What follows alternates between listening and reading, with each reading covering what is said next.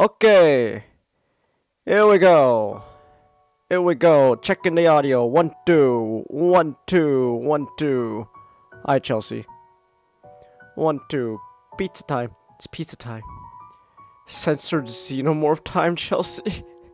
Yeah. Where? Hold on. I should have checked this before. Where is Nick? Is he here? Oh my God, Nick's here. Fuck. Oh my God, I just noticed you were here. Fuck.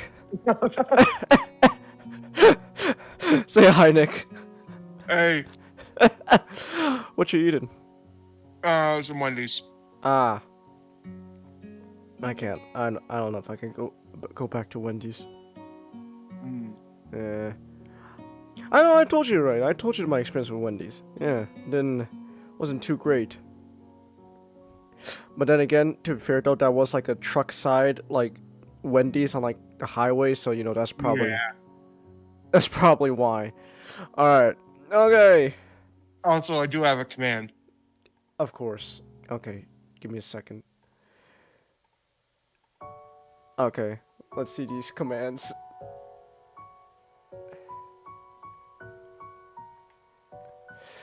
I hate this game! What's wrong with him this time?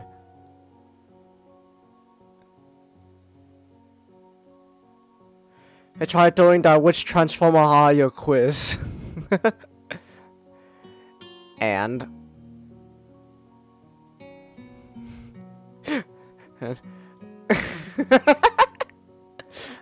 I got knockout. Yas queen.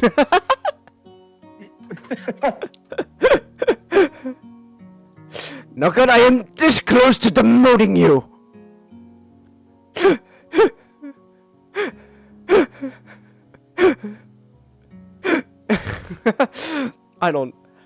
I legitimately don't know how I got a knockout for that quiz. Nick, let me, hold on, I could actually pull up the exact, like, thing through, give me a second. Wait, where is it? Here we go. This is what it, here, let me show you what happens when you get a knockout for that which Transformers quiz. You are, my friend, are the hottest bitch on the entire block. You're sexy. Oh my God. You love 1% of this entire planet and would probably happily dissect the rest.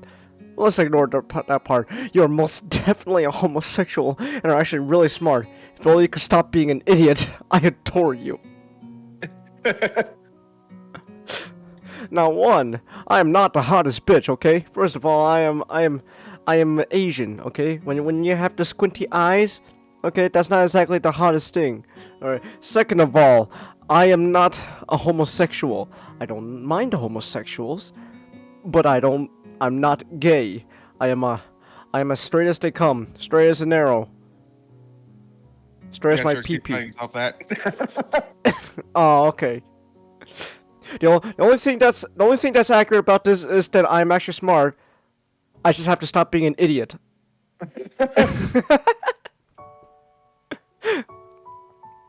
Oh, hey, not. He says my body is ready. My body is ready. Ugh. Alright. Alright, but anyway, so we are going to be doing the Katawa of the Shoujo. I gotta make sure that I get the good ending, because apparently I just found out there's bad endings. There's bad endings. So I gotta work my way to get that good ending. I did not come this far just to get the bad ending. I'm getting that good ending. And so yeah. And I don't know, man. Also, just in case, I do have ready just in case things get spicy. Bam! The Xeno sensor. So there we go. Now you get to look at this phallic alien instead of looking at anime titties. So yeah, there we go. So there we go. Alright, so that's what we're doing. We're getting that good ending. I gotta get that good ending, man. I did not come this far. Yeah. You have no idea. I have become super invested in this fucking game. I need to get that good ending. I gotta get that good ending. So, that's what we're gonna do. Alright. Let me just take a sip of my tea. Ah. It's a beautiful alien, Chelsea. You hear that, Nick? She calls you beautiful. Alright, so that's what we're gonna be doing. So, we'll just sit in, just as usual, real quick before we jump in. Let's just get the boring stuff out of the way. You know, let's do the usual. Just, you know where all the links are and stuff. Stream out, the Nightbot in the chat also gives out links and stuff periodically, so you can follow those and stuff. We got, you know, the usual social media. We got a Discord server. This will be archived onto YouTube. And also, if you if you follow my YouTube channel, you could check out our Bionicle videos. I bring that up, Nick, because sometime this week we gotta start working on Bionicle 101. Because we're falling behind. We got so much to do for year 4. So that's what we gotta do. And then, you know, of course, we got the monthly goal for stream elements for tips, donations, etc., whatever you want to call it. $50 every month, and it looks like only one day left, and we're not gonna reach that $50. But you know what? That's fine. It's $50. Besides, I'm pretty sure, you know, everyone's got other stuff to do, so you know what? It ain't the end of the world. So, that boring shit out of the way now. No, not the extras, not the extras. I wanna press load. Okay, here we go. So last time we left off, we had a big bonding moment with our girl Rin, and she was like, you know, like, oh hey, I kind of like you, and you know, like, and we both made a mutual agreement that we want to be better people. So that's what we're gonna try to do. We're trying to be better people. Oh yeah, and she also kissed me. So there was that. She kissed me while she was high on drugs.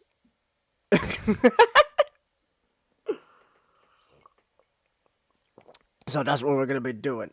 So now I gotta work my way through this and get the good ending. Alright, so now we left off.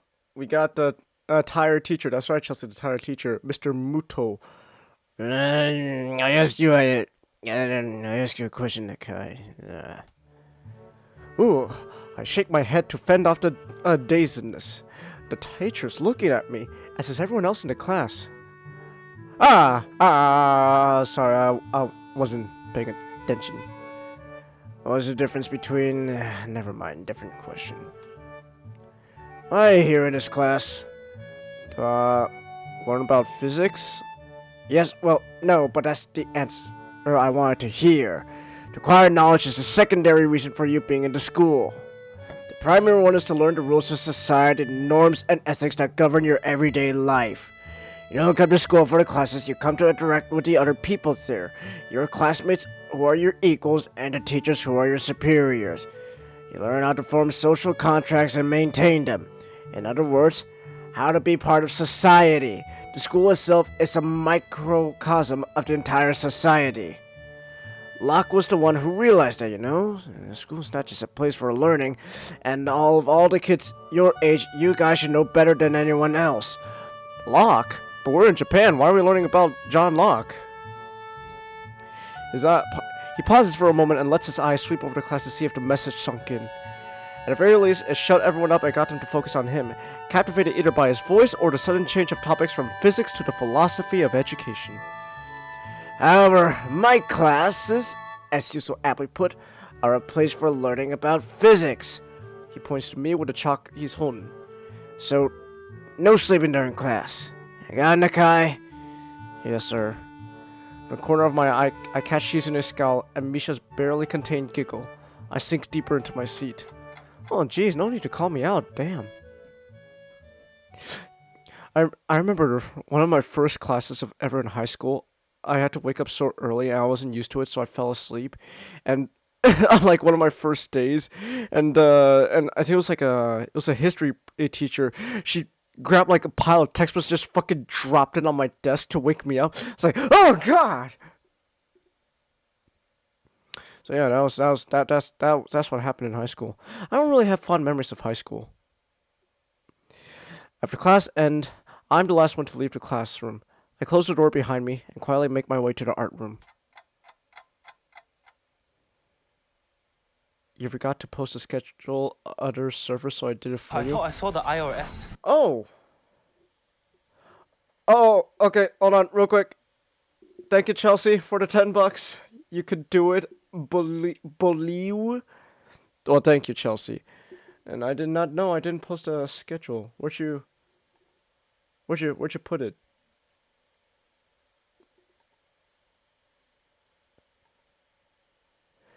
You know what? It's fine. Here, let me. I'll just do that real quick. Don't worry, Chelsea. Let me just do that real quick in the public server. Here we go. Kabloomy schedule. There we go. There we go. In streamer live. Ah. Oh, you mean your server, Chelsea? No, I posted it there. I thought I did. I don't know. I thought I did. Oh well. But thank you, Chelsea. Alright. So now we're in the art club, and now we're with Rin. Hi, Rin. Club time passes. In relative peace and quiet, I sit in my usual seat next to Rin, but she doesn't seem to be in a talkative mood. Oh, whoops. That's the Xeno sensor. Not yet. Not yet. Not the Xeno sensor yet. She's even more distant than usual. Today we're going to draw a still life and get to choose from either a vase full of fake flowers or an arrangement of rocks, sticks, and canvas. The teacher encourages us to gather around a preferred motif, emphasizing perspective, texture, and lighting as the key points of this exercise. God, it's just art class all over again. I look her in to see if she prefers one of the subjects over the other, but she just tilts her head, signifying nothing. Eh. The club members quickly shuffled their chairs around the classroom to get closer to either the vase or the clutter. Rin and I both picked a flower vase, but only one of us seems to do any work. She's ignoring Nomia's assignment just like she suddenly started ignoring me, has begun doing something idly with her foot, not even really looking at what she's drawing. I try to catch her gaze, but she's looking out the window. It's making me uneasy. Rin almost looks like she's asleep with the way she's leaning back, against a chair with the legs resting easily on the desk. She's now completely given up on the drawing. The more I try to relax, ignore her, and just be myself, the more it feels like I should ask if something's wrong. Hey, it's the professor. After our club activities are over and others have filed out, Rin gets up from her seat and marches over to Nomia with unusual determination. I'll do it. Nomia, who was humming to himself while sorting a box of pencils by hardness, turns around with a mixed expression of friendlessness and incomprehension on his face. What exactly will you do, Batgirl? The gallery person. I could talk with that person. At least, yesterday I thought I could. And today too. I think. I want to try it. I'm going to go all the way. The widest smile I've ever seen on any person's face lights up the teacher's features. He's almost literally beaming. Oh, wonderful! Oh, I had almost lost hope! Such a hard-headed girl you are, but I knew that sooner or later you'd understand as well. I'll call my good friend Sayonji. Arrange a meeting! You know, need to show her work so she can estimate it. I told her about you, but obviously you should talk face to face! This is so exciting, isn't it? Look at what the hell? He's got like his tongue out. It's like Nomi is talking more to himself than to us, walking in circles around his desk, waving his hands around wildly, all the while like, oh, this is happening! I turned my tongue out in excitement.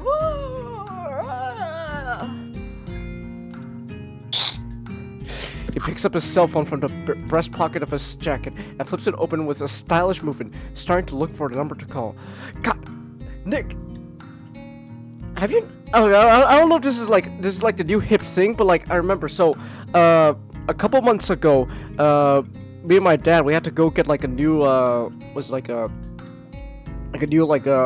modem for our internet, and we went to like a Spectrum store and stuff, and they were selling. And then, like, one of the main features of the store was Samsung selling fucking, like, this, it's your typical smartphone, but now it has the ability to like fold.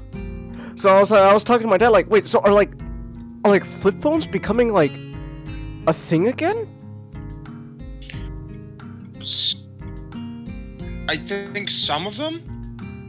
Like when did flip phones all of a sudden become like the hot thing again? I to be fair, Chris, I'm not the person you should ask. I don't know. I just feel like what's going on with like trends these days? Like, is society literally going backwards to now? We're going. You know what? On second thought, flip phones are the jam. They're the shit. Let's go back to flip phones. So I don't know anymore. Only this time it doesn't have number keypad, it's touchscreen, but it's still a flip phone, Chelsea. It's still a flip phone. I'm like, it's like one step closer to just being an old school flip phone. Like, pretty soon we're gonna go, you know what, second thought, touchscreens, they're not really that big of a deal, you know? Let's go back to keypads on a phone. That's the hot shit there. I don't know anymore. I don't know what's going on with trends these days. Oh, he searches. He noticed me staring and gives me a beaming thumbs up. I shrug back at him, doing my best not to look smug. Nomiya finds the number and makes the call, turning away from us and lowering his voice once it goes through. Even so, I can hear his excited tone. You've seen folding phones at your work before? They're really interesting, not? Ah. Interesting. I don't know, man. I feel like I feel like it's just, I feel like we're all of a sudden at the point now where we're going back to like what was like the thing back then and making that like the gimmick again. Like it's like what was once what was once like just it was a necessity. Flip phones has now become a gimmick. It's like a gimmick now. It's like, oh, here's a new hot gimmick, flip phones.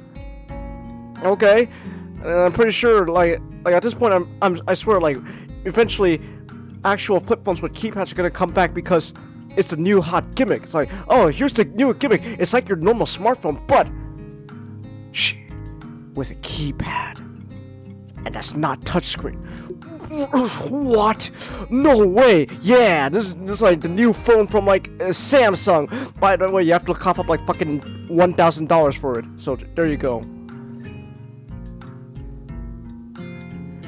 Good ideas are never obsolete. I never said it was a bad idea. I'm just saying, I don't understand, like, why all of a sudden we just decided, you know what? Let's go back.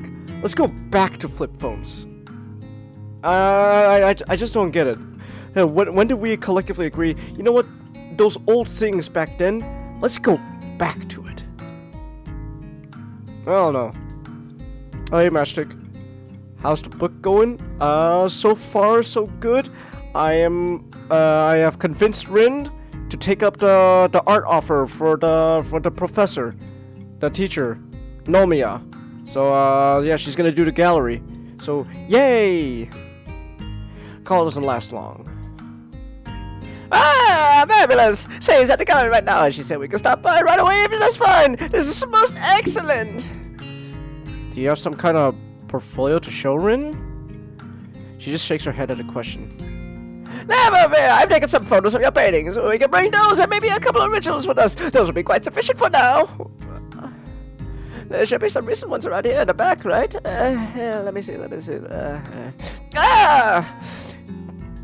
Nomiya sucks.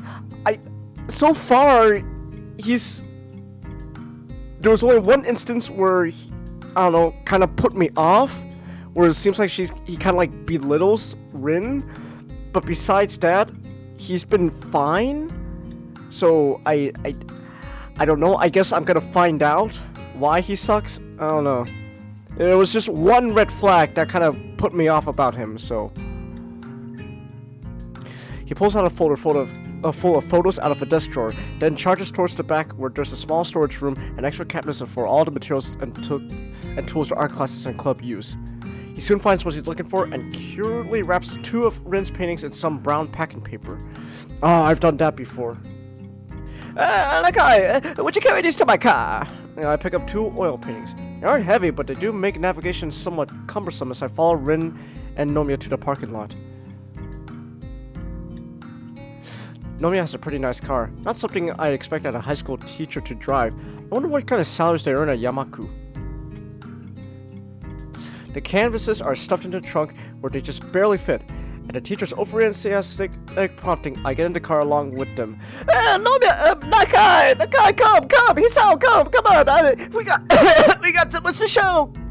Oh, get it, bitch. I don't know, Professor. I don't know if I should. Come on, get it. It's fine. Well, you know, we're gonna drive over a couple of guys here and there, but it's fine. Come on, hop in. Rin answers my questioning stare with a confirming nod and a nonchalant shrug. I guess it becomes some sort of assistant for her now. Then it does go light on the pedal. The smooth ride takes about 10 minutes to bring us to the city center, where we pull into a tiny parking lot and get out of the car. Car noises. I pick up paintings again, look around. It's just like any city in Japan, really. Same style of buildings, people hurrying here and there, office workers sweating in their suits in the summer heat.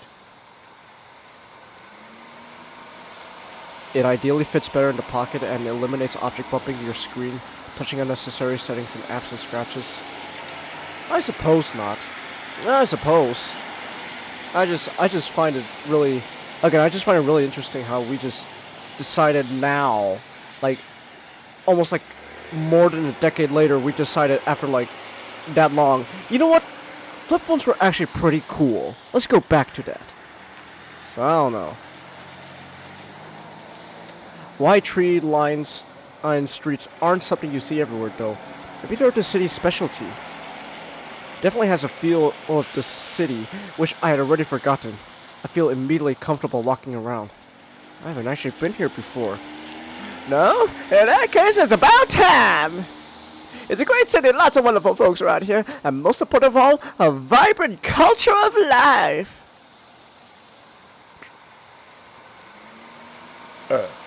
Oh, excuse me. I just had to burp. The same place is just around the corner. Come! 22nd corner. After turning 3 more corners, Nomiya stops in front of a door. There is a nameplate in big red letters over it. 22nd corner. Is this really the 22nd corner? Of what? That's bothering me too. I mean, where to start counting? Which way do you count? Rin gets worked up over the strangest things. Unlike me, Nomiya ignores her and completely pushes the door open. Come in, everyone, look. Oh, what a wonderful gallery. The gallery is very clean looking and the air conditioning makes it cool and very comfortable. The white walls and big windows facing onto the busy street make the whole place feel airy and bright. There's nobody around whom I can see, however. Most of the floor space is empty with only a few large tables and a counter for furniture. There are paintings too, of course. A poster advertises an exhibition for an artist I've never heard of. Most of his work seems to be portraits or landscapes done in a more traditional style than Rin's abstraction. Somebody in by the bell on the door, a lady who looks around maybe Nomiya's age, comes around from the corner. She's dressed in a sharp suit, her straight dark hair in a perfect ponytail behind her head. A pair of flashy, expensive-looking eyeglasses frame her eyes. On second glance, I'm not so sure of her age anymore. She looks old, and yet... not old. Now, my boy, his son. Now that is what you call a... What is it the kids say nowadays? A MILF. Teacher, I hope you realize what you just said. Nope. But hey, I heard that's what describes us, so there we go. Say, hello! She clearly recognizes teacher, greeting him warmly. Oh, there you are, Shinichi. And so quickly, I take it that these two are your students. Indeed! Let me introduce you. This is Red Tezuka, the one I spoke to you about. And the healthy-looking lad over there is Hisao Lakai. She takes a hard look at both of us, especially Rin. It feels like we're being evaluated. That a worth of some abstract kind is being calculated for us. Her eyes linger a long time on Rin, on her eyes, her empty sleeves tied in knots, her posture. Sei takes her first impression of Rin with an intensity I have not seen used by anyone else before. Once finished, she smiles amicably. Pleasure to meet you both. My name is Sei Sayonji, and I'm the owner of this gallery. Could I maybe offer you some tea? No thanks, I got a tea right here. But thank you. Oh no, thank you, we're fine. Now, let's get down to business. I lay the paintings on a tabletop to give the gallery owner a better view, and Nomiya pulls out a folder of photos. The old lady studies Rin's works carefully, absentmindedly brushing her cheeks with her fingers while letting her gaze sweep over the paintings. Her eyes remind me of a bird of prey of some sort. They're so sharp and somehow very calculating. She takes her time, slowly going over the paintings in order without uttering a single word. Even the teacher looks very nervous. She tries to point out certain details and other things about Rin's work, but it seems like she's not listening. And you see right there, that bird right there? That's actually supposed to represent pain. What kind of pain? I don't know. That's just what Rin told me. It's supposed to represent pain. I don't know. I don't give a shit. But anyways, hey! While Nomi and I keep looking at Sei, trying to look for some hint of reaction on the gallery owner's face, Rin lets her gaze wander around the gallery space. Suddenly she pipes up. Is this really the 22nd corner? Sei raises her gaze from the paintings to look at Rin, but doesn't answer. It's probably for the best. She takes stock of Rin's slouchy posture and her dreamy eyes that are again moving restlessly about. The way Rin seems to be detached from a situation that's supposed to be very important for her annoys me just a little. I'm practically holding my breath here. After Sei has gone through all of Nomiya's photos and inspected the 2 oil paintings I hauled here, she goes through all the materials again, this time a lot quicker, at a quicker pace. Finally, she gives her verdict. I like it. Though, if you don't mind me saying, you're still a bit immature. Searching for your own direction, perhaps? She picks up one of the photos. Still, just look at this. I just can't take my eyes off of it. Like a little kitten playing around. That's what your art makes me feel, young lady. Thank you. I think nobody has ever said that before. I think that's all that Rin has to say. Something about what the gallery owner says and how she says it makes it sound patronizing to me, but I hold my tongue. Anyway, a wonderful imagination though, isn't it? I've always said that Tezuka has a great eye for composition and color harmony and technique. Remember, all these are done with her feet. Of course, we need to put some of the simpler ones on display too, for the lay people, right, Sei? The teacher snorts derisively. You know how the Philistines are. What do they understand about real art? They just be at a loss with the abstractions and themes here. I mean, but it'll generate more publicity, and that's good, isn't it? Sei smiles gently at Nomiya's remarks and turns back to the painting. I wonder. To tell you the truth, I just don't know if all of this makes an exhibition. Even if I like it, I don't get the feel of a theme, of cohesion. There's no oeuvre, and really, who would expect such a young artist like the kitten here? Oh, no, it's definitely doable, especially if we get a few new pieces and touch up some old ones. I don't mind painting more. I'll do anything. It's a bit of a stretch. Trust me, I would have come to you if I didn't believe Tezuka was ready. You can see it too, can't you? I know exactly what her kind is capable of, and you know too. Those words give the gallery lady a pause. A hollow, bottomless look takes over her eyes for a moment, as if she was looking through or maybe past Nomiya. She says nothing, but her mouth becomes a tight, flat line, as if stretched. Finally, the moment passes. Is that what you're saying? That's what I'm saying! Sei sighs and takes a few steps, walking in a circle as to help organize her thought. She takes another look at a photo of the painting she particularly liked, the one that made her call Rin a kitten. She places her hand over her mouth, lost for words. After a few moments, she shakes her head. I don't know what to say. After seeing you, dear, and these paintings of yours... Would you excuse me for a moment? I want to talk to your teacher in private for a bit.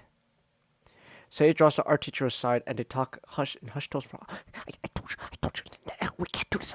You listen to me, you little bitch. I told you, she's ready. You're gonna put her paintings on for everyone to see. I'm gonna make a lot of money off this. You understand? You're not robbing me this chest. No, you keep your mouth quiet. She's gonna hear us. Oh, who cares? She's crippled. Who doesn't give a shit about her? Oh, hey, Rin, don't listen to us, okay? No, we're just having a little talk. Don't worry. I can't hear what they're saying, but over her shoulder I can see the lines around the corners of her mouth tighten as she motions with her hands in time with her words. The expression of her face is... What kind of expression is it? I couldn't say. Once they're done discussing whatever they had to discuss, they give one another a serious look. I feel something that goes beyond mere words transpiring there. They walk back to us. Say looks seriously at Rin, her left hand reaching as if instinctively towards a pack of cigarettes that's lying on the table. She picks a pack up, extracts one, and looks at it absentmindedly as if only now realizing she did so, and puts it back. Looks like I picked a bad day to stop smoking. Looks like I picked a bad day to stop sniffing glue. I was about to fucking say that. Gotta watch Airplane again. I just want to tell you all, good luck. We're all counting on you. I just want to tell you both, good luck. We're all counting on you. Surely you can't be serious. I am serious. And don't call me Shirley.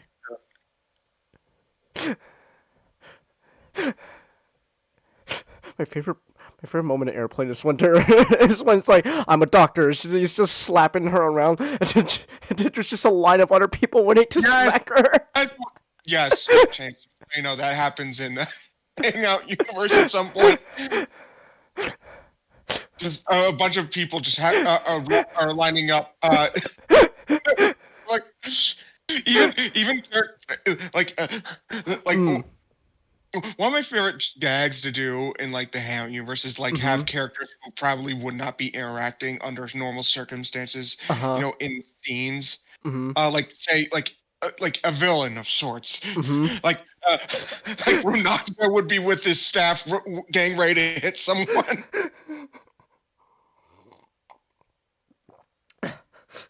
Who speaks jive in the Hangout Universe? Who speaks jive in the Hangout Universe? No comma. No comma. Which makes sense. Masco translation. It's all right. It's all right. Here, I can translate jive. I speak jive. Cut me some slack, Jack. Chump no want no help. Chump don't get no help. We gotta watch Airplane again. That was a fantastic. Air is real, Nick. The plane just has a beard and a hat.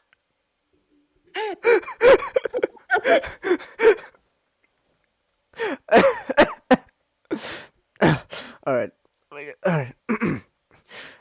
All right, little kitten. I'm going to believe in you. I'll display your paintings in here, but from what I can see, this is not enough. You don't really have a cohesive theme, and you don't have enough of the good stuff. You're going to have to work hard to actually get something that we can put on the exhibit here. I know. It's a good thing my gallery is so small, no? You know what? I've been thinking about this actually. If you know, like, if these galleries, you know, are all about, you know, theme and stuff, what if you just make some bullshit excuse, you know, of saying, well, no, see, the theme is there is no theme. That's the point. You know, it's like, hey, or, you know, it's like, to, you know, if we're using, you know, thinking like an artist, it's like, hey, come on, you know, that's unique, that's pretty interesting, that's very creative, don't you think? A whole gallery where the whole point is there is no point? Well, what's the point? It's all meaningless. It's no use. It's no use. So get out of here. Okay. Silver, go back to worshipping your frog god.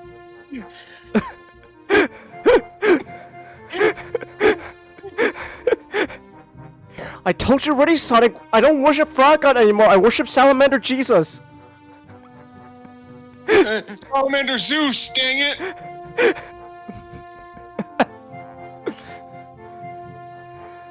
You were thinking of getting a feral cat, but one of my dogs tried to grab it by the mouth. Chelsea? Wait, what do you mean a feral cat? Oh, Chelsea, you don't want to get a feral cat. That's. I hope you understand what it means to have a feral cat. That cat's gonna fucking go nuts. It's gonna scratch everything up. Yeah, a feral cat's is something you gotta really take responsibility for. Yeah.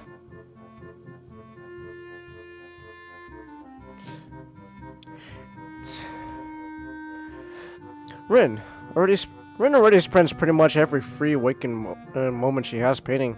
How's it possible to work any harder? Hate to burst your bubble, Chingus, but that's already has been tried. Oh, damn. And here I was thinking I was creative, not. Damn.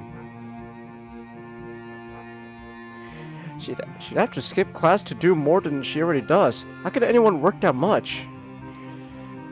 Silence falls in the gallery after my words. Say looks at our teacher, who was looking contemplatively at his star student. I look at all three of them confused. It's doable! What do you mean? I made the school is special. The board puts great value on things such as this. I'm sure I can arrange some leave for her.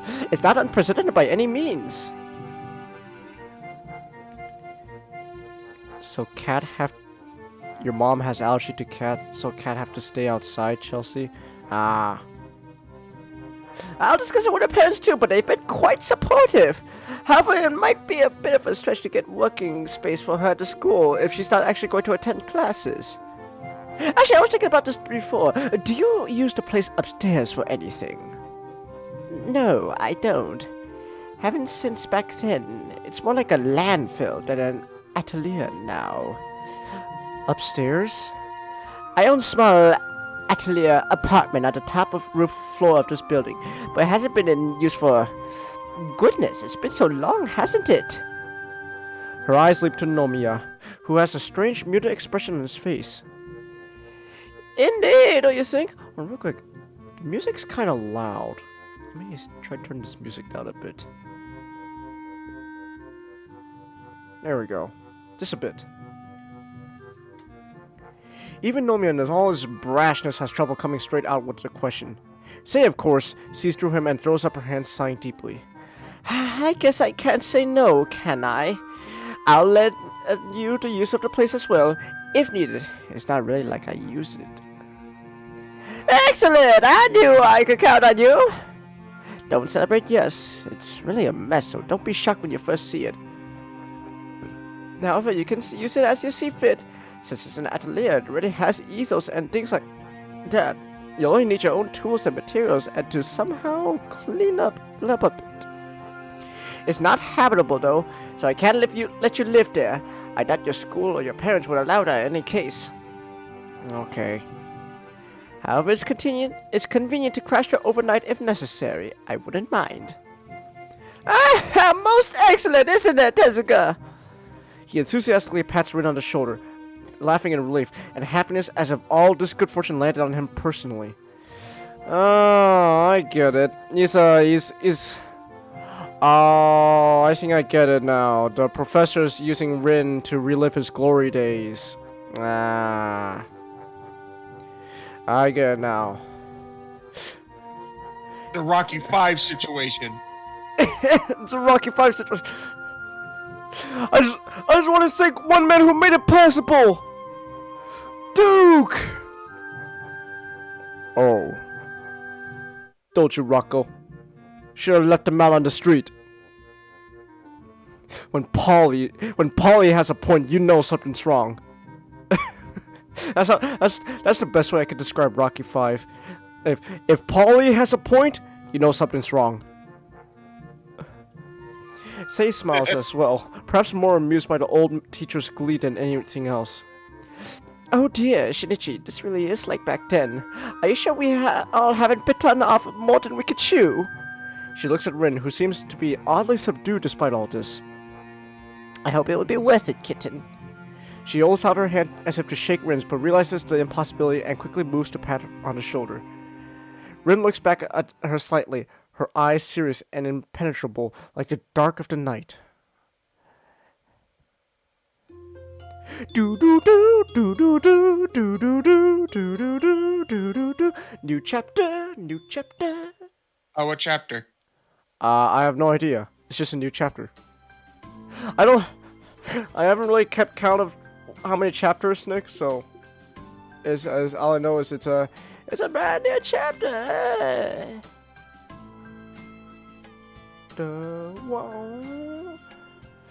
Alright. Rin applies for, and thanks to Nomiya's pressuring the principal, I'm sure, is granted leave for the rest of the term for exceptional extracurricular activity. She has to make up for it during summer vacation, but she doesn't seem to mind. Rin will still be able to eat and sleep at school, of course. She doesn't have to go to class. I'm not entirely sure if I envy her or not. Oh man, I wish I could skip class. It all makes me feel anxious somehow. It's the last day of school for Rin. I feel like I should send her off with a word of encouragement, or at least say something. It was sort of due to my influence that she decided to dive headfirst into this after all. My class ends 20 minutes early, so I walk down to the lobby and buy a can of juice, then sit down on a bench and wait for Rin. I pull out a novel from on my bag and search for the place where I was. Time stretches comfortably over the warm afternoon while I idly sip my orange juice and read a few chapters of the book. The plot doesn't seem to advance at all, but it's all the same for me. The bell rings to the end of the school day, and students shuffle to their club meetings or outside. Nobody notices me, sitting on the bench with my nose in the novel. I keep watch for Rin, but I don't see her familiar face or red-tinted hair passing by. I check my watch.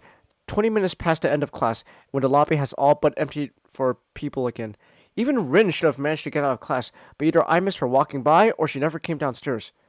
Perhaps she went to the art club for some last-minute things instead, or got held back by her strict homeroom teacher. I haven't really waited that long, but I haven't grown tired of it already. I decided to go find her myself. I stuffed my book in the bag, threw the now empty juice can in the trash bin, then climb upstairs. The hallway is eerily empty, as there are no club rooms apart from the art room nearby. I check there first, but not even the teacher is in. Coming back towards the stairway, I quietly knock on the door of 3-4 and push the door open to peek in. Yellow sunbeams cross the classroom, falling across the floor. The dust and chalk floating slowly in the air make the light almost palpable. The entire room bathes in the gentle light shining through the windows, washing the shadows away. Only one person is inside the classroom. Hey, she's sleeping. Rin sits in what I assume is her seat, next to the window in her third row. Her head rests against the desk. I wonder if she slept through it all. Apparently not even Emmy had at the heart, or maybe the capability to wake her up. I close the door quietly. Walking past the neat, even rows of desks, I go over to where she sits. Rin? My mouth is suddenly so dry that word comes out as a tiny whisper.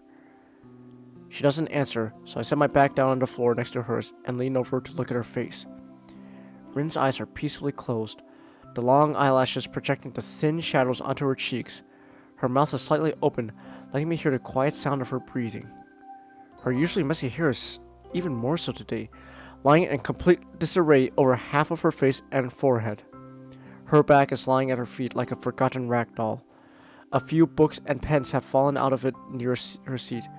The scene makes me smile a little.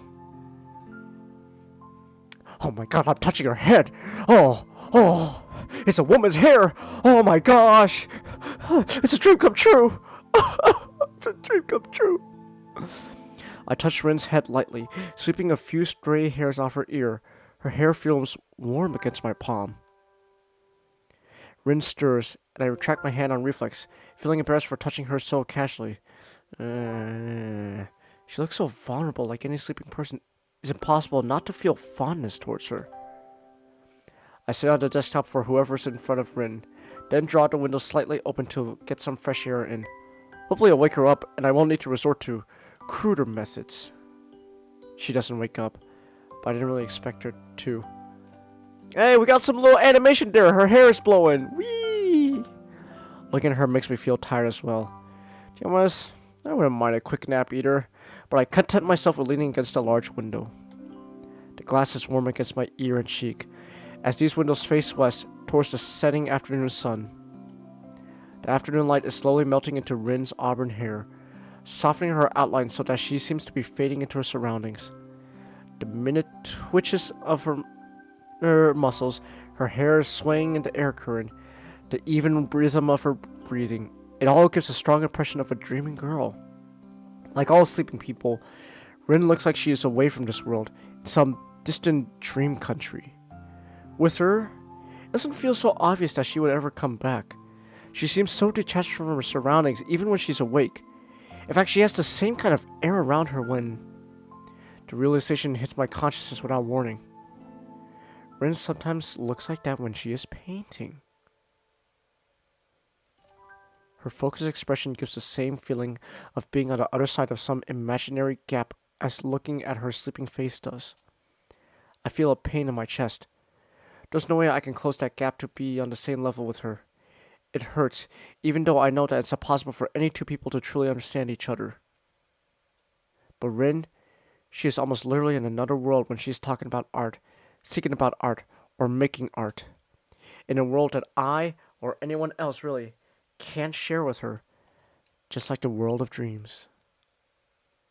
Oh gosh, she's drooling! Ah! Oh, it's all over the floor! Oh gosh! Oh, whoops. I pressed the wrong thing. Whoops. Wrong expression. Oh gosh, it's all over the floor! Oh! You know, to be honest, I don't know if I feel sorry for whoever falls in love with me, because when I sleep, I drool. So it's like we're just sharing the bed. Just one morning, she's just like, "Oh God, the pillow's all wet." Oh. I only drool like once in a while. Oh no, I'm a drooler when I sleep.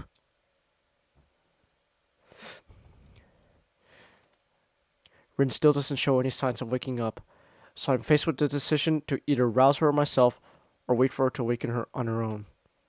I choose the latter. Waiting is something I'm good at.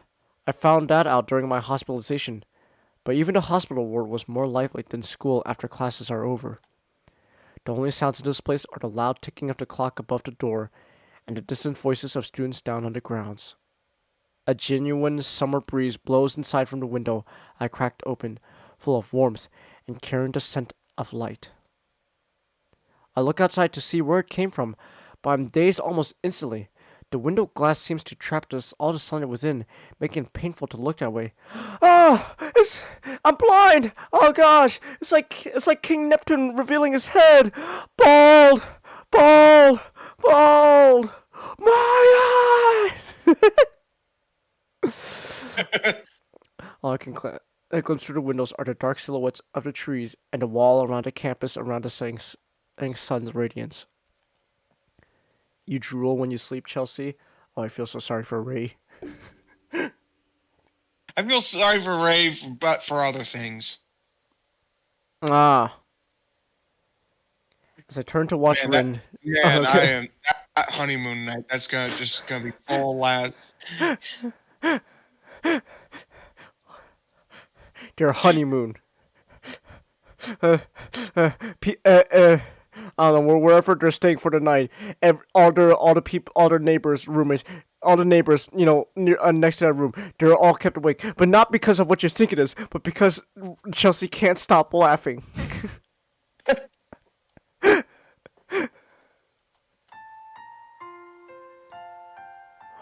Oh no, she's crying! Why's she crying?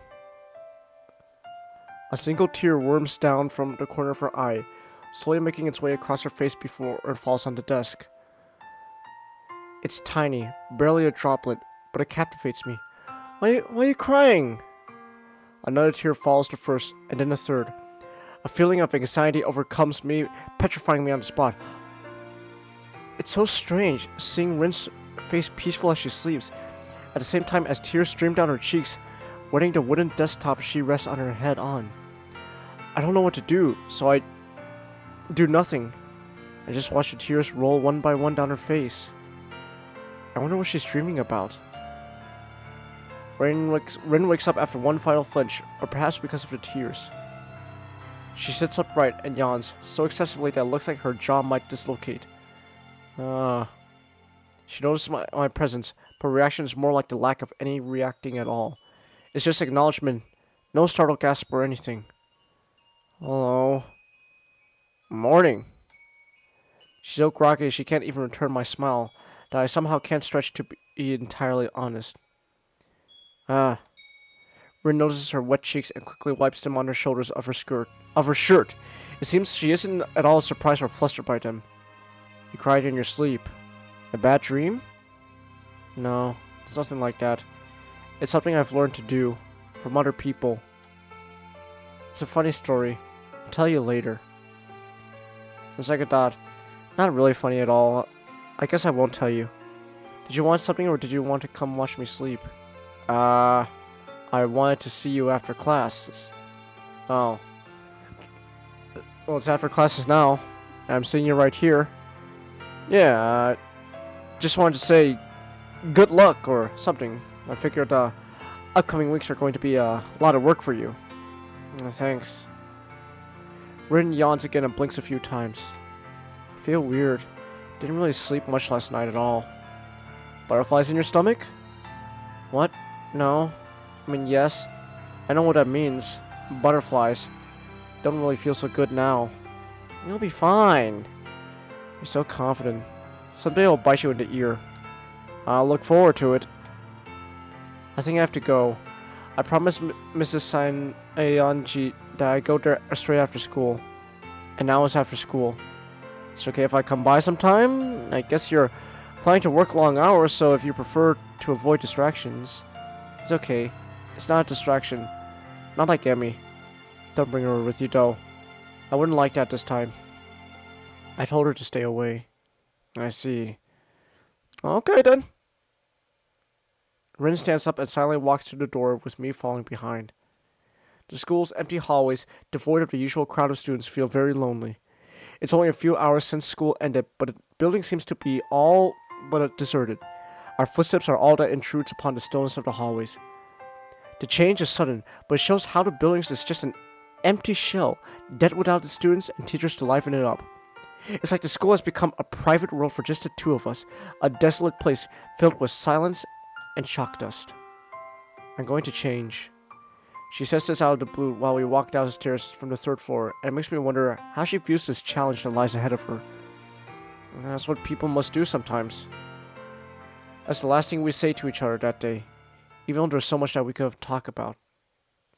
And even those words drown in an all-encompassing silence, disappearing into the stagnant air as if they were never said.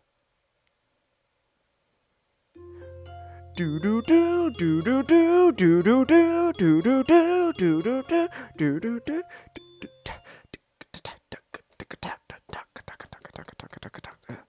Next Monday is marked by a strange emptiness that grips me, caused by the knowledge that I wouldn't be able to see Rin whenever I want to anymore. This hollow feeling's a little bit disconcerting, but I make it to the afternoon all the same. My last class is, in a word, terrible. It's not that the lesson is that bad, it's however boring, and it's so hot in the classroom that I feel like I'm melting. The air conditioning is either broken or turned off, so the windows are open. It makes no difference since the air outside is completely still. Only the chirping of cicadas carries inside. The sweltering heat permeates the room. Students and teachers alike are in an almost delirious state.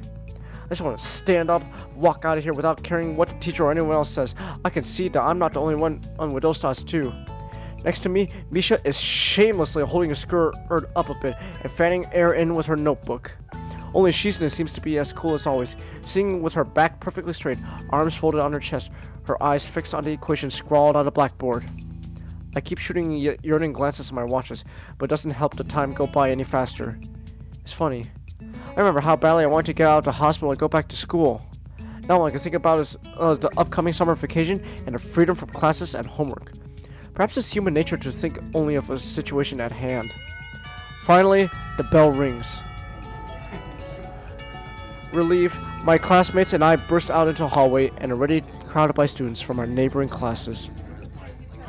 I spot Emmy's diminutive figure nearby and walk up to her. Hey there. She smiles sweetly, clearly happy to see me. Hisao, what's up? Is your classroom super hot too? Yeah, I thought I was gonna melt in there. Nothing else is really happening though. Feeling a little bit weird now that Rin's on her great adventure or whatever you want to call it. Emmy's face cracks in a wider smile as she jumps up and down enthusiastically. Isn't it great? I'm so happy for her. I bet everyone will like her paintings and she'll see a lot of them and make piles of money. Yeah, I'm sure it'll work out great. I'm totally soaking at her dough. She huffs angrily and places her hands firmly on her hips, even letting a little anger seep into her voice. It doesn't quite have the impact she's probably hoping for, but I say nothing. Why is that? She said that she doesn't want me to go see her. Oh yeah, she did mention that. I don't know, I guess she prefers not to be distracted. I can understand that. I don't think I'm that much of a distraction. Besides, I'm sure she'll forget about that sleeping and eating properly if someone's not there telling her to do it. Sometimes she's like that. She gets completely fixated on whatever and drops everything else. I know exactly that feeling. I know that feeling, Emmy. I know what you're talking about. Sometimes I end up like, especially like with writing nowadays. Sometimes I just end up writing a lot of stuff, and it's like, oh my gosh, it's like oh my gosh, it's almost time to stream. Oh god. In a way that happened earlier. But I feel the same. Mostly, but mostly during the night. At one point, I'll look at the clock. Oh my gosh, it's morning. The sun's out. When did this happen? To be fair, Nick, it doesn't help that a lot of time is spent you saying, "Okay, check this. Look up this Family Guy clip." I mean.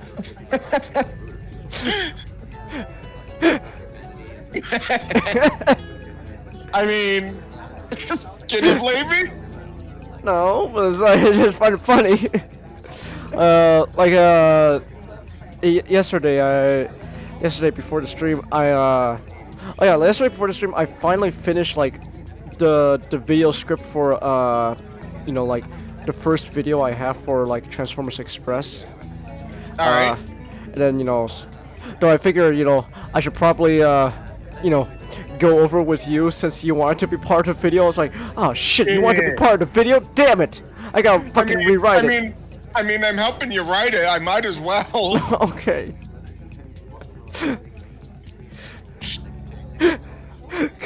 Because I wrote the whole thing. It was just in mind. It's just me talking. But then I figured, you know what? I'm too lazy to like fix it. Where it's like with the two of us, so I'm just gonna continue writing it like it's just me talking, and then afterwards I'll go over with you, and then we can see who wants to like say what and stuff. Alright. It really makes me worry, Is she going to be alright? Such friendship. I wonder if she thinks I'm annoying. I'm pretty sure that's not the case at all. Emmy shakes her head, looking amused. Not sure if she's joking or not. She has those weird ideas about a lot of stuff. Things just make sense to her in a totally different way than they do to me. I can't even remember all the weird stuff she's talked about all this time. I don't think that Rin does either, really. She's the type of who would forget her own head if it wasn't attached to her shoulders. That's why I just can't leave her alone. Is that weird? She leans against the wall, managing to look distraught yet still cheerful as always. I get a strange feeling about it, as though I were talking to two people at the same time. I don't know, how would I know? Everyone's weird in some way, but if that's yours, it's a very nice way. As I can understand what you're talking about, unlike Rin. Most of the time I have no idea what's going on inside her head at all.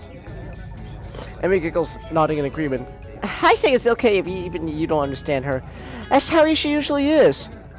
Emmy stands up straighter, brushing the hem of her skirt and straightening the waistline. She laughs awkwardly.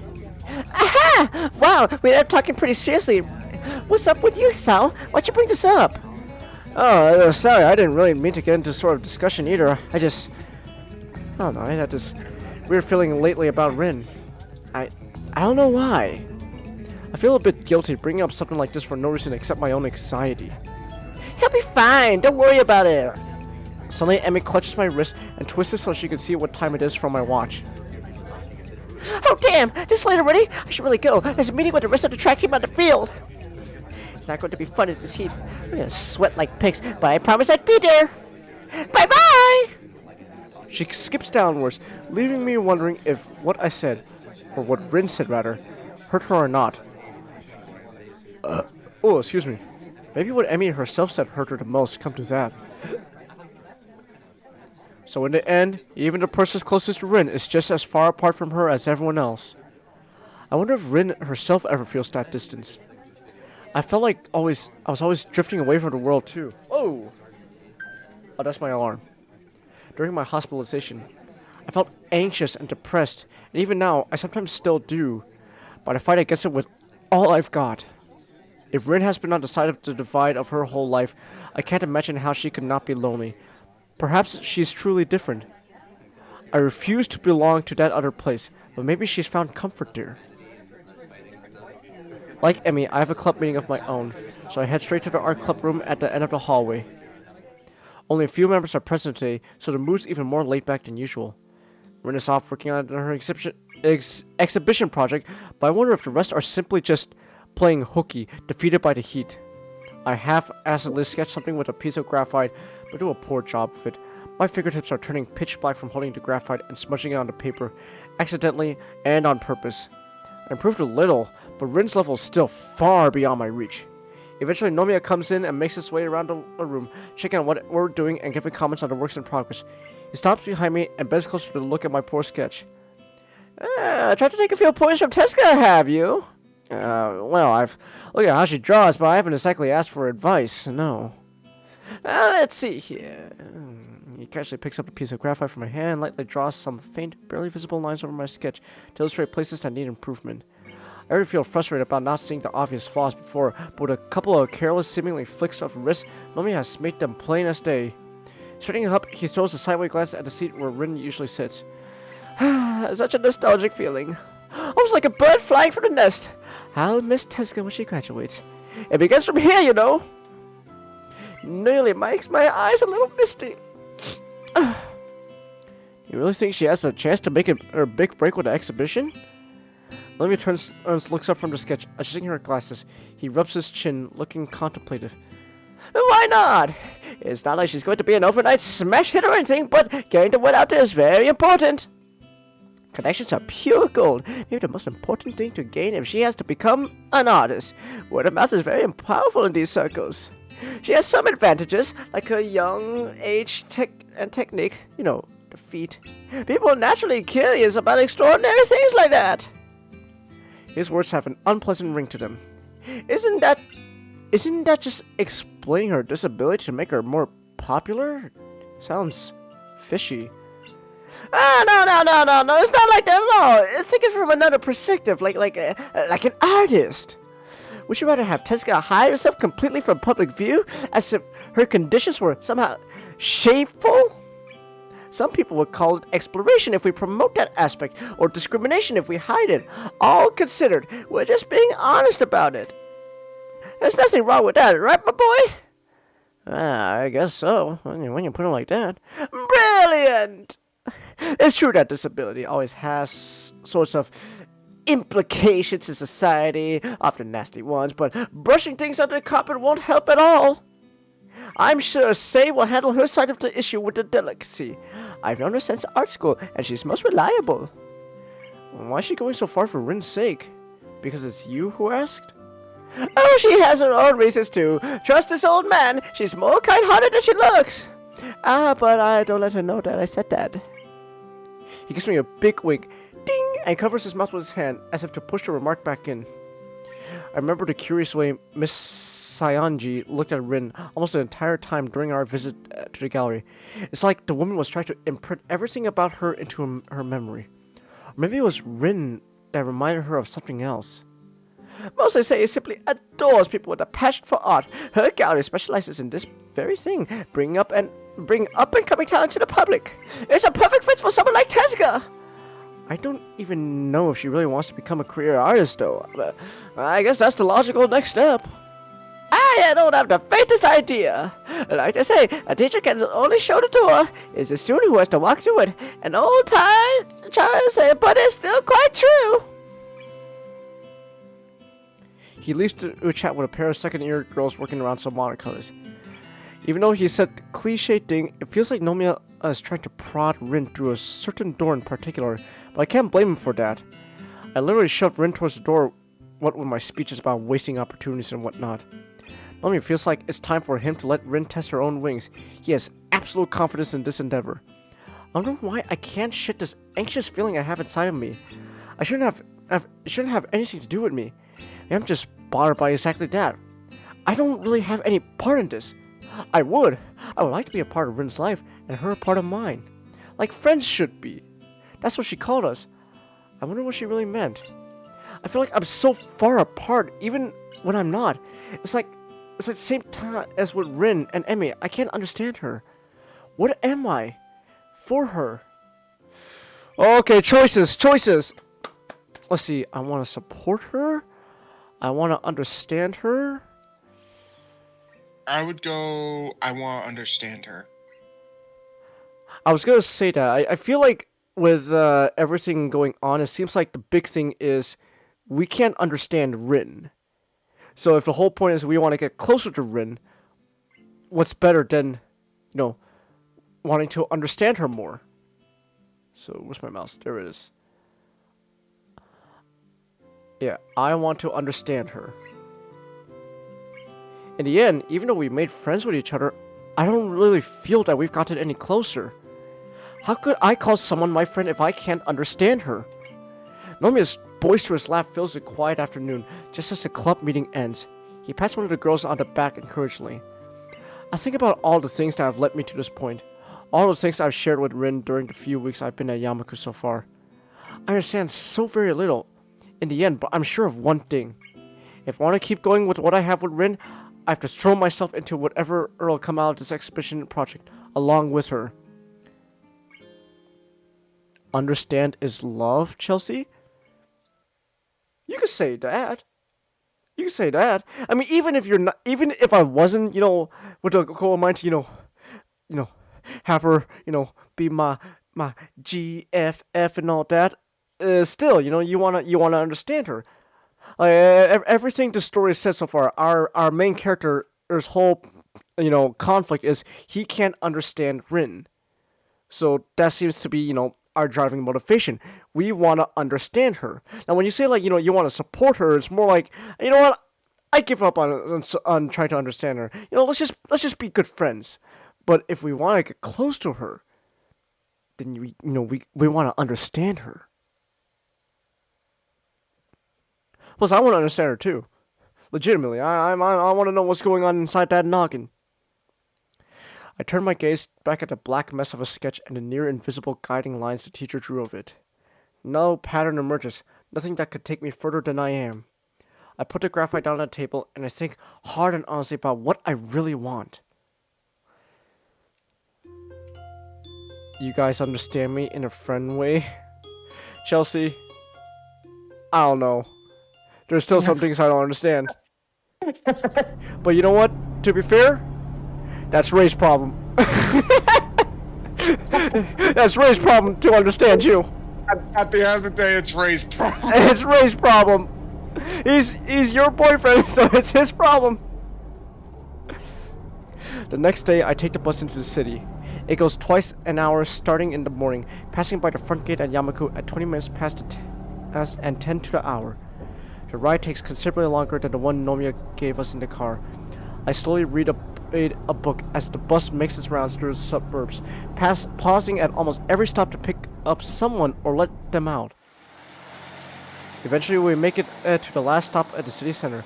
The city is fair-sized, but not too large, and seems too quiet. Nevertheless, I enjoy the atmosphere. Despite being slightly directionally challenged, I find my way from the bus station to the gallery without too much effort, and I soon find myself staring at the big letters saying, 22nd corner. Inside, the gallery owner is intently studying a large painting hanging on the wall, a portrait of an old man. Good afternoon.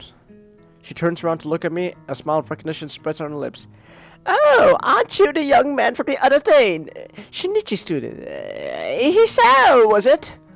Yeah, that's right. Good afternoon, Miss Saionji. Saionji? Please, just say, I don't want to feel any older than I am. I'm so glad that even young people show an interest in art nowadays. It's so refreshing. What brings you here? Surely you aren't just on a courtesy visit all the way from your school. I actually came for Rin. I was hoping to see how she's doing. Oh, is that right? Well, then you need to step back outside. You see, the Altia is actually at the next door on the right down the street and up the stairwell. Just climb the stairs to the top floor. There's only one door there. You can't miss it. I give Say my thanks, exit the gallery, and locate the door she was talking about.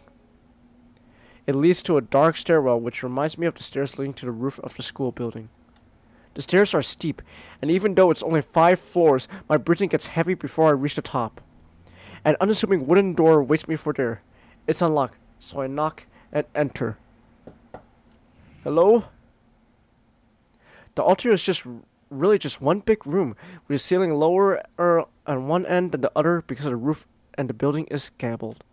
There's a huge skylight in the ceiling that acts as the main source of light for the room, bringing in sunlight that reflects off the white painted walls. I suppose it's a good use for natural light for art. There isn't much in the way for interior decoration. No surprise, since the room seems to have been used for storage for a while. All kinds of boxes and office furniture are scattered around the place. The room is dusty since it's not been in use for a while. I can see that someone has made some effort to clean up a little, but it's far from immaculate. Oh, there's Rin! Oh God, she jump scared me. Rin stands in the middle of the room with her back to me, staring at a half-painted canvas placed on an easel. Not working on it, just staring, unmoving.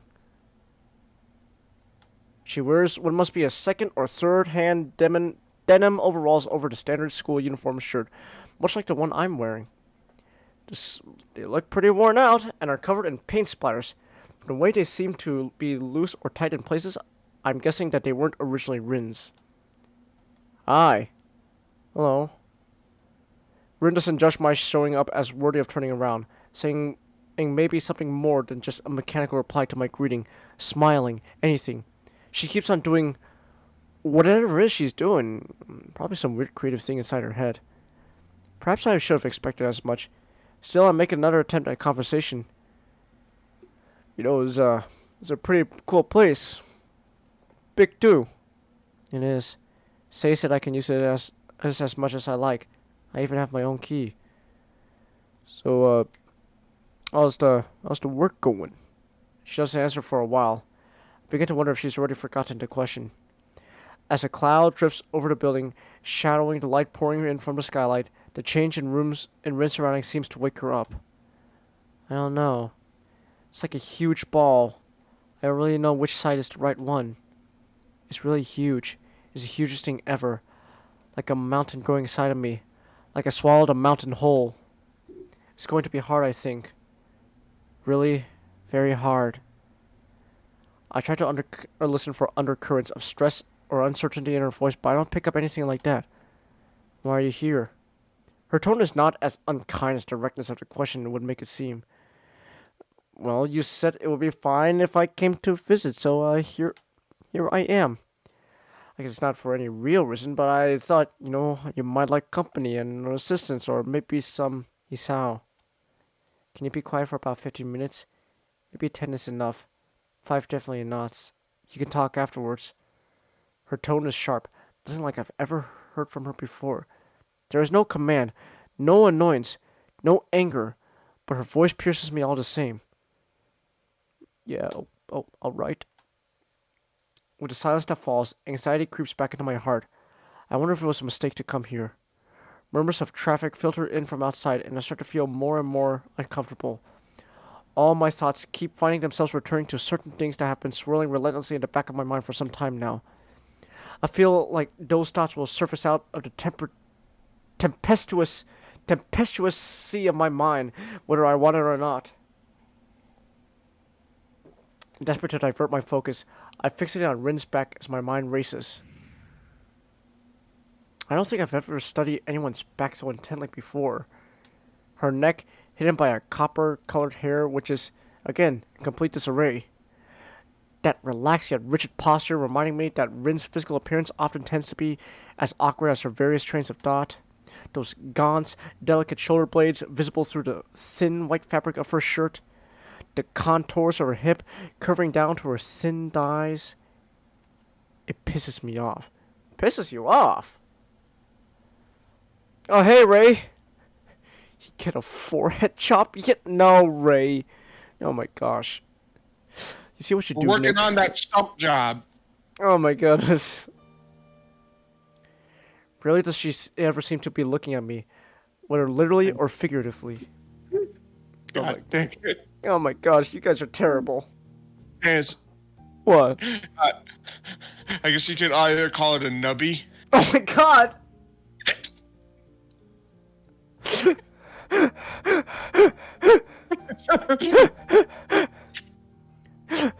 Really, does she ever seem to be looking at me, whether literally or figuratively?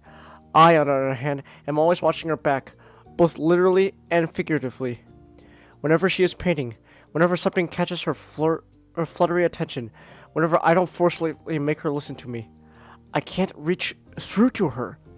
Rin's heart is uncharted territory, dangerous waters, the blank areas on a map, the edge of the world? If I went too close, I wonder if I would fall off. What do I think of her? Sometimes she's aloof and distant, and it annoys me. At other times, her passion for the things she thinks worthwhile shines through and inspires me. Oh god, my vision's going all dark! I can't see anything, it's all going black! Ah! I can't understand her! Still, I like her, and consider her my friend. I suppose part of my friendship is putting up with the oddities of people you call friends. I have to admit there's a lot of putting up with Rin. What does she think of me? I have no idea. Last week, I thought she might have liked me romantically, when all that kissing and all that, but it forced me to ponder my own feelings too. This week, I am utterly confused. What would she do if I told her I like her that way? I wonder if I really do. Damn! I can't even make sense of even my own thoughts anymore. It must be contagious. Even if I said a thing like that, would it matter? Nothing affects Rin. Nothing. I'm done. I find her turned around, now staring straight at me. It nerves me. I try to remember what we, or rather I, were talking about before she requested a timeout. Alright, I just came to... I don't know. You still can't finish your sentences? It's not that. Fine. She retreats from the conversation, slipping away from me once again. She doesn't return to painting, but instead keeps looking at me with that empty poker face of hers. I want to talk about some stuff. I've thought about a lot of things. What things? Like what happened last week and so on. What happened? I get a feeling she's playing with me. Why? I have no clue. It's not a game she's playing with my head. I'm pretty sure she doesn't deliberately try to screw with people. Maybe it's just my own mind playing tricks on itself. Still, Rin feels like a puzzle in the form of a girl. I feel attracted to it, compelled to solve it, the overly rational part of my brain refusing to let me give up. I can't leave her alone. I never would have believed I would be this obsessive about something. Why do I hesitate so much and keep running circles around her? I don't have to do that. I already decided what I want to say. Rin. Saying a name with an intention like this makes my mouth dry, as if my subconscious is fighting against what I'm going to say next. I feel like I'm going to lock up any moment now. Rin looks up from her paint-covered toes and stops wiggling them, as there isn't anyone to observe them curiously now. There's a hard stare for her dark green eyes. Seems like a portent? Whatever it is. I like you. The lack of any reaction is a slap to the face. So, I'd like to like you as, more than a friend. What is more? The slow, hesitant words coming from between her strawberry-colored lips are not the ones I was waiting for. Neither of the two possible answers that I've been expecting, actually. I feel myself blushing heavily, as is part of the course in this kind of situation. My heartbeat sounds like a percussion orchestra on drugs. Rin's foul, innocent inquiry feels like I'm being grilled over hot coals. Like romantically and... No. Rin turns around and gives me the cold shoulder as she returns to look at her painting. She makes a move to pick up the brush she lies forgotten on the floor, but decides against it at the last moment. I can't talk about that kind of thing now. So, don't talk about that kind of thing, please. We are friends, right? So you can do that. The silence those words leave behind is deafening. Damn, we got fucking friend zoned. All this time, all this effort, all this effort, all this effort, man, all this effort. What? Like, oh, whoops, hold on. All this effort, like, hold on, what? How many? Let me see something real quick. This is stream numero 6 when it comes to this game, and 6 streams, and I'm pretty sure, and all of them were pretty long, only to be friend zoned. I don't think it's over yet. I understand. I know there's probably more to it, but I'm just saying, like, at the moment, like, oh man, all this in, we got friend zoned. Oh. Rin finally picks up the brush without giving any explanation for her behavior. You know what I'm reminded of, Nick? I'm actually reminded now. There's like, it's like I saw this meme on Twitter, where it's like it was like from an account like wholesome memes or something like that, and it's like. And it's like, you know, like, you know that meme like Despicable Me grew, you know, like with his plans. Like, I meet a girl, I tell her that I love her. She says she views me just as a friend. She says she views me just as a friend, and it's just like a triumphant. I have a friend. And then the comment section is just, and all the comments below is just, fuck you. And then like one is like, just fuck you, another one's just, this is not true. I don't know. I remember like was like, this is wholesome. I feel offended. You gotta think of it like someone like Chance to go and using an example in the How universe, Alien. Where it's like, so I'm in the friend zone. Awesome. Wait, really? Yeah, that's like the best zone. Who doesn't want friends? I get the feeling the way you write Alien, he would be the type of person to be like, hey, so you want to go on a date? No answer. That's okay, take your time. Yeah, pretty much.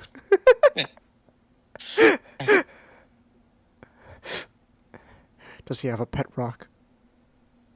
No, he actually has a, Pohacho has a pet rock. Oh, okay. Come on, Rocky! Come on, Rocky, you can beat the other snails! That's okay, take your time. Alien has a Xeno dog. A Xeno dog? Yeah. Like the one from Alien 3? No, let me actually find it really quick. Okay. Wait, what was the xenomorph in Alien 3 then? Well, a xenomorph, like, from a dog, with a dog, you know, host. But there's some I'm trying to find that's different. Alright. Rin finally picks up the brush without giving any explanation for her behavior. Maybe there was something in her voice that gave away some emotion, but I couldn't say what. Her shoulders slump melancholy as her foot works in the canvas in front of her. She won't let me see her face, and I know it. Feeling the weight of my heart grow heavier, I stand up to leave, for I can't stay here any longer today. It's like I've opened Pandora's box by stepping over some line that Rin didn't want me to cross, and she had to turn me down. I walk across the squeaky floor to the door leading to the stairwell. Rin's quiet voice stops me in my tracks as I'm about to open the door. Isao. My hand still on the brass doorknob is waiting for me to turn into or to withdraw. Yeah? Will you come tomorrow? Yeah.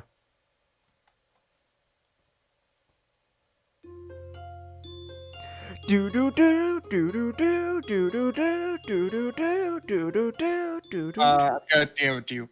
Something bad. Alright. Let me grab my phone. Huh.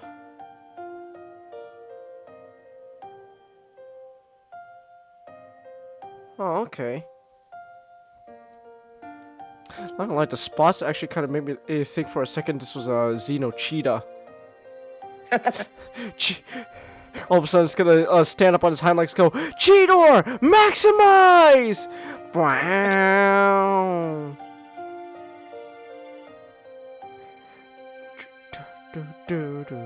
Also, James, pretty much during action scenes, I might as well. I might as well just play the fucking Beast Wars soundtrack with all the guitar riffs.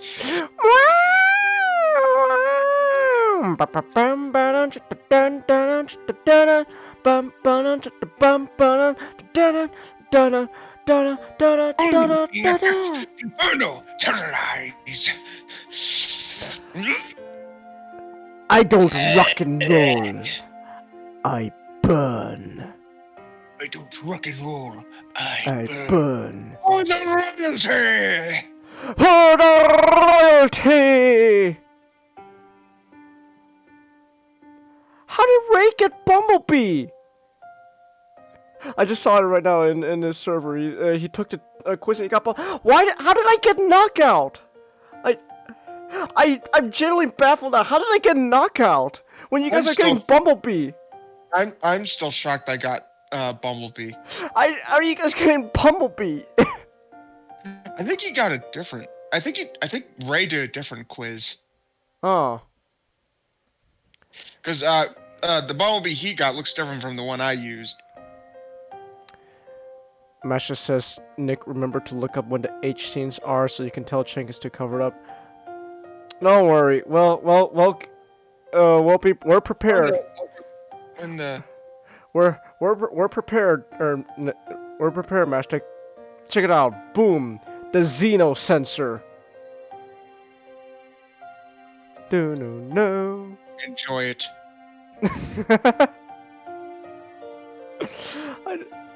I just don't understand how he gets Why is everyone getting Bumblebee but not me? I don't know how I got knockout. If anything, you'd probably get Drift.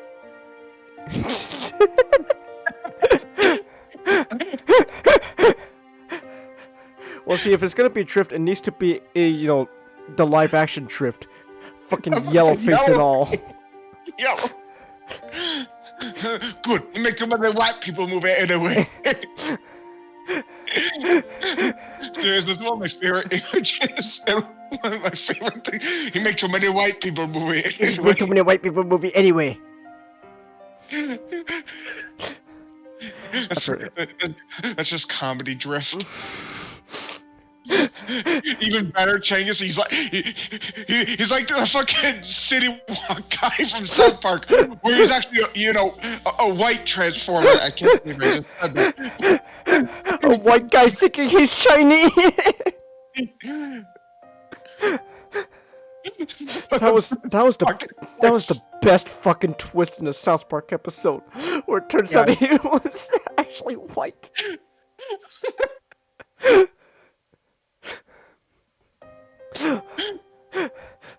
After a night of bad sleep, I go through the day mostly on automatic. Oh, whoops, that's still the Xeno sensor.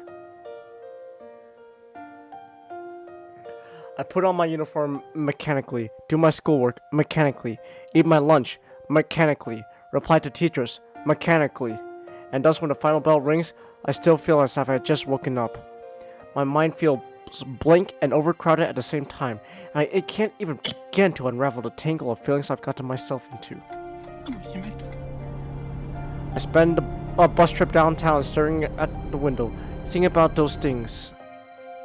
As a result, by the time I climb the stairs to the atelier floors above Say's gallery, I'm feeling completely exhausted. Expecting awkwardness, I quietly knock on the door before entering. I spot Rin at the center of the small, clear area in the room, working on a painting. She doesn't acknowledge my arrival anyway. I came as promised. Rin snaps her head to my head direction immediately. You just fucking turn your head 360 like an owl, man, that's fucking cool. Don't ever do that again, but hey.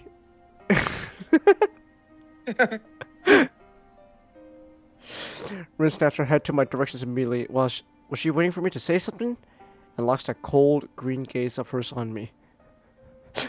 Hey, Shadow, hey, listen, just here to remind you that, yeah, you did. It turns out you didn't save her at all. You actually got her killed. Wait, were you Maria? What? No, the devil. What are you talking about?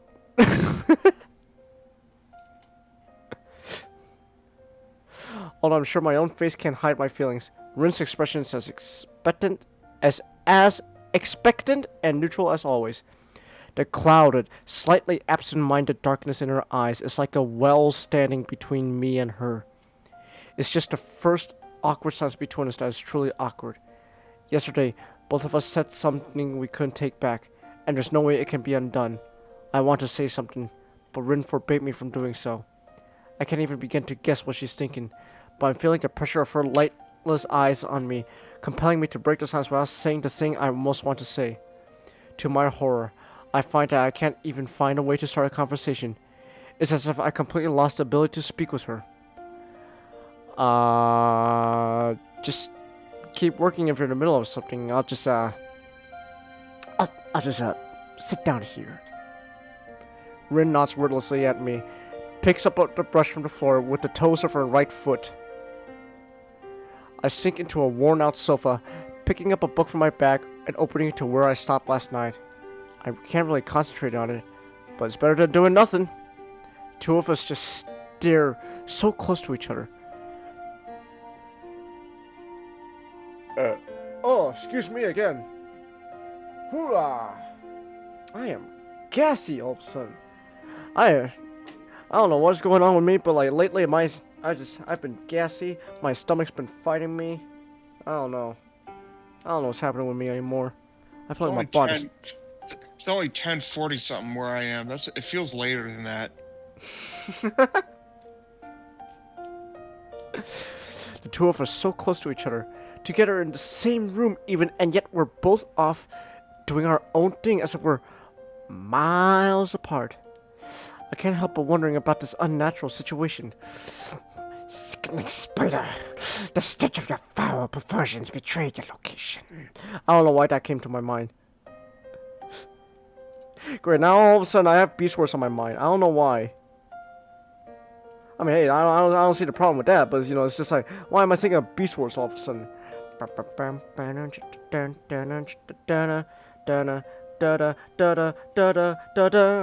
Beast Wars. Megatron's taking a quiz. Welcome. I see. Welcome to our quiz to determine if you're insane. First question: are you paranoid? Who wants to know? Did you answer? Who wants to know? Yes. Hey, who wants to know? Did you answer? Did you answer?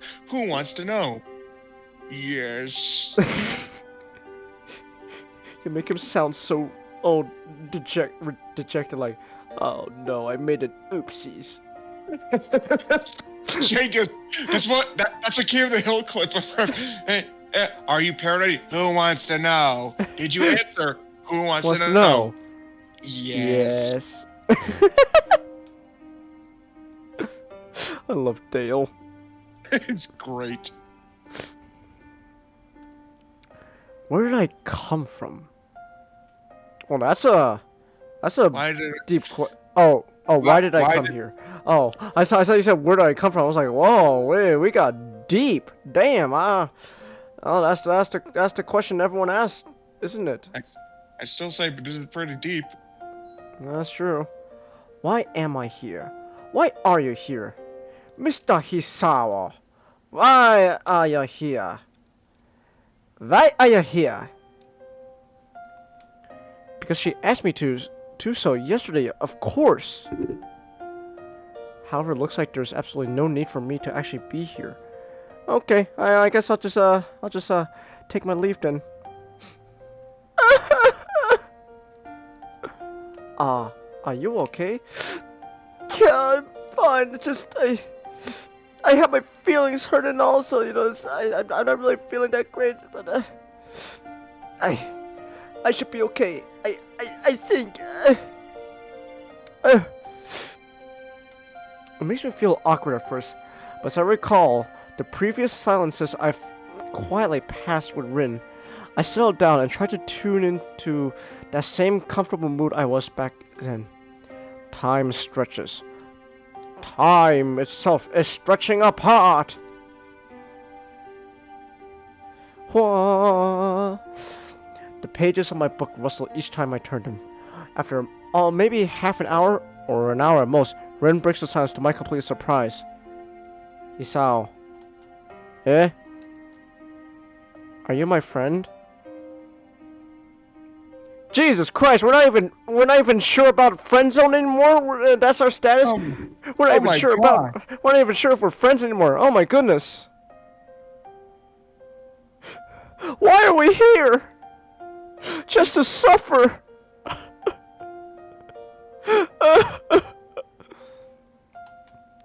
It's an echo of yesterday, I know it. So even Rin couldn't push it aside from her mind. Caught off guard, I answer honestly. I don't... yeah, of course, I am. Hey, don't worry about stuff like that. Come on.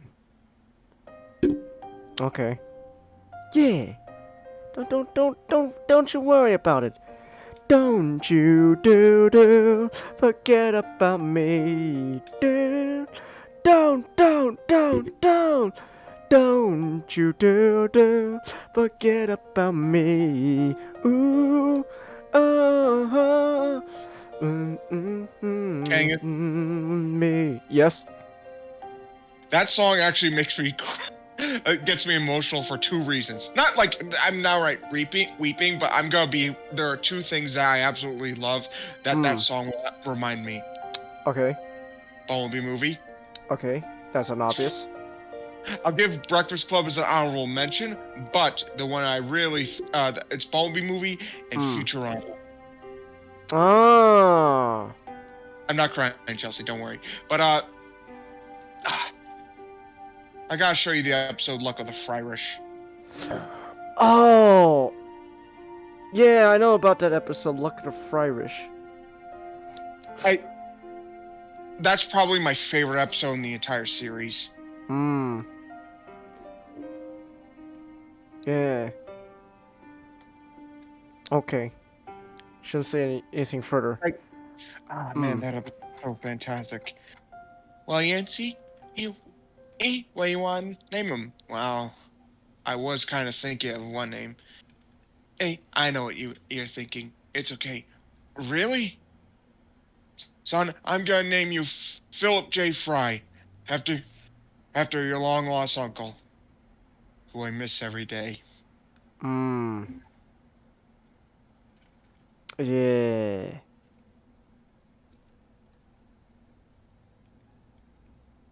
Futurama's great. Oh, it's my favorite show of all time. Several chapters later, I mark my spot, close the book, put away on my back. Getting up from the sofa, I see that Rin's made considerable progress on her painting. I take a look at it. It's still not quite finished, I suppose. But still, though, hey, not bad, Rin. Not too shabby. Not too shabby. Down, down, down, down, down, down. You know, a part of me actually consider if we, a part of me early on did consider if we could adapt like something like the Bumblebee movie for Express, but I think I realized our Bumblebee is too different for something like that. Yeah. So we need to come up with new ways to make us feel bad for Bumblebee. I mean, we put him through so much shit already. Well, we gotta do more. Okay, I could probably think of something. I could probably kill his parents or something. Jeez. Hey, you want me to do something bad to him? Yeah, I guess that's I should have expected that actually. Now you mentioned like, oh yeah, actually, on a second thought, that's actually, ooh, damn, yeah. I gotta blame myself for that. You gotta blame yourself for that. I gotta blame myself for that, for telling Nick that he could go off the rails. Damn it! I forgot. I need to fucking like control you, put you on a rein, because you end up making so much sad stories.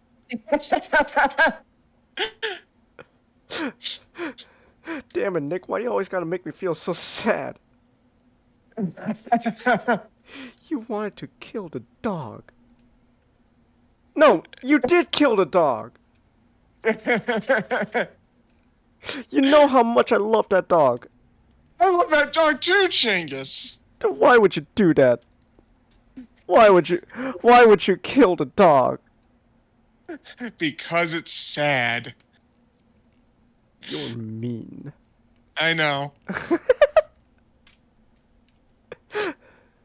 I know. I know.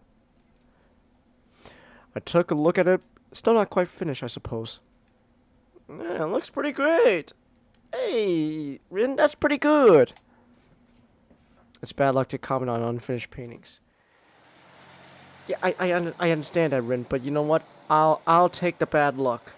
I'll take it. I'll take the bad luck. Give me your bad luck, Rin. Give it to me now. I'll take it. I'll take it off of you and just absorb it all into me, like a I don't know, like a sponge. How it absorbs water. I'll take all that bad luck and I'll absorb it into me. Yeah.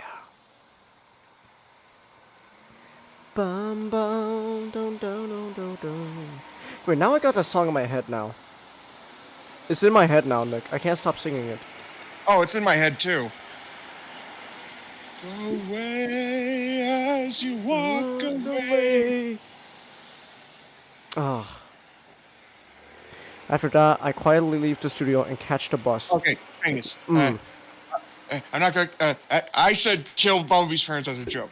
Here's what I think I could do. Okay. Did we establish who his parental units are? No. You All just right. said he has parental units. All right. Tap out. Ah! Rocky and Robert. Ah. Hmm. Yeah. You know, I finally get my chance to be something different.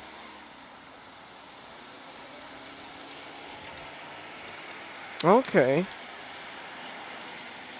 And why they're not why they weren't like kind of like why he's Bumblebee was kind of alone. It's not so much that Bumblebee's like they abandoned him. It's so much that they're too busy.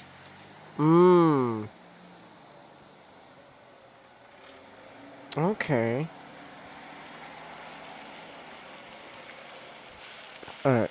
After that, I quietly leave the studio, catch the bus taking me back to school. Do do do do do do do do do do do do do do do dun dun dun dun. Life settles into some sort of vague, undefined norm. I can visit Rin whenever I can, but each time is as strange as the first. They consist mainly of me watching Rin at work, or just reading a book on the couch. Not much of a relationship there. We barely talk at all. Ugh. Listen, I don't think this is very healthy, guys. I think you guys need to communicate your problems, you know? That's a sign of that's what every good relationship needs to do. You gotta communicate. You gotta talk about these stuff. You gotta talk about your problems. Communication. It's all about communication. Just communication. It's like that Gundam Wing song. Just communication. Communication.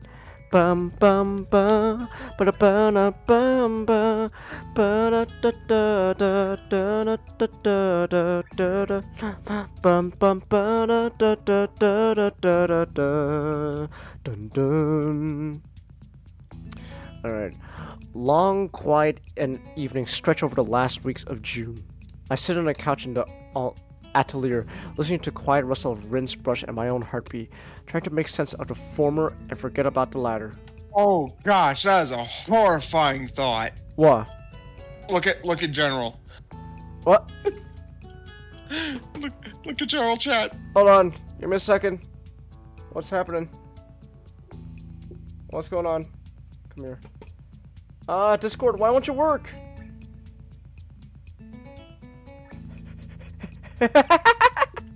That is a horrifying thought. Oh yeah. Ray and Chelsea took a different quiz. Okay. Either way, that is a horrifying thought. I'd managed to get Optimus. I don't know, but the fact that a certain someone else got Optimus, that's horrifying. Yeah, but it's not. Yeah, but it's not. But Magic got, like the good Optimus. Actually, you know what? That the Optimus that Chelsea got, that makes a lot of sense now. He does like his swords. Yeah, and I would believe that Chelsea would rip off someone's face if she could. I still don't know how I got knocked out though. That's just something that just does not make sense to me. Like, knockout? To be fair, like a lot of the questions didn't make sense. So Yeah, that's true. A lot of the questions were kind of bullshit, to be honest. I mean, Nick, look, I'm not no hate, but when you have a question that says, so, are you straight? And the answer is yes, but no. Yes, just kidding. Yes, unfortunately. It's like, how dare you? It's like, okay, well, obviously the quiz is a serious one. Yeah, but still though, it's like I can't help but go like, it's like, are you straight? Yes. Are you on drugs? Who wants to know? Are you a cop? That's like something that Swerve would say. Just, are you a cop? just Swerve, are you on drugs? What are you, a cop?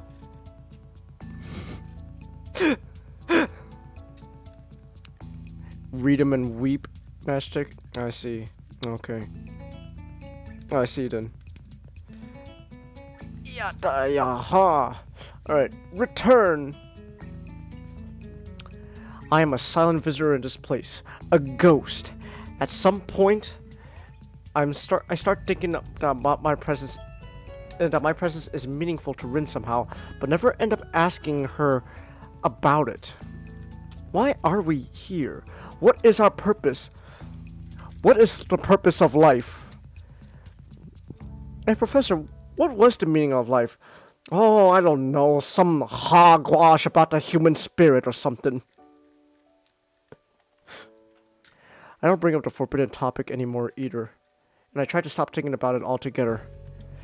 It's so hard to do so, and doesn't get easier with the passage of time. Let's see. Hisamo.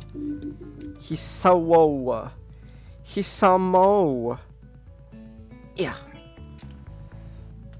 My heart aches every time I look at the awkward figure of the girl I decided I liked, yet who refuses to acknowledge it. I still can't seem to find the right words to talk to her about anything at all, but I find quite solace in observing her from nearby. The distance between us doesn't feel that huge when I can be close to her, even if it's just like this. Rin works like a demon. There's barely a moment when she's without a brush between her toes. That's cool, I guess. She's a demon.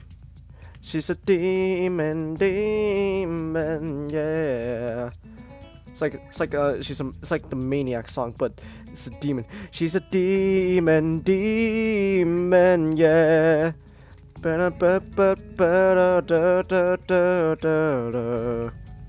She's a maniac, yeah. Alright. She seems to be completely taken over by her will to work, to change herself into this sort of artist who she believes would be worthy of the trust Nomiya and Sei have placed in her. Please, believe in me. Hold on, I believe in you.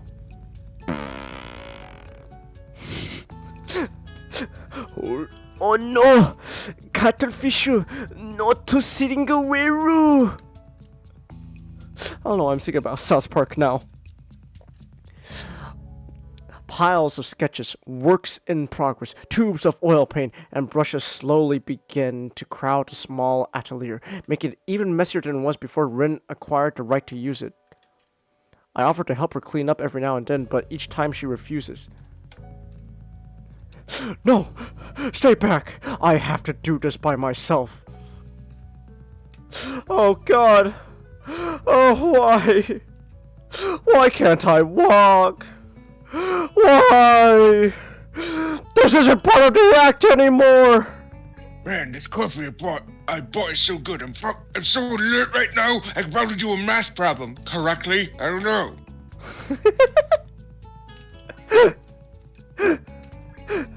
I could do a math problem right now correctly? I don't know. Ironhide, I am so lit on coffee right now. I feel like I could do a math problem correctly? I don't know.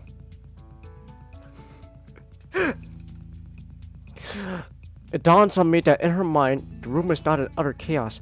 Rather, her system of keeping track of everything is so elaborate, only Rin can make sense of it.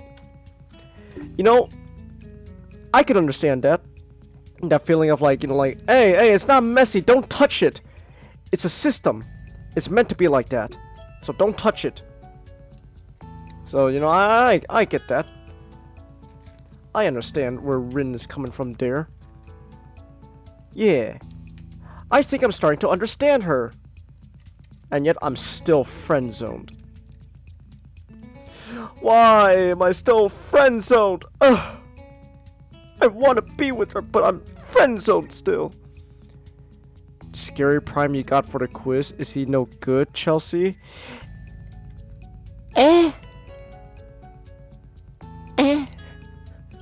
To be fair, it kind of fits you, so. If that Optimus Prime was Chelsea, I probably wouldn't. I probably wouldn't mind it as much, because at least it's Chelsea. That makes sense. She knows exactly where everything is, from the tiniest brush to the half-empty tube of crimson that's the perfect shade of some picture in progress. Also, I've been transforming into Studio Series Optimus Prime while reading. I'm multitasking. Ah. Yeah. I don't know. I usually would like these visual. I don't know. I think this is definitely a sign of me going throughout my life without some kind of official diagnosis of some kind of like autism or something. But like, I'm kind of that person who needs something in my hands. Right. I need to do something with my hands. So like so I just took Optimus Prime and it's like I'm fiddling with him right now in my hands. I feel exactly the same. Rin walks from one painting to another, looking at them as if not remembering that she made them. She talks to herself, or to the paintings, even if I'm present, always just quietly enough that I just can't make out the words. Every day, Rin pours herself onto the canvas for hours on end, squeezing every bit of her ability, even her soul, to make even good on that promise she made to me, or herself. Black marks appear beneath her eyes, a sure sign that she's skipping sleep in favor of painting. I'm somewhat surprised to see her at school a few times. I never go and say hello, though, as I somehow feel it would break the silent magic of evenings we share at the atelier. Sometimes Sei comes by when I'm there. She gives me a certain kind of lock when she shows up. I think she doesn't like that I'm always hanging out with Rin up here, but she never says a word about it. She isn't quite as full of praise for Rin's work as Nomiya, but is visibly impressed nevertheless. However, when she turns her eyes from the wonderful works of art to look upon the little red-haired girl that made them, a sudden, deep sadness floats onto the surface of her expression. I can't explain it, and she never talks about it.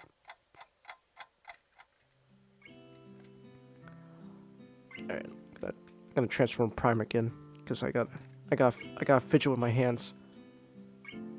I'm telling you, I went throughout my life going undiagnosed with some form of autism.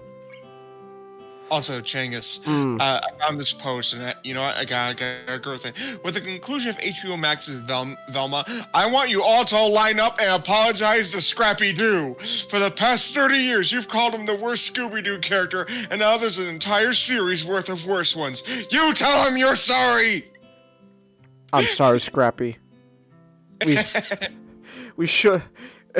Is Thanos just... Perhaps I was a bit too harsh on you. That's what it's like with Scrappy. Just, Scrappy, perhaps we were a little too harsh on you, dear man. Perhaps I was a bit too harsh on you.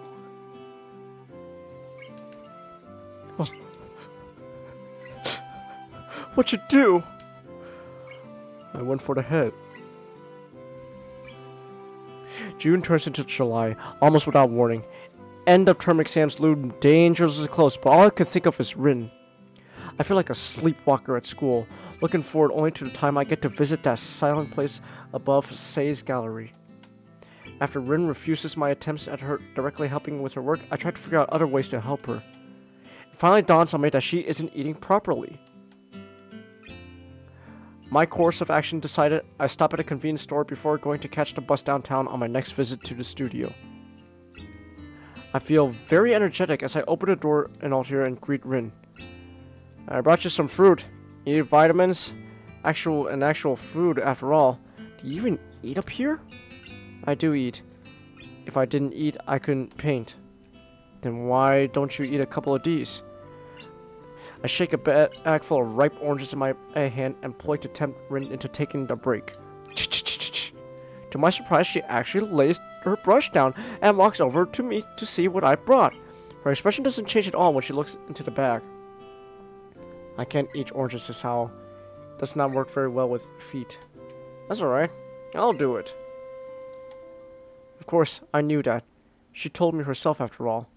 I extract a tiny fruit knife I had with me and has select one of the round fruits. After making the initial count, I begin to peel it with my fingers. The strong scent of orange rind immediately fills the air as thousands of droplets of oil burst from the skin. Oh gosh, the citrus acid! It's burning! It's melting!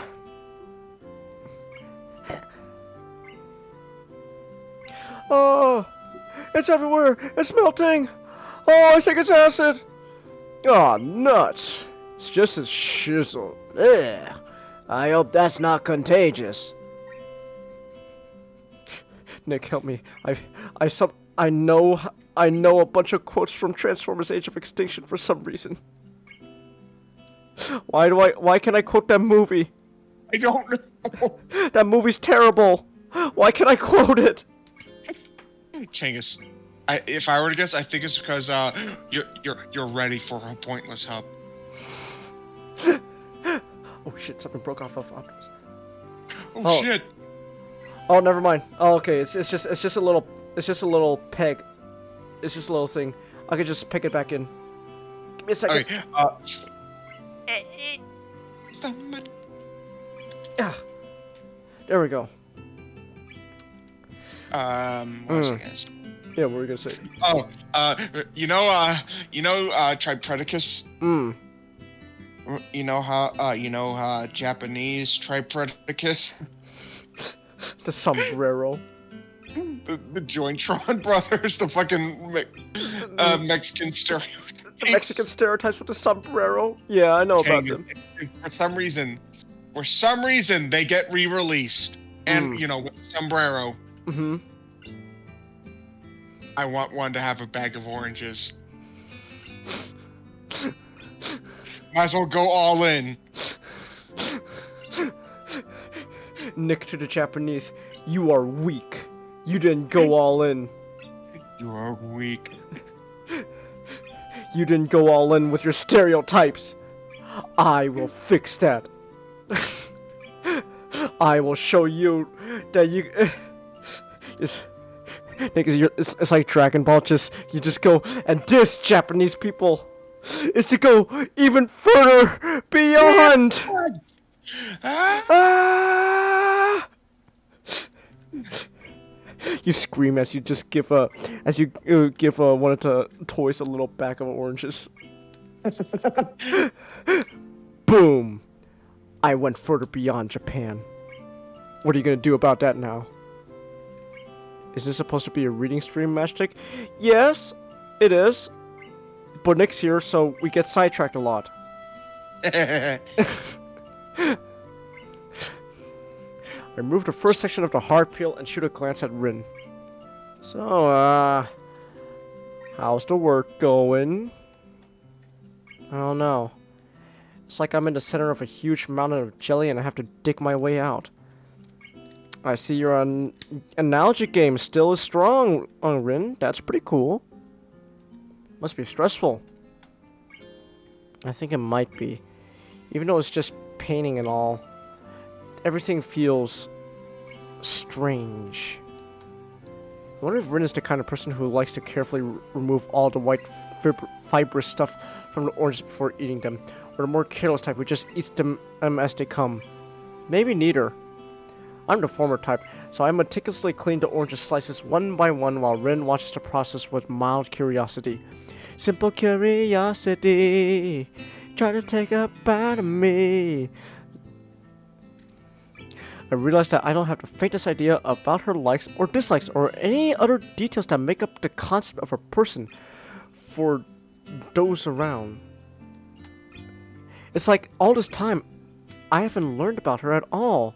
What you doing, Hisao? Come on, you want to understand her. Learn about her. Learn about her. Once I finish lamenting that fact, I realize I've cleaned the entire orange and nearly split it into slices. And neatly split into slices. I hold a slice up, bringing it closer to Rin so she can pick it up. Here. Hey, look at that! We're feeding her! Look at that, we're feeding her with our hand. Just, here, Rin, take a bite. Take a bite of me! Hey, everything is a Sonic reference now, Nick, because of you. Just, here, Rin, I know you have simple curiosity about this orange, so why don't you take a bite of it, and it can show you what it's made of. No. It's also such a really good song, too. Yeah. What's your favorite boss song from Sonic?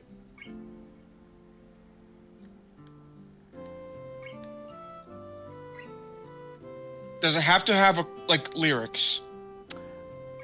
No. Then the final boss from Sonic 06.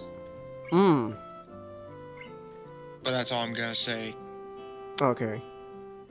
Well, like I said, I'm waiting for the full release of Project 06. When he gets both. I'll probably I'll probably get it when once he's done with Silver Story. Because I'm pretty sure by the time we're done streaming Sonic, Shadow, and Silver Story, he'll have probably finished the final story. Yeah. Rin chews the slices carefully, savoring it as much as possible.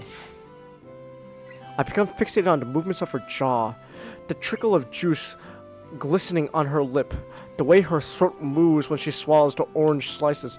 Why are you focused on her throat, Hisao? That's weird. You're weird.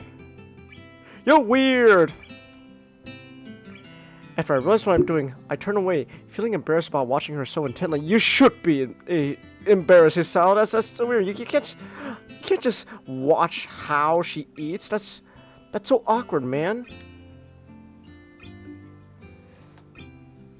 It's not the same as it usually is.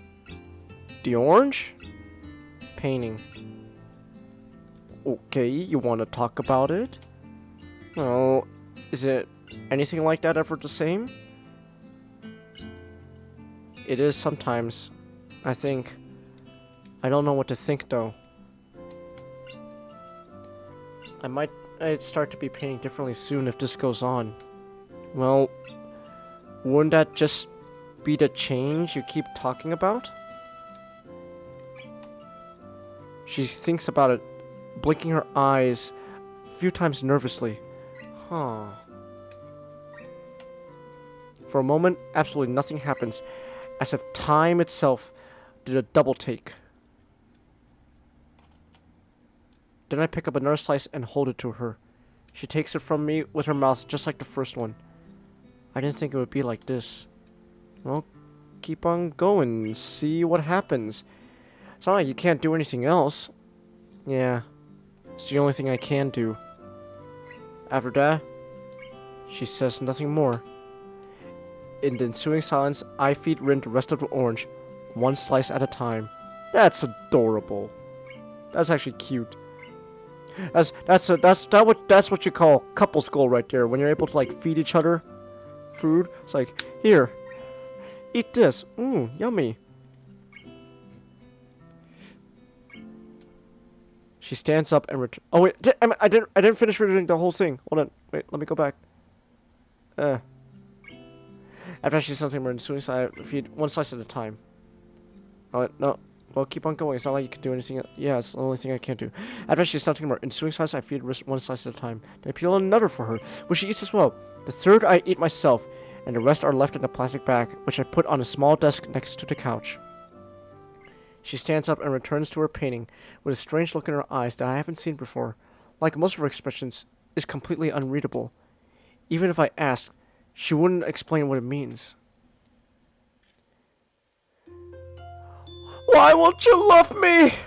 Let me understand you. Let me show you just what I'm made of, Rin. Let me show you just what I'm made of now. Actually, is there a...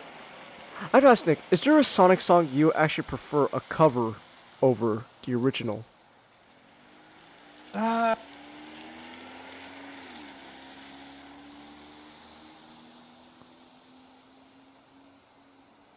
I'd say maybe. Thing is, their covers of songs are already pretty great.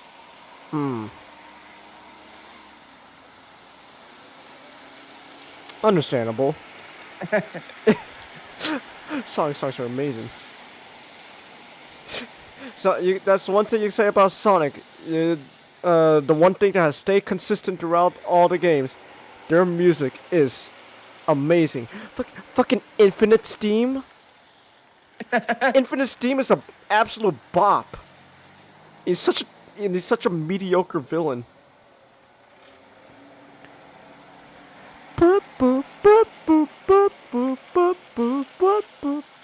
Ray won't let you feed him? Well, that's gonna have to change sometime. We're gonna have to talk to Ray about that. That's not a good. That's no good. Oh. Some days later, I spot Rin and Sei standing together in front of the gallery as I walk down the street towards the gallery. You said gallery at the same time. They seem to be talking to each other while Sei has a smoke. Hold on, I just realized, if she's a smoker, then let me change the voice. Actually, no. Wait, hold on. No, I should try. I'm the one reading this. It's not as good. I'm not a voice actor like you, Nick, so it's not gonna be as good sounding. So say. Hello there, Isao. Came to visit a little kitten again. Damn. How do you do Dr. Girlfriend? How do I do Dr. Girlfriend? Yeah. To be fair, what I do is basically... To be fair, I'm not entirely sure how I can explain voice acting. And...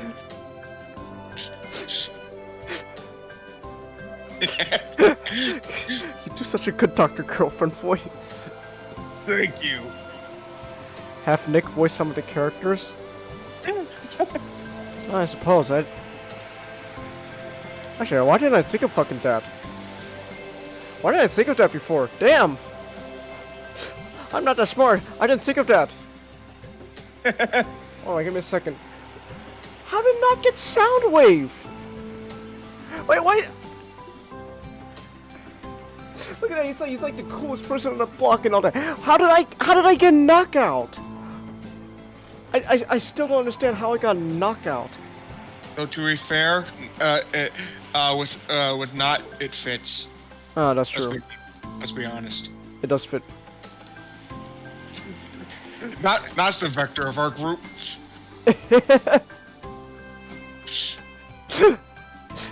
Rin makes a face at the nickname.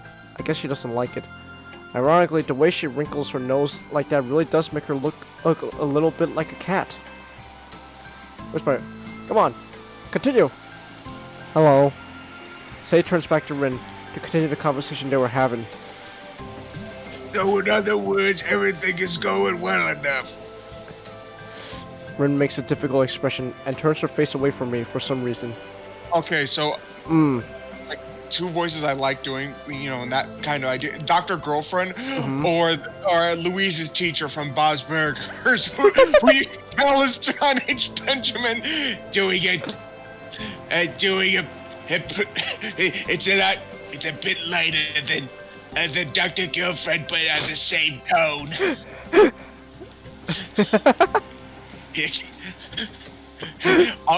Almost reminds me of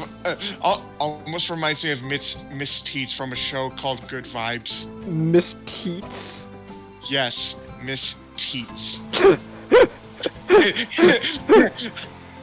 Oh. Hold on. What?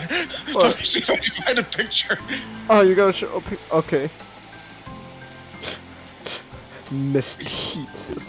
It's a hilarious name. Oh God, it's Miss Teets! Everybody run! I'm gonna put it in the back room. Here's a screenshot, Genghis. Okay, give me a minute. Give me a second.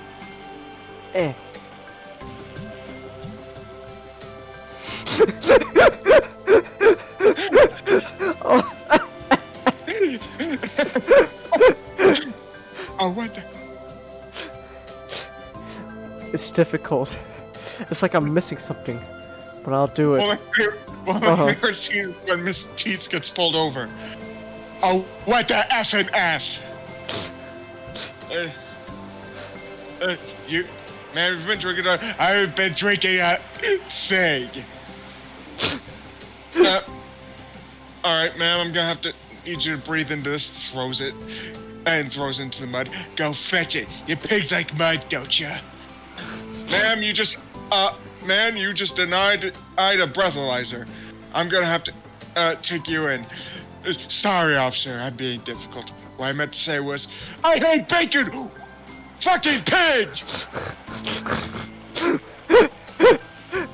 I like bacon. I hate bacon!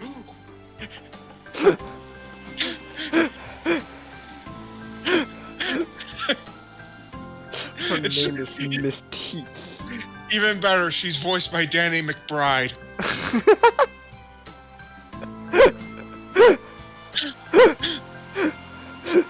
She's voiced by Danny McBride. That's amazing. Also, she does try to sleep with the main character's mom. Let's just say, she goes both ways. Ah. Whoa, she's bisexual. I didn't know that.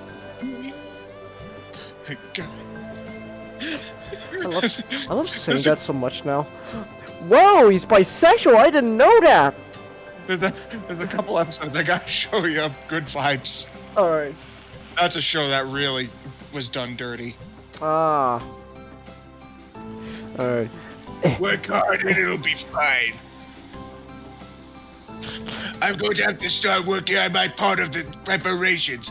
I need to do a sales catalog, invitations, decorations, advertisements, and so on.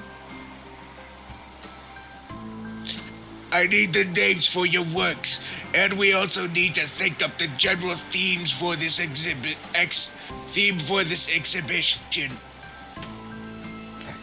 They don't have anything like that. I'm not very good with words, so I don't use them. If I cannot use them, I mean sometimes I have to, but I think this is not a time like that at all.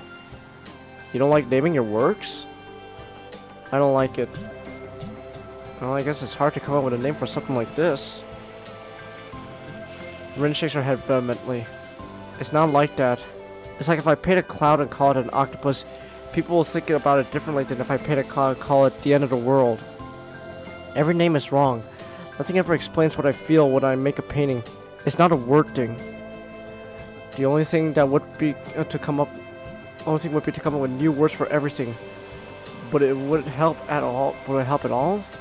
I don't think so. Then the paintings would just go unnamed number 1 and so on. The painting would just go unnamed number 1 and so on. It's a bit inconvenient, but That's no good. Unnamed means that you didn't come up with a good name. And unnamed is a name. Like the Greek guy with the sheep app and all. Say thinks about this for a while, furrowing her brow as she keeps looking at Rin's serious face. so you're saying your artwork should be completely without labels? I think that's what I'm saying. You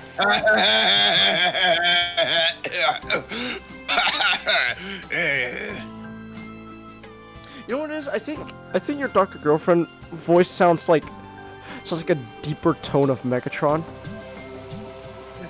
Granted, that does help. Also, I make sure to give it like a Boston, Brooklyn accent or some shit. She lets out a dry laugh, the kind old ladies who smoke too much always seem to end up with. Let's hope your art will never end up in a museum. The curators would explode. She takes a contemplative puff on her cigarette, which is worn down not much more than the butt. Then she drops it into an ashtray affixated to the wall next to the door. Then again, it could work. What do you mean? The namelessness, this rejection of labels, it works. It's a good unifying theme and something people can grasp onto easily. Allows for a lot of room for interpretation. It gives a good impression. Ah. Think about it. All sorts of associations can be made, starting from identity and self-definition, all the way to whatever you want to think about it. Ah, there we go. We can call your exhibition Nameless and build it upon that theme. How does that sound? Rin thinks about this for a while. I'm not sure how Sei managed to get so fired up by Rin's reluctance to apply names to her work. It feels like she might be extrapolating too much, but it's a pretty impressive sounding idea. I don't think it's a bad idea. For what it's worth, I have to say, this sounds pretty good to me, too. Sei reaches into her pocket for another cigarette, lighting it with a neon green butane lighter. Butane, the bastard gas.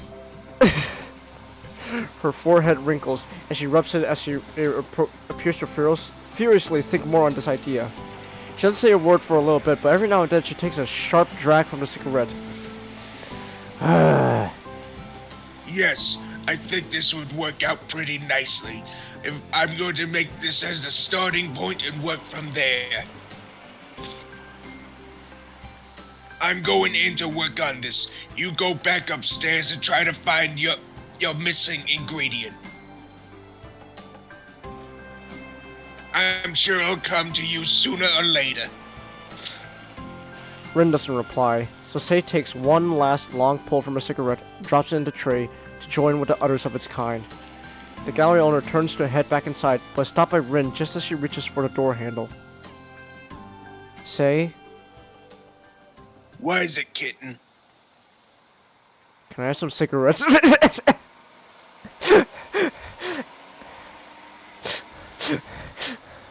Looks like Ren picked a bad time to stop sniffing glue.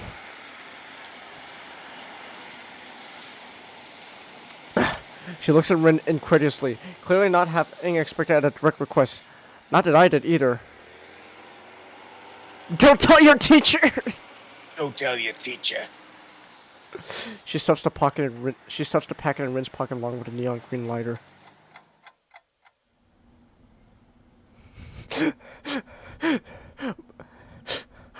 Just As long as don't get caught, and you'll be fine. Hey, I think that was pretty good.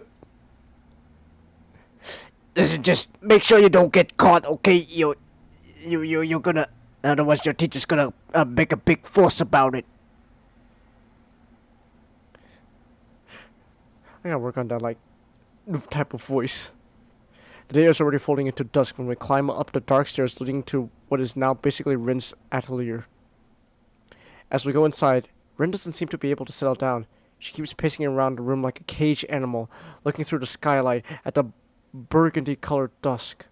The last light of the sun's advance across the sky reflects the clouds floating over town, filling every corner of the atelier with blazing orange light. So, painting is going well? Master Sec Dr. Girlfriend would say, don't let your teacher know. Don't let your teacher know. Chase, I'm still on the whole. when the monarch and Doctor Mrs. the Monarch were, because they got married, so now she's Doctor and Mrs. the Monarch. Doing role play, and they got the fucking two guys.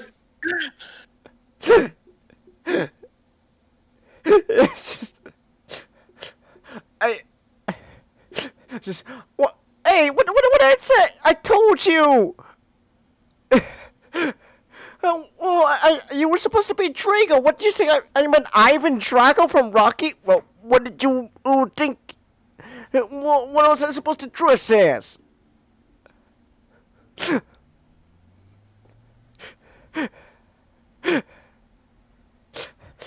Thunder Blast, I'm ready.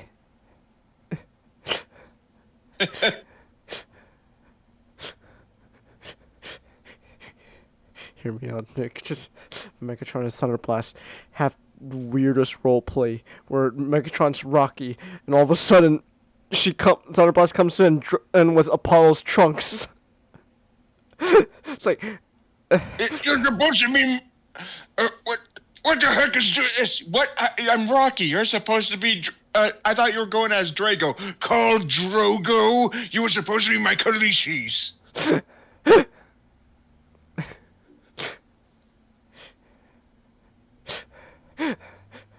She blinks, then relaxes her muscles. I didn't even realize how tensed up she was until now. Not really. I haven't painted in 3 days. I'm going in squares. Circles. If you say so. I've tried doing things a bit differently, but it doesn't work. And now the old way doesn't work either. I need something more. It's not enough like this. Rin's response gives me a pause. Since as usual, I can't exactly understand what she means. Although really, I shouldn't have expected anything else. She either says nothing at all or too much. Trying to comprehend and follow her train of thought feels like wading through the jungles of Borneo equipped with a wooden spoon and a map of Hokkaido. It's knowing how her thoughts are both laid out in plain sight and hidden from view every time she opens her mouth. What more? You said that to say as well. Missing ingredient? I think I have to destroy myself. Okay. That sounds unnecessarily grim. What do you mean? Ren's shoulders slump as she turns to face me directly. I have to change. I've tried, but this is not enough yet. I have to destroy myself first, I think. Just to be clear, you're speaking metaphorically, right? Like learning to paint from scratch again, or whatever, so to speak. She shrugs her shoulders as if there's no difference. There is no difference. So, what, you're gonna start by smoking a cigarette for inspiration? Maybe. I never tried this before. Have you?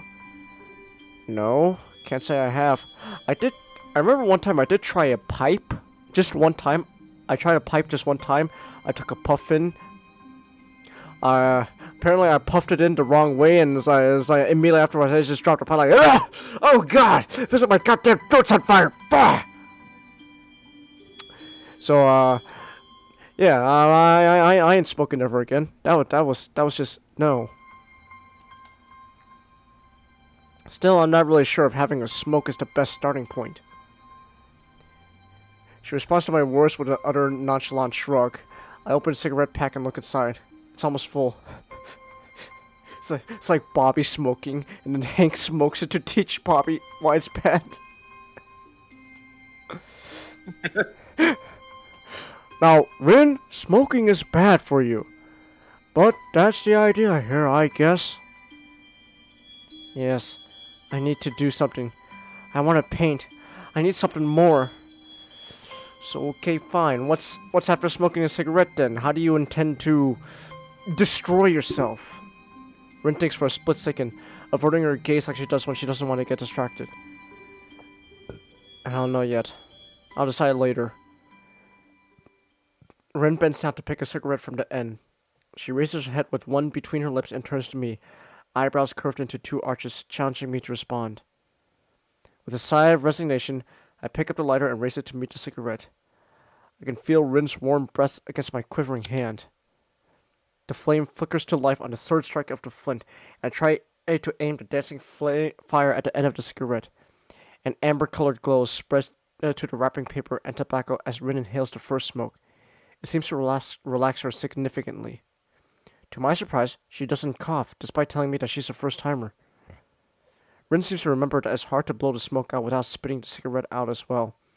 She quickly sits down on the floor, bringing her foot to her lips like a circus contortionist. Ugh! And expertly picks the filter between two toes. I get down on the floor as well, and we both lie down almost simultaneously while Rin blows a steady stream of smoke toward the dim sky beyond the glass of the skylight, looking after her thoughtfully. The thin haze of steely blue smoke slithers towards the ceiling in fish-like movements. It billows in the stagnant air of the atelier, twisting and turning around its own immaterial body until it dissipates in thin air. What's the word for smoke that looks like that? There is no word for that. We should maybe come up with one. Maybe. Rin takes another quick experimental drag. It's not very tasty. Feels like inhaling the dust lying on top of a forgotten book about the memories of a dead kingdom. You want to try? My hesitation unintentionally surfaces again, making me freeze in the face of a rather trivial and commonplace challenge. Rin's ability to take everything so cool is really something I'm a bit jealous of. Alright.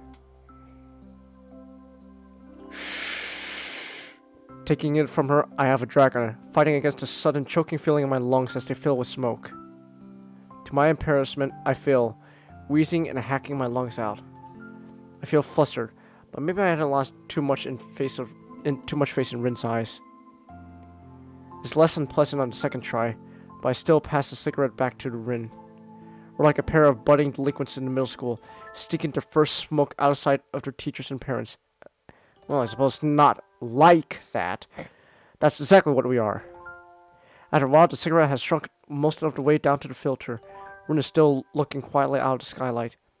Without her looking out there, the silence in the atelier seems to deepen even more.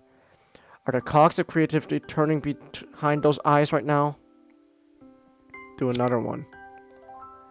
I mechanically pick up another cigarette, light it, and place it on Rin's lips. She takes a few quick puffs and moves it awkwardly around with her lips. Farker.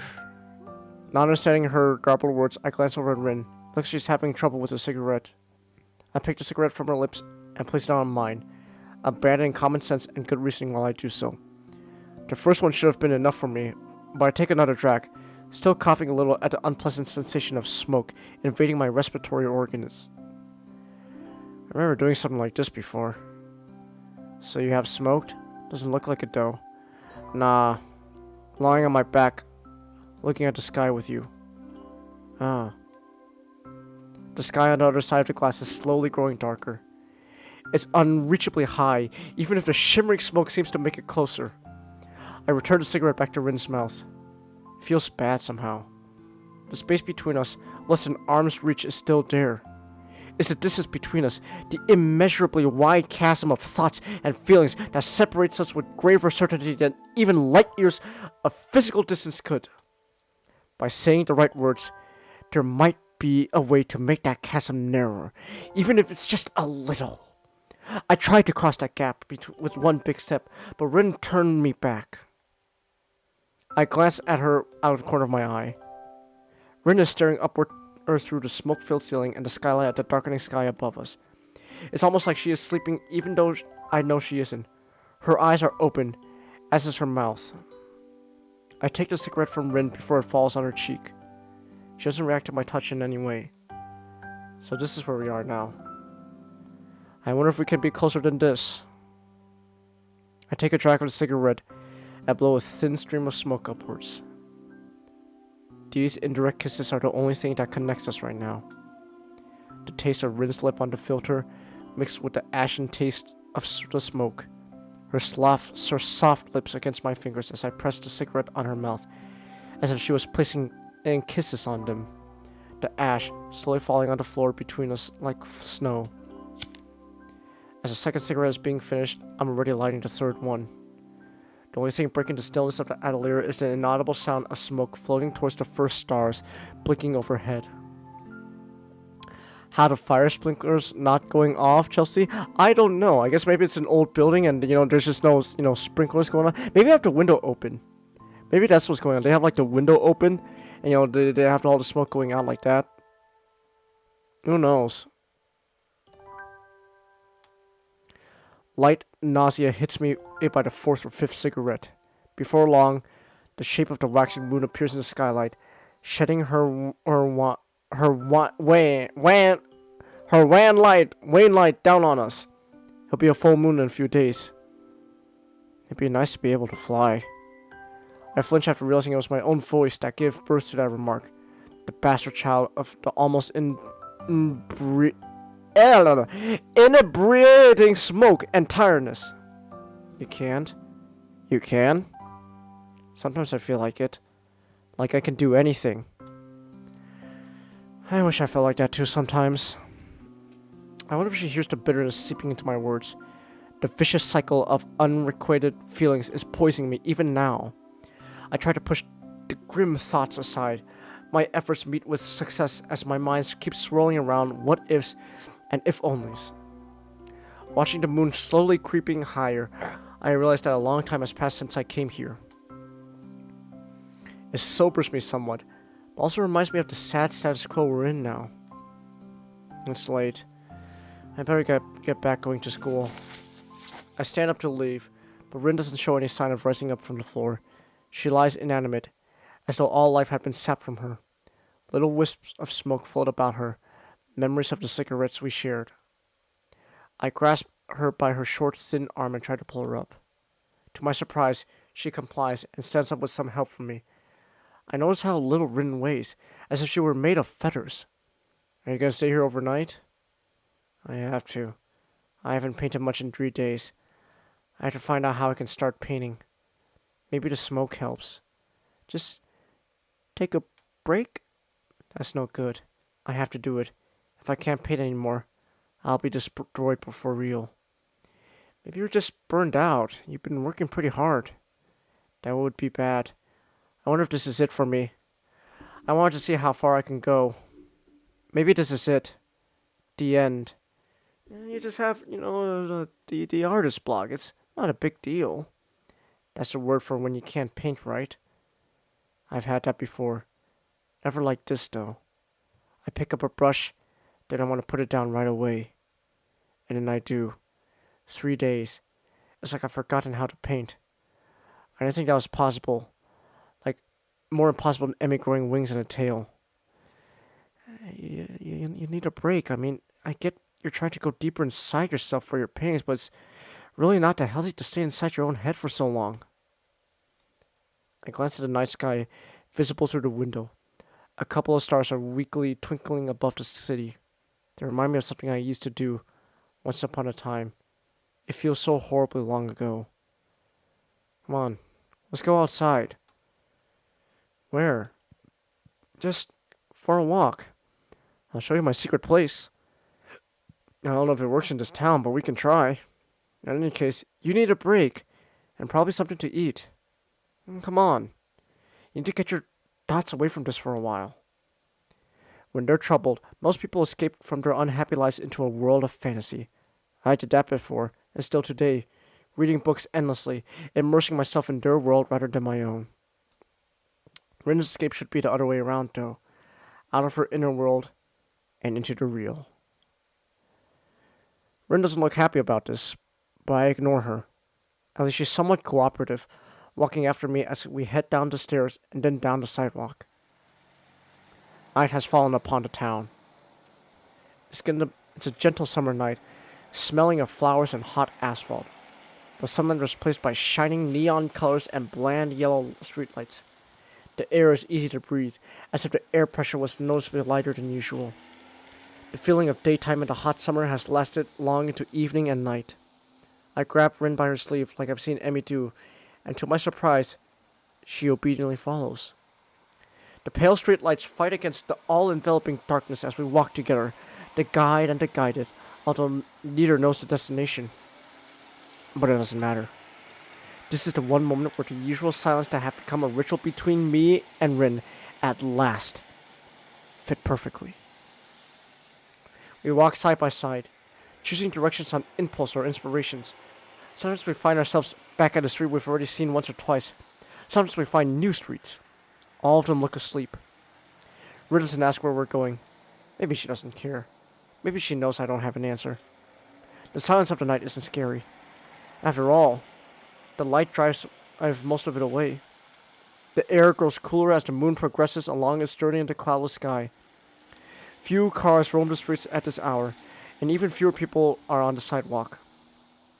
The apparent lack of nocturnal life, is somewhat befitting of this place. There are round-the-clock shops, cafes, sure, but the atmosphere is like the town itself is slumbering. A town that sleeps 8 hours a day. Boy, I wish I slept 8 hours a day. The city I grew up in, bathed in the electric glow of a million light bulbs, never slept. I've seen it for myself. It's not the first time I've done this. It's one of the first times I was home alone. Woo! Where does yawn come from? Both my parents had a business trip that neither could cancel, so they deemed me old enough to survive 2 days on my own. Their misplaced trust in me did not go to waste as I proceeded to spend the entire night out walking around the city. Even afterward, I couldn't say what made me stay downtown longer than I intended after school. I didn't feel like going home, so I stayed through the evening and eventually through the entire night. I walked long, concentric circles around a landmark chosen at random. For some reason, the nighttime city felt fascinating, so I walked the streets. At every intersection, it was possible to choose your direction at random because they all led nowhere. The aimless wandering made me see things differently. I hope it'll do the same for Rin. We stopped by to buy some hot coffee and snacks from a vending machine and locate a bench where we sit down to eat. There is no time in the night of the town, so we spend an unknown amount of it just sitting there, observing the stillness of the usually vivid townscape. Still, it's getting very late, and soon, it'll be getting very early. So this is it? Hearing Rin's voice surprised me. She doesn't sound bored. Rather, her tone is inquisitive, uncertain as to why I dragged her out here, yet curious to find out the answer. Yeah. Have you ever been out all night? It's like a different world. The remark sensor was taken for a while, looking around as she was looking for something. The wisp of light reflecting from the corners of her eyes are suddenly very sharp. It's not a different world. It's the same, just asleep. What do you think this town is dreaming of? Maybe something like car sheep or building sheep? My dreams are always about sheep. I've never seen a sheep-related dream that I can remember. Do different towns dream of different things? Probably. How could it not? I answer half joking, half spurring her on. For the first time tonight, it seems like a little bit of Rin's life has returned to her. She doesn't continue her list of rhetorical questions, though. Instead, she leans back a little and looks up at the moon traveling above the town. The cool breeze blowing between the buildings seems to steal the conversation away before it even really begins. It's too bad. It looked like Rin would get out of her blue mood. I wish I could somehow know the right things to say, but I realize I can't do that the way I am now. I'm too far apart from Rin. I haven't really managed to crack her open. She's just too complicated. It's like she's open to everything, equally disinterested and interested in everything from the outset. In truth, she's locked tighter than anyone else I know, even myself. Sometimes she locks herself inside that inner world, shutting everything else out. At other times, her thoughts flow freely from her mind, but not organized in any fashion that would make them intelligible to the rest of the world. What comes out in the form of paintings, I can't interpret. To me, it's just a sea of colors and shapes, not a message. She's too far away. I know it was a bad idea to try to reach for her in the way I did, but I can't help liking her. I look at the fingers on my right hand, trying to remember what Rin's lips felt like against them. Do you ever feel like you're trying to reach out for something that's impossible to reach? Rin turns her gaze to me, tilting her head quizzically. I wonder if she understands the meaning of my own rhetorical question or not. Either way, I like how I can manage to catch her attention just by speaking aloud nowadays. All the time. At least I think so. That's what painting feels like a lot of time. Or all the time. I don't know. Sometimes I get the feeling that I can really paint what I want. Sometimes it feels like it's just another shadow of me. Like a mirror that doesn't work right. Like talking? Maybe. When I was little, I didn't have friends. Maybe it's the same now. The only things I liked were pens and paints. They were the only things that understood me. Now it feels like that's going away too. Change really is a scary thing. I wish I could understand you. She looks at me melancholically, roused by my thoughts materializing as her words spoken aloud. Me too. Whether she meant she wished for me to understand her to understand me, or her to understand herself, I never ask, nor do I find out. I see her eyes searching for mine. Serious and cryptic as they are, I'm not getting any explanation from there. Don't worry about it. I will. Small hints of a smile are wavering on her lips. When she's like this, it makes me feel that maybe there's hope for us. We get along so well for being so different. It's just that we never really got along precisely because we are so different. Maybe it was Rin's passionate approach to her own art exhibition, or perhaps my own careless words, but last week was different from usual. The small friction between us seems to be somewhat volatile, but at least we now seem to be back at normal. Relatively speaking.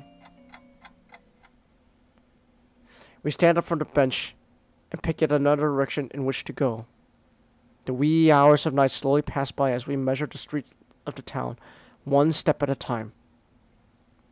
We are finally at ease, not minding the rare lone passerby, the eerie darkness, each other, ourselves.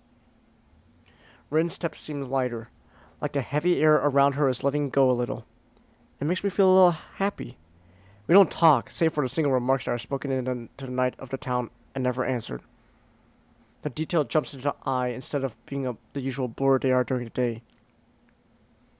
As the sky above the town changes from deep dark blue to gray, I know that our night is soon ending. It's almost morning. Rin looks up and nods at me. It's true. The coming of light of morning is creeping through the sky, climbing higher than the minute. It feels surreal. The sun won't come up for a while, but I get the feeling that the end of this night really is here and now. Shall we head back?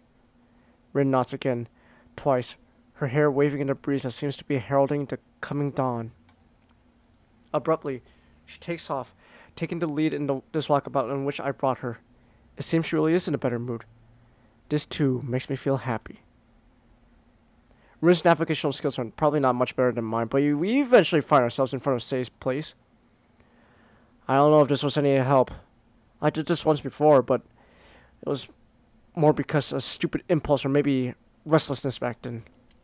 Maybe it was a silly idea that didn't really help you at all. She just nods in answer. So, do you know how you're gonna destroy yourself now? I have some ideas. I don't want to see you for a while. Don't come and see me. Do something else. Her ultimatum catches me completely off guard. What the hell? What's that about? You said before that you didn't mind. I mind now. It's just for a while. I have to do this alone. Well, I don't like that. Why? I don't want it to go like this. Why? I just don't want to feel this distance between you and me. She tilts her head like a bird, her eyes narrowing a little as she thinks. Then you can touch me. What? You can touch me if you want. You'd feel better, right? I don't know.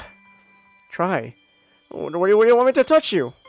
No boobs or left ear. Other than that, you can decide. Okay, fine. I raise my hand hesitantly, even though I don't know why I'm actually doing this. Her eyes tell me that she's not going to explain. 1,000 thoughts race through my head as I slowly bring my hand closer to Rin's face and press 3 fingers against her pale cheek. Rin feels soft and cold. She closes her eyes on contact and visibly relaxes. I can feel her soft breathing, her muscles releasing tension as my fingertips caress her cheek. She doesn't rest her head against my palm or anything you'd expect a girl to do in this sort of situation. In fact, she hasn't reacted at all, save for those now shut eyes.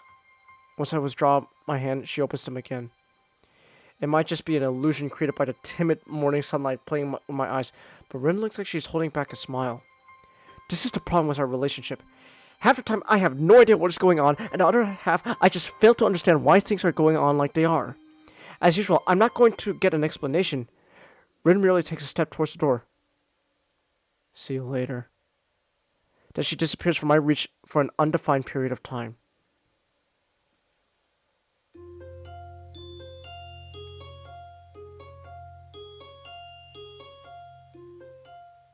Wow, things are not going too well, actually. Wow, damn, that's oof. Okay then. Well, all right then. What time is it?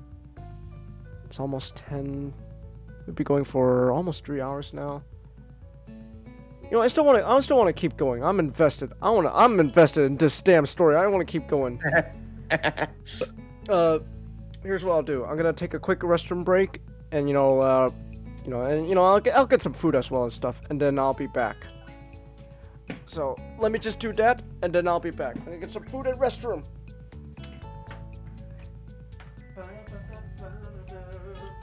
Gonna get some food and go take a piss out now. Does he know we could hear him? God, so.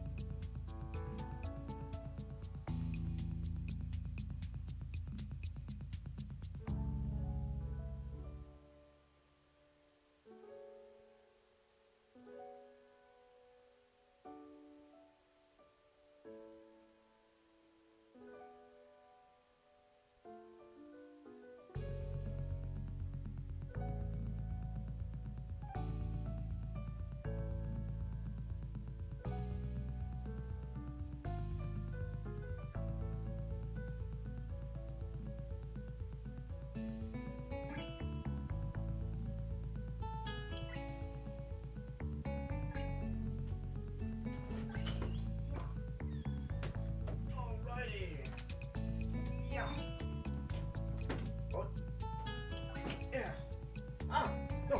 tea. Shit. Oh, okay. Yeah. Hold on. Ah, shit, I spilled some tea. Yeah. Come on. Come on, you damn headphones. Come here. Come here, I need to listen. Alright.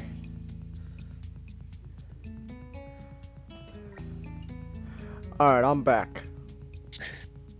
Go get some food and take a pic. You know we can hear that. I thought I muted. Oh, Oh. we heard that. I thought I muted.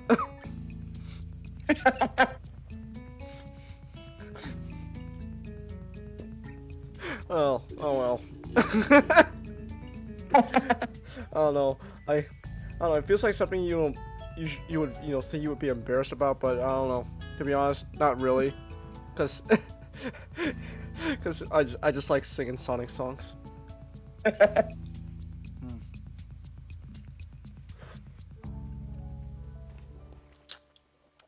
Turns out our freezer was full of these like microwavable Philly cheesesteak sandwiches, so I decided, you know what? I'll just have one.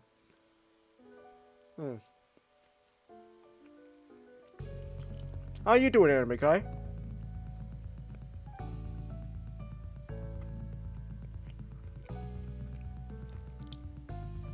Alright. Gonna continue our story now. I hold true to my promise of honoring Rin's request, even if it's against my own will. I tried to redirect my studies into my focus, but ended up zoning out during class, and doing only the minimum amount of work required, based. Still, I start looking into my post-high school options a bit more seriously. I pore over university brochures and various career paths. I'm good at studying, so I want to go to a university. I'm pretty sure I could get into a pretty decent one too. Only problem is deciding which subject would beat best.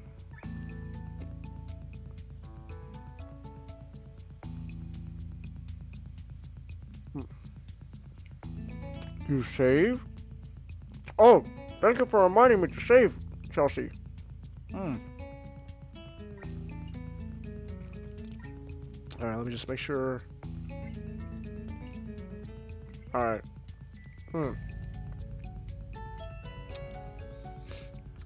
Kenji ridicules me about subjecting myself to the control of— oh my god, Kenji, please, I swear to god. Feminist teachers when I tell them about trying to get to a university. Actually, you know what? On second thought, Kenji might have a point there. No, I'm just kidding. No, actually, no, not really. I've had my fair share of college professors that are like that so far. Oh well.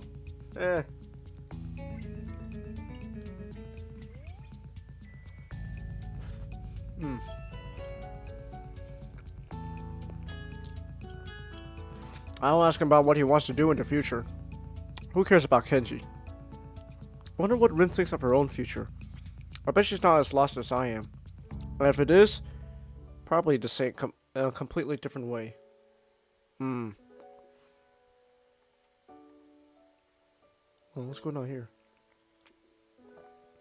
Alright, that's weird. I thought OBS was reacting up for a second. Let me just make sure of something real quick.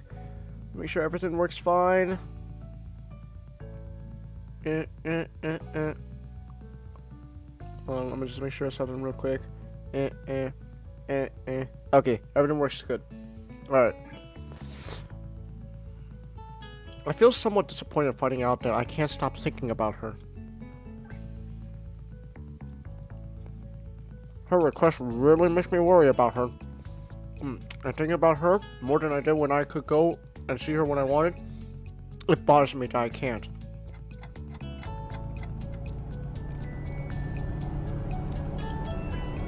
As expected, I eventually crack. Late one afternoon, I get on the bus heading downtown. I try to avoid explaining to myself exactly why I'm doing this, and keep thinking about the other things for the entire duration of the trip. After a 5-minute walk, I'm standing in front of the gallery. Everything okay? Everything should be good, Chelsea. Hopefully. I walk it past the door of the altar. By the last moment, I lose my courage and continue all the way to the next corner, at which point I turn back. Will Rin hate me if I go and see her? I wonder what she's like when she's angry. I've never seen her when she's angry. You don't want to see me when I'm angry. That's my secret, Hisao. I'm always angry.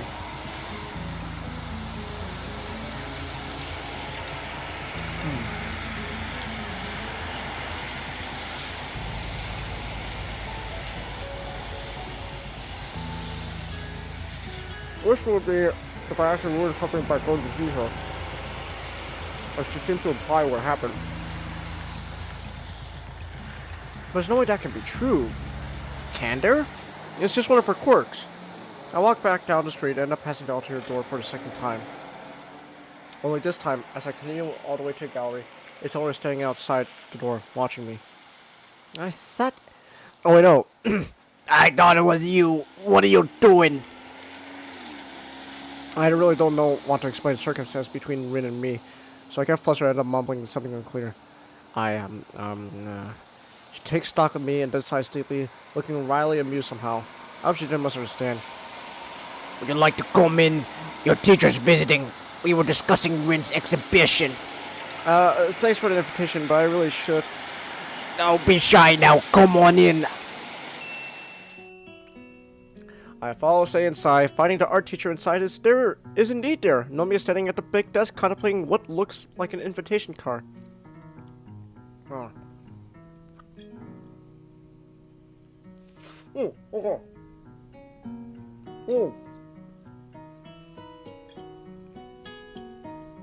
I almost dropped the food. Ooh. Look what the cat dragged in. Ah, the guy! Hello there, my boy!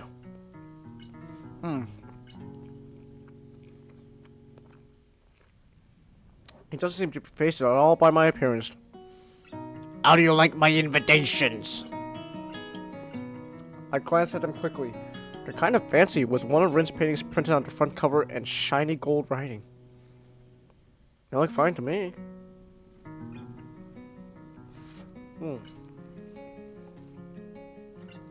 Oh.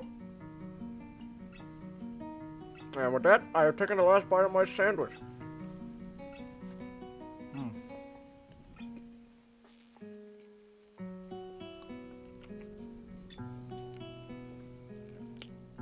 Alright. They're magnificent! I absolutely love the design. And the embossed gold lettering? Fabulous! That was fast? That doesn't seem fast to me. Oh, I guess I was just a little hungry. Maybe that's what was going on, Chelsea. Oh man, I could get a little hungry.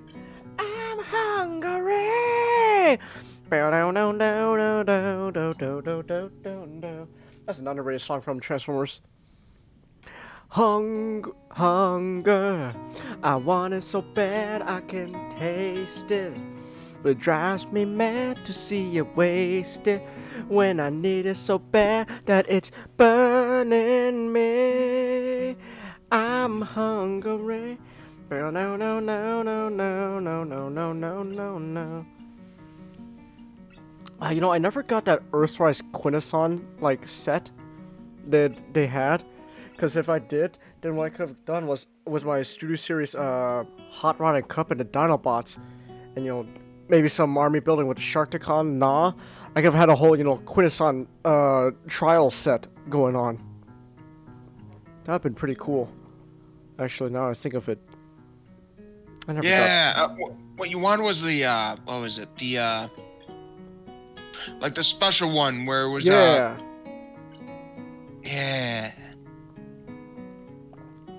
Oh well. Missed opportunity. At least I'm getting all the Dinobots still.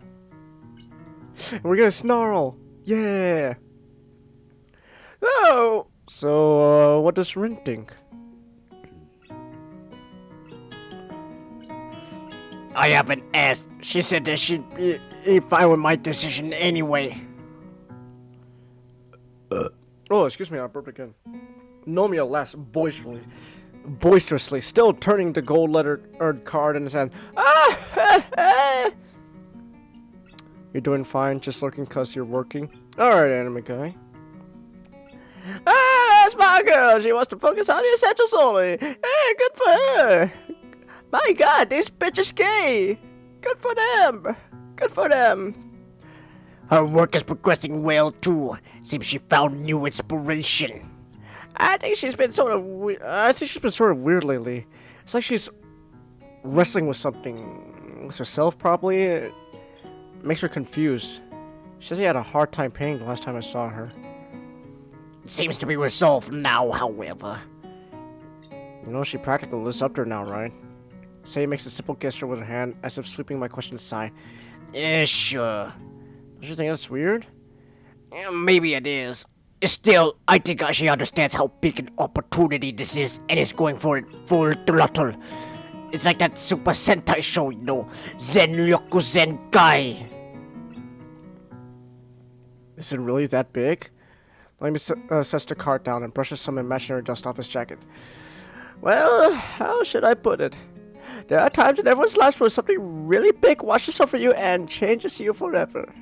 It's like that one time when I was in the boys' bathroom and there was this this wooden spoon and a rubber ducky, and well, let's just say that changed my life forever. Hold on, let me look it up real quick. Actually, what was the Hugh Neutron again? It's like, and that changed my life forever. Of course, that changed my life. Hugh Neutron.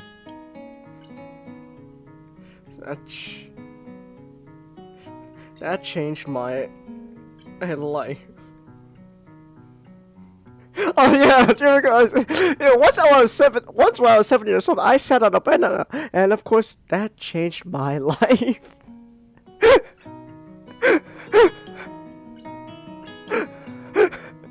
And, you know, something big washes over you and changes you forever.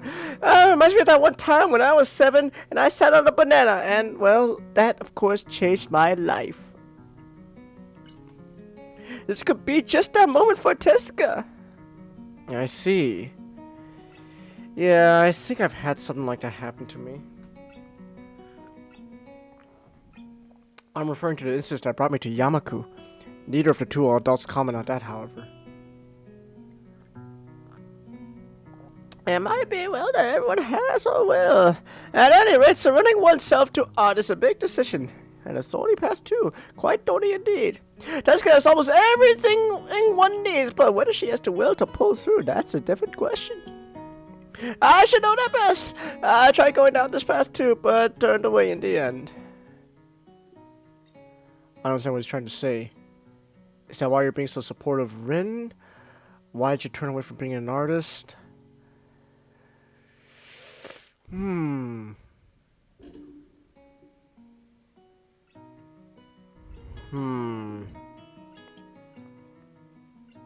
Maybe if we ask why he turned away from being an artist, we'll get maybe that'll be maybe learning his experience, we can understand what's going on with Rin. Yeah. I'm gonna do that. Why did you turn away from being an artist? I want to understand what was like with you, so that we can maybe understand what's going on with Rin. Why did you stop exactly? You've mentioned that before. Oh, that's a long story. Nonia throws a sideways glance at the gallery owner, who has drawn her mouth into a thin straight line. I've had a life-changing experience like that, even though I didn't realize it until later. Did I tell you that Say and I have known each other for a long time? We studied at the same school. It's been... Goodness, how long has it really been? Please don't count the ears, Shinichi. Maybe. Maybe you're right. At any rate, when we were in school, we had this, friend, I should say. We were in the same program, and I think he met Say at some party. I got to know Say through him, in fact. He was a spectacular artist, much like Tezuka. Great talent, at a young age. He easily left the rest of us in the dust. We were good friends, he and I, but there were things that created friction in the friendship. I felt like I was watching him from afar. That's what's going on right now. There we go. See, we chose the right one. We chose the right path. We're understanding. At least sort of. You weren't the only one. Normally a cop's looking breast. Well, at any rate, he Oh! Oh!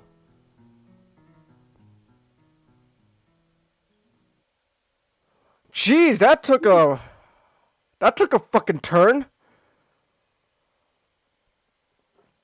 Oh.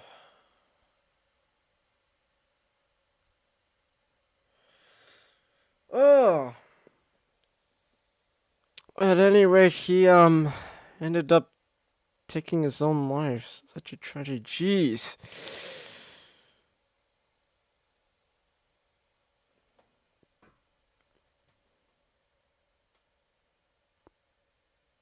Well, that's ooh.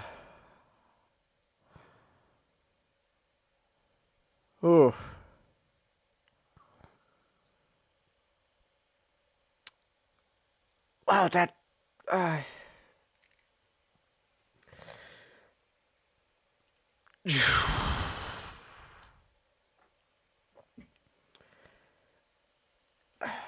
got that took a fucking heavy turn. Jeez.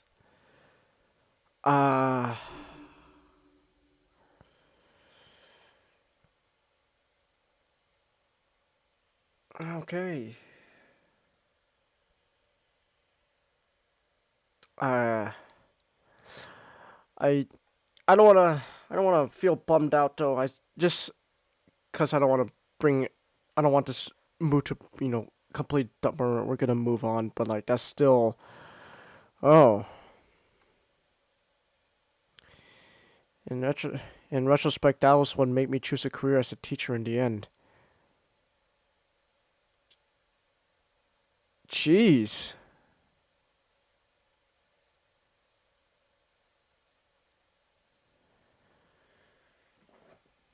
Wow, that jeez.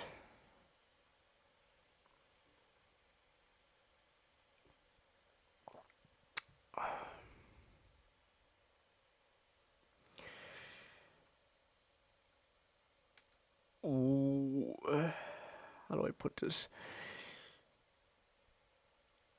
What what exactly are we implying here, game, about Rinden? Are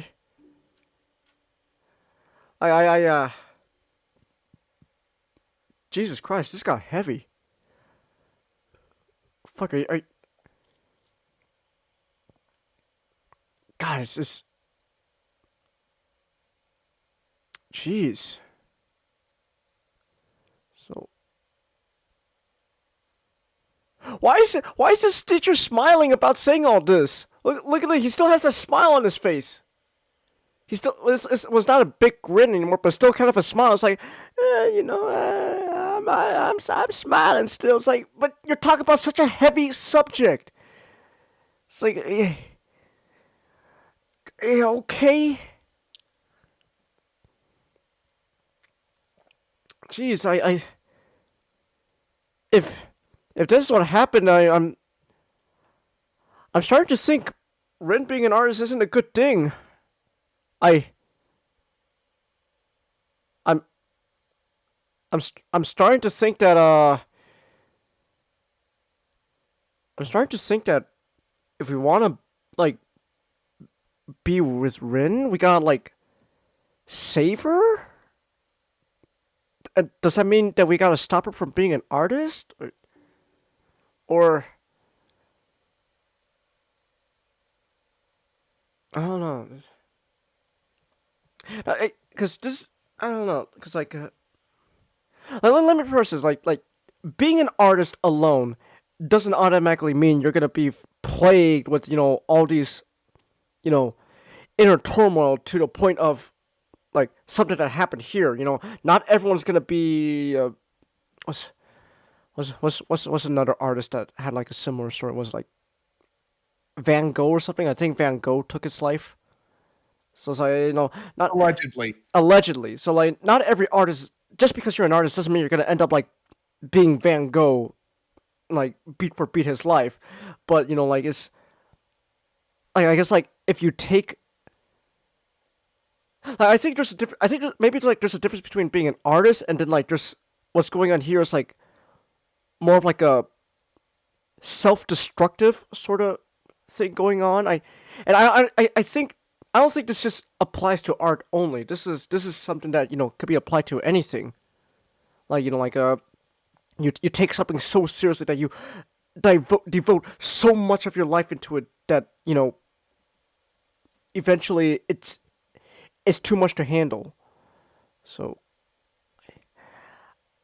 I don't know. So I guess based solely on this, we have to stop Rin from being an artist. Is or at the very least, not stop her from being an artist, but at the very least, we gotta stop her from going on this self-destructive path she's on. Cause oh god, now when she says she wants to destroy herself, I'm fucking, oh my gosh, the context is just completely changed now. It's like, jeez, we gotta. So, I guess that's what's going on. We have to stop her from this self-destructive path. I thought tonight we were gonna get I thought maybe like we get a little spicy, a little spice, but then all of a sudden it just hit us with this heavy stuff, like whoa. And I'm trying not to make light of it because it's a very heavy subject. You can't just make light of a situation like that.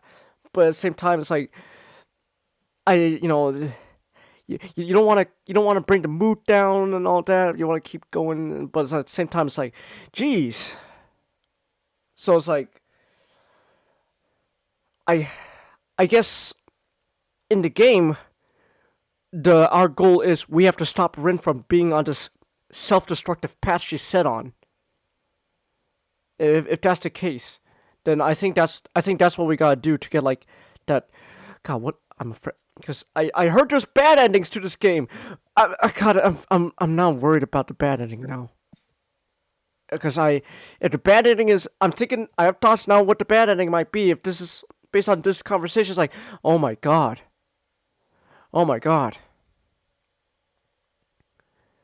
Remember what Fletcher did to Neilman, Shangus? Ah.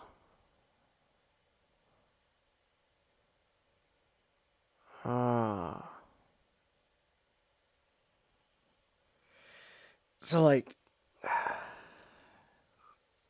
yeah. So I think that's what we gotta do for this game.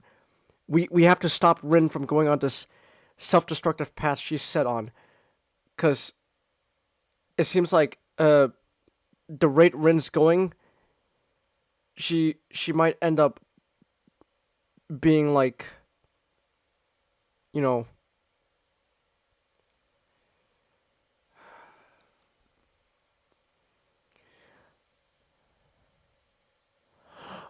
oh my gosh.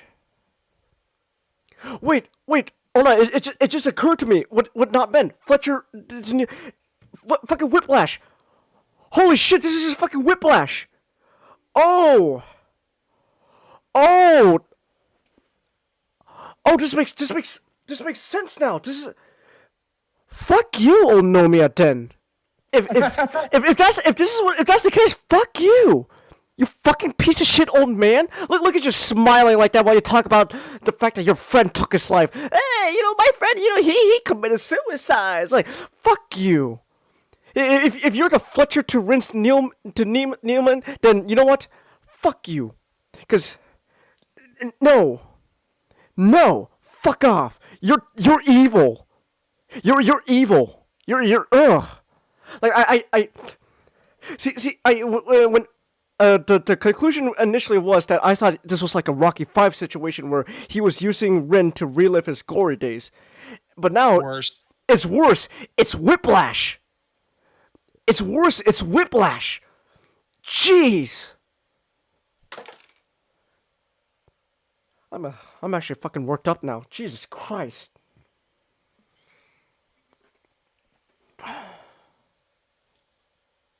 What's Whiplash, Chelsea? A phenomenal film. A phenomenal film, but what happens in the film is apparently what's going on here, and now it's like, oh my gosh, it makes sense now, and I hate this man.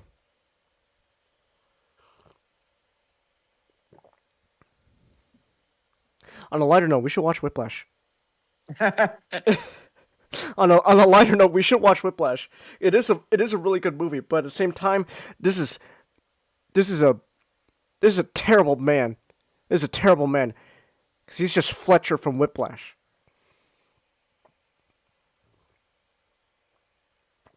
Ugh.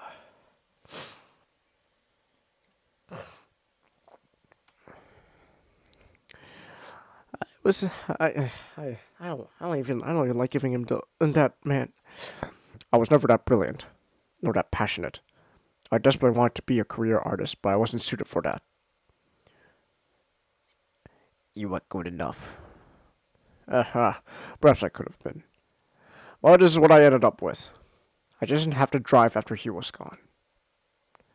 I'm fond of kids and enjoy all forms of art, so it felt rather natural to take this path in my life. But I think all that history with that friend of ours was the key thing, as sad as it was. A turning point, as they say. Say stands up and digs into the jacket of her pocket of her jacket for a cigarette and a lighter. Her hands are shaking. I'm going out for a smoke. Wordlessly, Nomi and I both decide to follow her after a moment. It's already dark outside. Say is standing with her back to us, taking sharp occasional drags on her cigarette. Its weak amber glow illuminates her face, framing her sharp jawline. Maybe it's best if you call it a night. I could give you a lift. No, wait, no. I already decided I don't want to give this fucking piece of shit that kind voice of an old man. Maybe it's best to call it a night. I can give you a lift back to school if you want, Nakai. You're not going anywhere, Shinichi. I need a drink. We're going to that place at the corner. The teacher looks at the old lady, then shrugs at me apologetically. It's no problem. I'll just catch the bus back. I'm headed upstairs to see if Rin will come back to school with me anyway. I think she's been staying overnight here too often lately.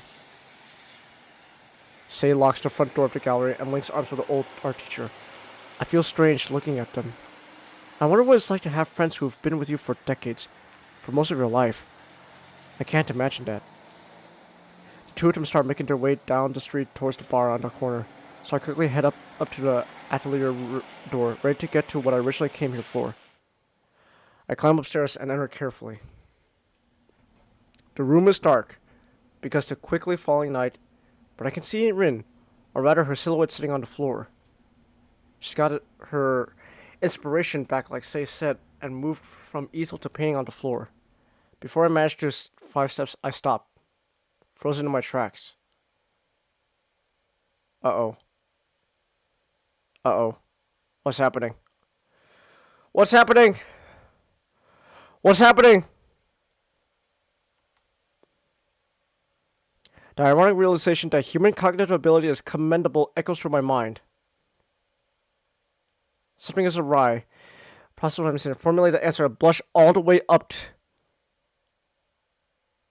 and blush.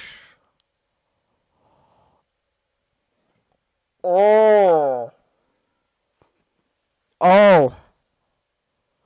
Oh, I think we're getting to spicy territory. What the fuck? What the, you're gonna drop that heavy ass subject on me, and that realization that this is just Whiplash, but with an artist, and then all of a sudden now you're telling me, oh shit, spicy shit's coming up. I think spicy shit's coming up. Oh gosh, hold on, let me bring out the Xeno sensor.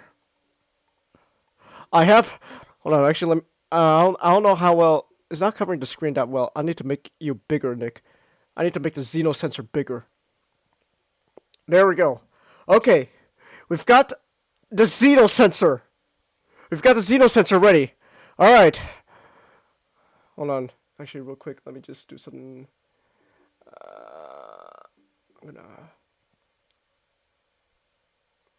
There we go. We still got the comment section up. Okay, we got the Xeno sensor. Okay. Rin is sitting on the floor with her legs under her. Oh my god! Nick, see, Nick! What? No, do not, Kangas. Show me. No, I'm not showing you. Yes, show me. You can show me. I'll read this to you, and you can. No. I need to see it for myself. Okay, one, it's not as bad as it looks. I don't, but I'm still putting up the Xeno sensor. There's nothing, you know, like private parts showing or anything like that. But Show me. Okay, here you go. Here, you get a glimpse, quick glimpse. Get a quick glimpse. Is she using what I think she's using?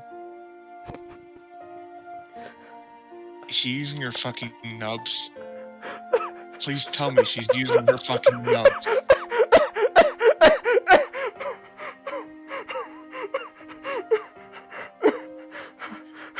Is she using her fucking nubs? Please tell me she's using her fucking nubs. No, see the sleeves, the nubs end there. That's the rest of her sleeve, so it's not long enough. So I think I think she's using her fucking like foot, like the heels of her feet. That's fucking great. Ah, that's fucking great. Like, okay, like it's okay. Like I don't think it's bad enough. Like where oh my gosh. But like I can at least like here, I can at least I'll show the chat what the caption says, and it's like that alone should be so she moves in rhythmical motions back and forth, slowly grinding herself against herself. It's like, oh, it's what is it? What is this? It's like it's fucking Code Geass, the table. The table from Code Geass, Nick. But I guess with herself. That poor table. Oh, that poor table fucking didn't deserve what it happened. Her breathing is so heavy, it's almost visible in the dim light. It's heavy panting of one who doesn't have the option of breathing gracefully. Hold on, you know what? Give me a second. Let me pull something up real quick. It's not inappropriate, but I'm gonna look this up real quick. There's a clip that could best explain this, what's happening.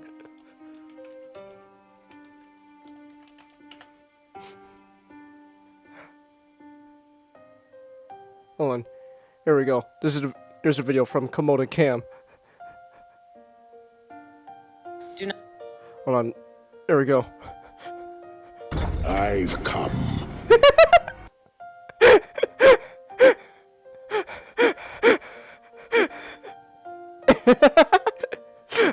Hold on, I'm sure I can. when we see Rin. I've come. I am coming. Let them come.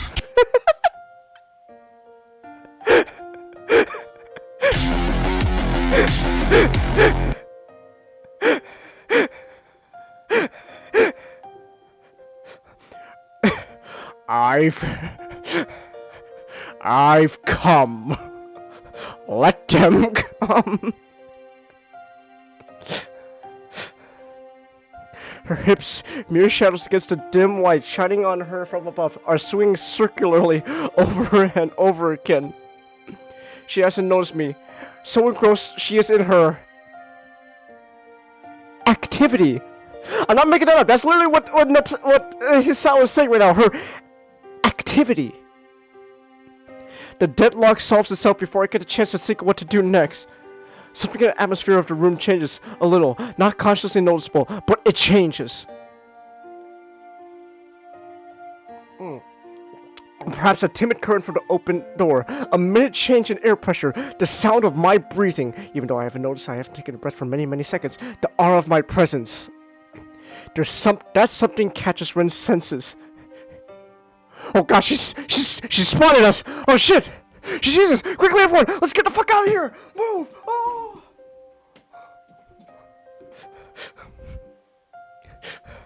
It's. You know what else describes the situation? You know that fucking out of context clip of Charlie Moist Critical saying he's pulling his cock out.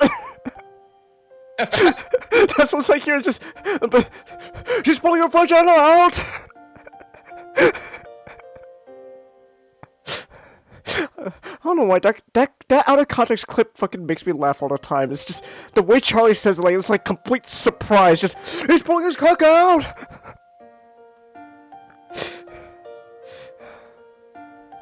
I imagine, not see, the horror on her face like a fawn's eyes staring at the hunter.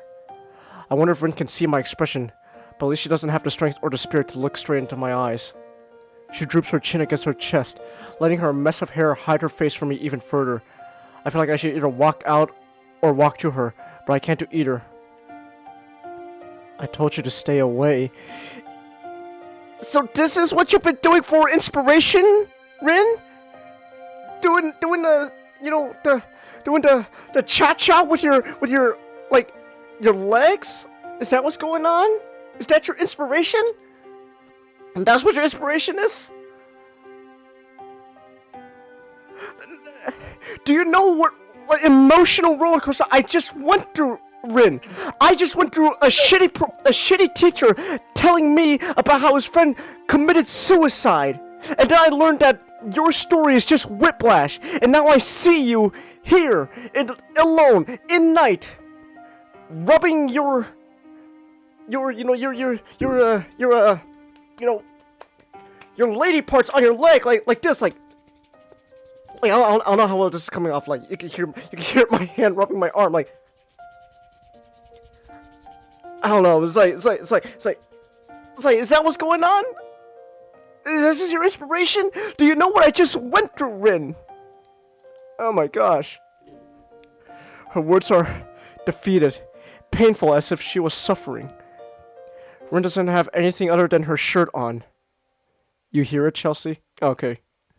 I can see the last wisps of twilight against the pale skin of her thighs and bottom. There is no way I can back off anymore. I lost a chance, so I do the next best thing. I quickly avert my gaze even though Rin doesn't see what I'm looking at. I'm sorry. I didn't think. It's not like that. Her voice is raspy, shivering from held back tears for something else. She is shaking, looking like she's physically in pain. It's not like that. I had no idea. Oh gosh, she's going on a whole rant again. I had no idea what really means to change, but I know. Oh, now you have no idea what I have had to go do and all those things I had to pass through, and I think I forget. I really don't. Just build up inside and grow until they flow out like a flow of everything that has ever been wrong. I can't take it. I can't think of the things I want because there's only so many things I can think of for 6, 7. Doesn't matter. It's never enough. I have to let this out. I have to destroy it, forget it, and nothing else.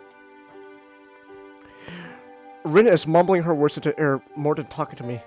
It's the rambling, ranting, raving speech of a lunatic, even and steady in tone, but taking in the form of a never-ending stream of words almost simultaneously spawning between her lips.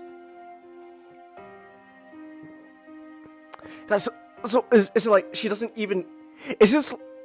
So clearly.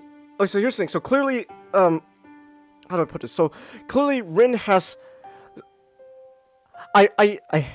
This is me coming from a lack of true understanding of this like subject, but I get the feeling Rin is, you know, some form of like on the spectrum where the thing is she can't understand people.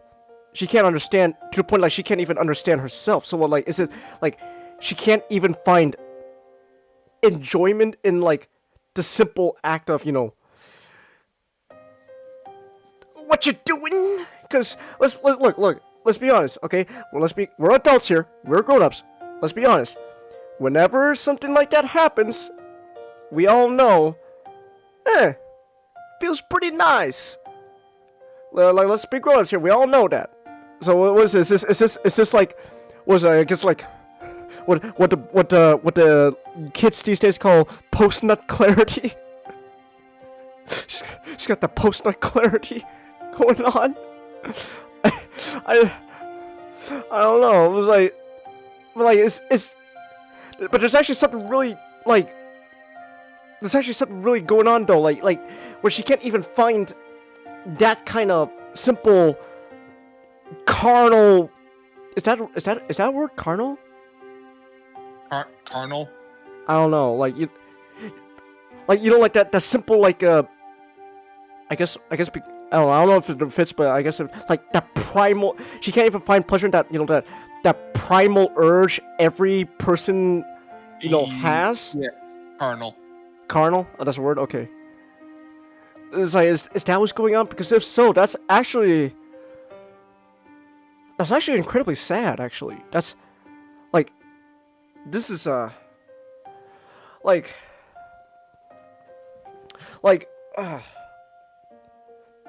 she is, like, I cannot believe that 4chan actually wrote something this fucking good. Right? There's so much complexity going on with her character right here. And you remember, oh yeah, this was made by a bunch of fucking people on 4chan.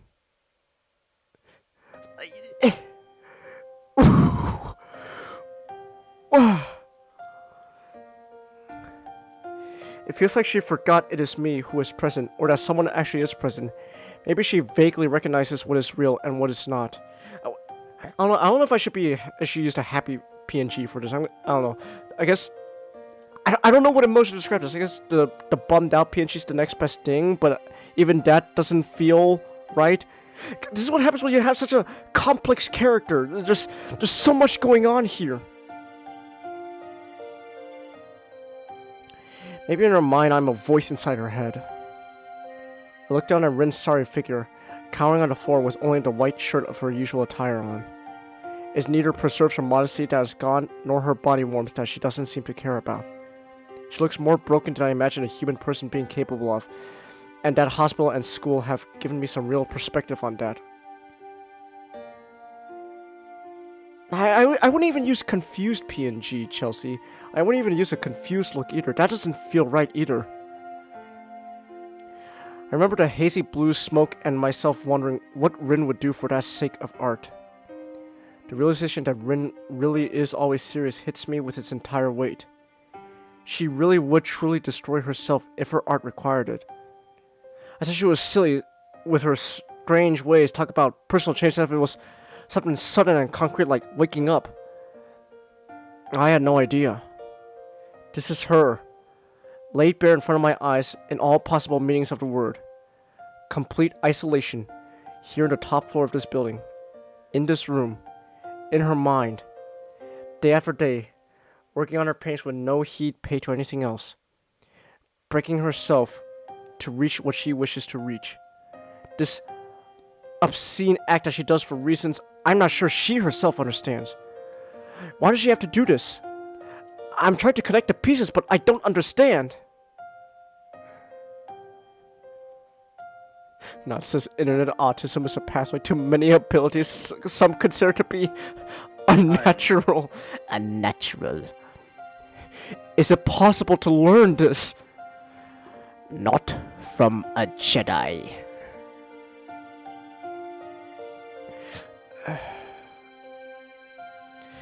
I feel sad, scared, excited, disgusted, worried, and a number of emotions I can't remember the name of.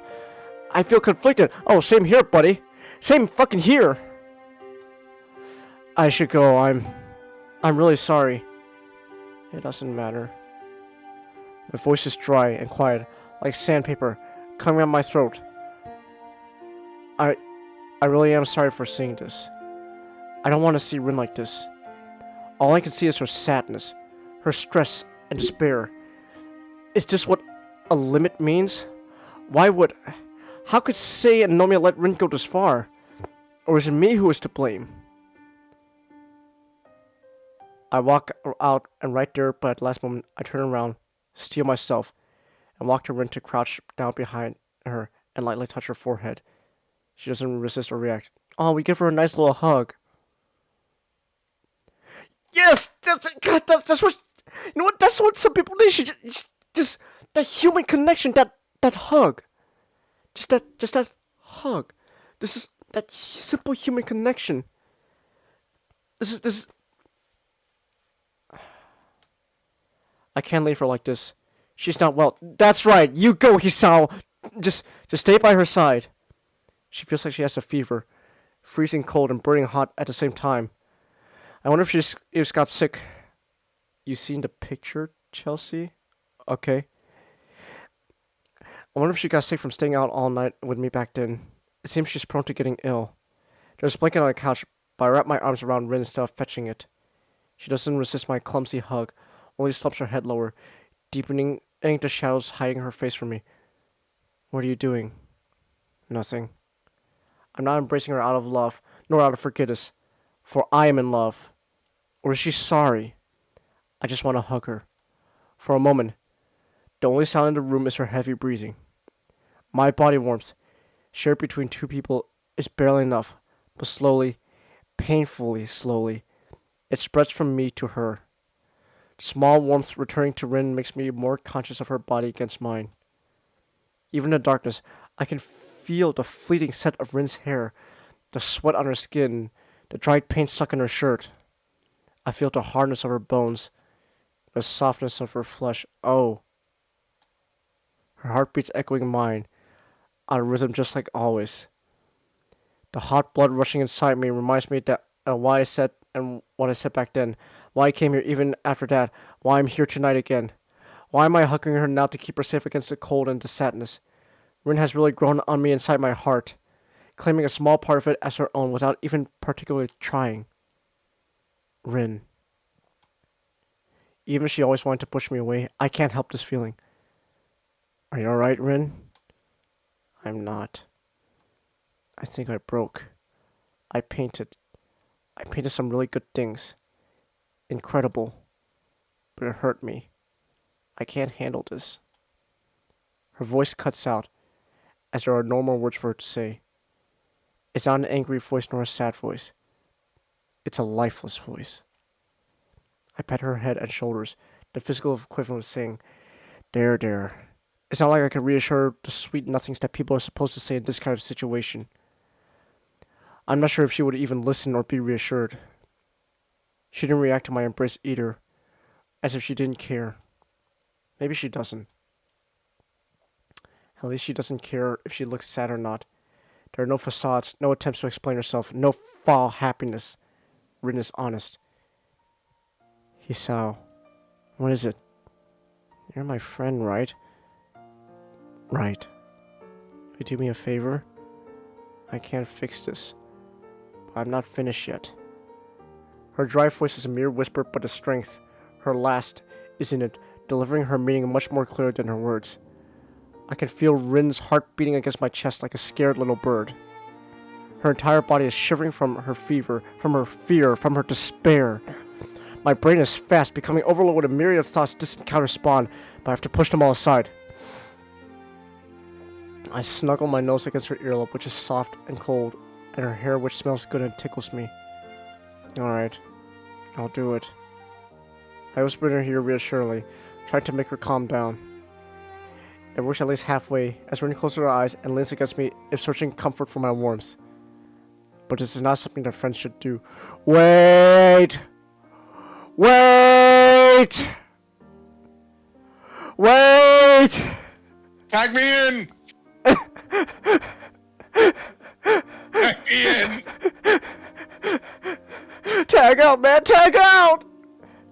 I'm a Barbie girl, living in a Barbie world. I'll be right back. Okay. We can't be friends anymore. It's fine. Don't worry about it. Just relax. Even though I said that, I'm on the verge of breaking myself. If I wasn't so nervous, I would laugh at my own nervousness.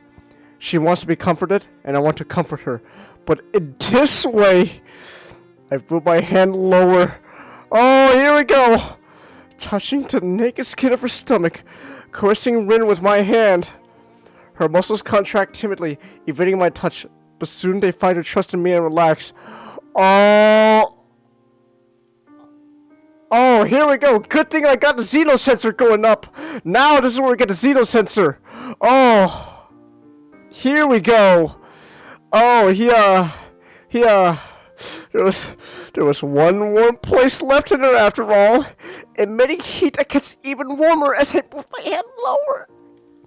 Okay, here we go. I touch her carefully from down. Oh my god, there's fucking droplets. Jeez.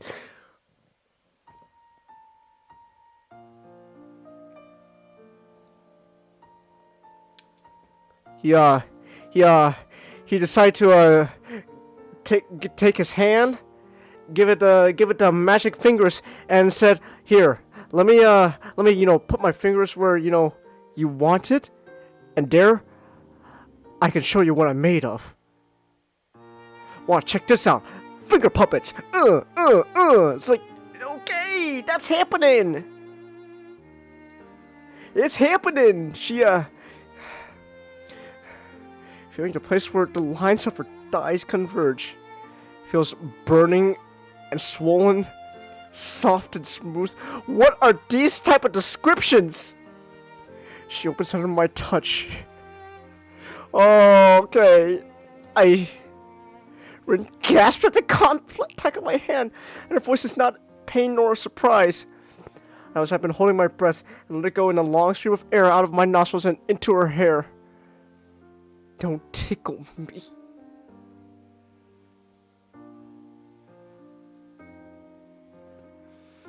Sorry. Don't stop either. It's not the act of coitus, but it is the act of what people would consider the play of the four.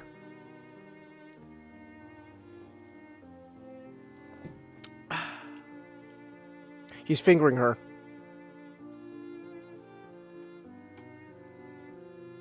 Sorry. I don't really know what I'm doing. I'm just faking it. It's okay. I don't know what I'm doing either. Oh, you enter more! Okay! First slowly, then faster. Oh my gosh! Listen to the subtle signs Rin's body gives. Hoping she can guide me as I can't see what I'm doing. Should I keep reading?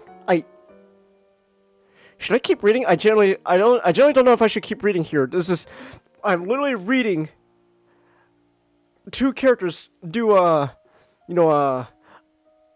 an act of the bow chicka bow bow. Read. Of course you want me to continue reading, Chelsea. You are. You know what this is? There's a button for this situation. There's a button that describes the situation. That just describes everything going on. Horny! Horny! Thank you, Jobby.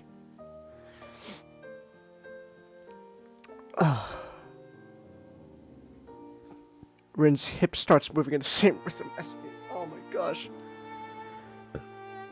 Describe it because we can't look at the screen. Chelsea, oh shit, I spilled tea! Oh fuck! Oh jeez! Ah, hold on. Ah shit. Ah, hold on. Actually, wait. Hold on. Hold on. Ah shit, I spilled tea. Fuck.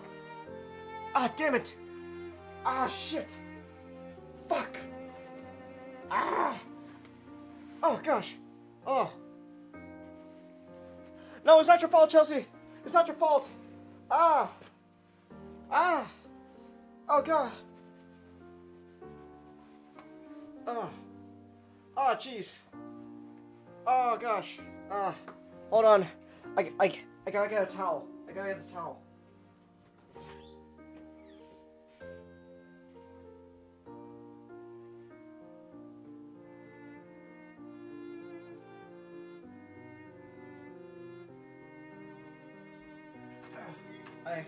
I got paper towels. Ah, shit. Gosh. Gosh. Oh my gosh. Okay. Hey, come here. It's on my glasses case. Damn it.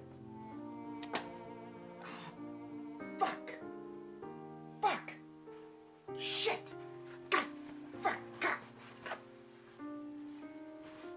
Yeah. Gosh. Take these gloves out. Take these gloves out. There. Alright, shove this in. Ah! I bumped something. Ah.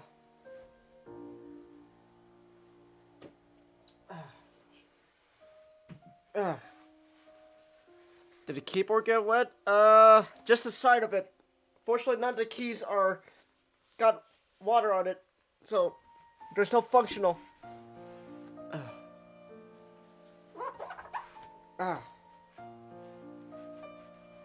Shit. Shit.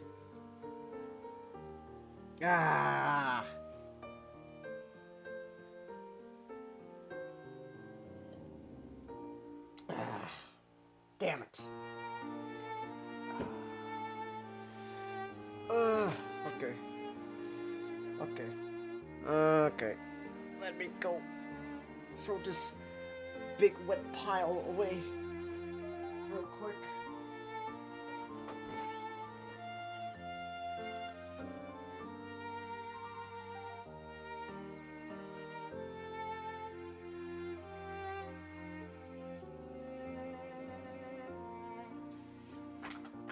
Where's that paper towel? Where's that paper towel? Come here. Come here, you. Okay. Okay. Alright. Okay. Come on. Come on. Shit. Well, I gotta drag this out. I'm not gonna go in here.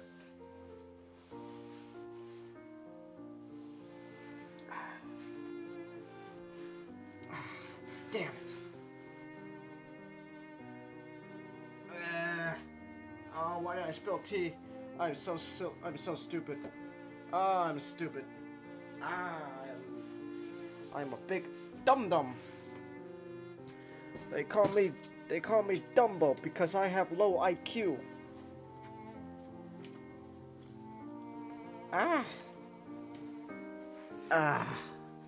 Damn it. Gosh.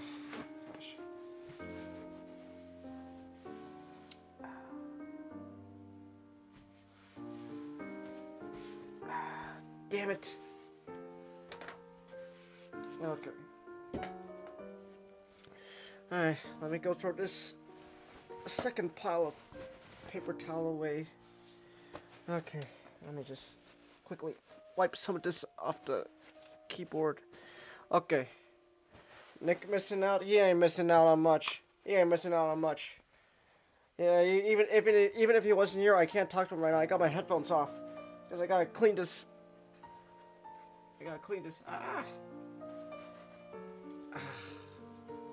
Damn it. Okay. Wait a second.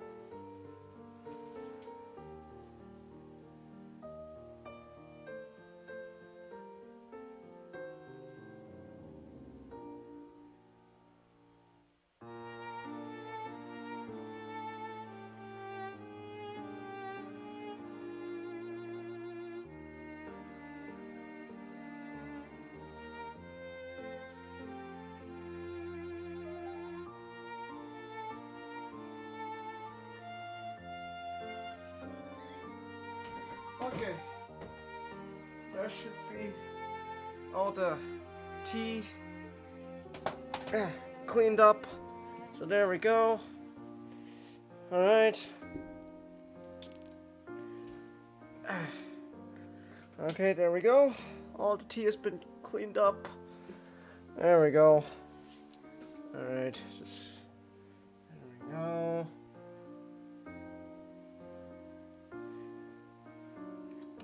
Fuck, there's still kind of residual wetness.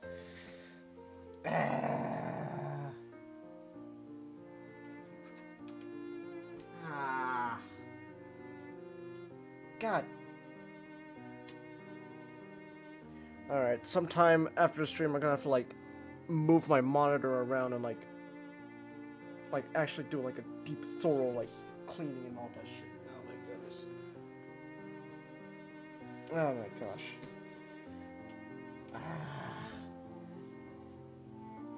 Damn it. Oh well. Whatever. I'll have to do. Did I cut my finger? No, I didn't cut my finger. Just, I bumped it on something, that's why it hurts. Okay. Okay. Anyways, where were we? Where did I leave off of? Oh yeah, I was reading smut. Oh, why do I do this to myself? Alright. She turns her head, looking at me from the corner of her eye. I wonder what she sees, but what I see in her almost scares me. The passion in her eyes looks like nothing I've ever seen. Her dark eyes like two black stones against the moonlit skin of her cheek. I kiss her gently on the cheek, right above the bone. My lips are coarse and dry. Put some chapstick on that shit. My right hand moves upward on its own accord, under the white cotton of her shirt. Oh, okay. Oh, now we're okay. So now we're beyond just down there. We're moving upwards as well.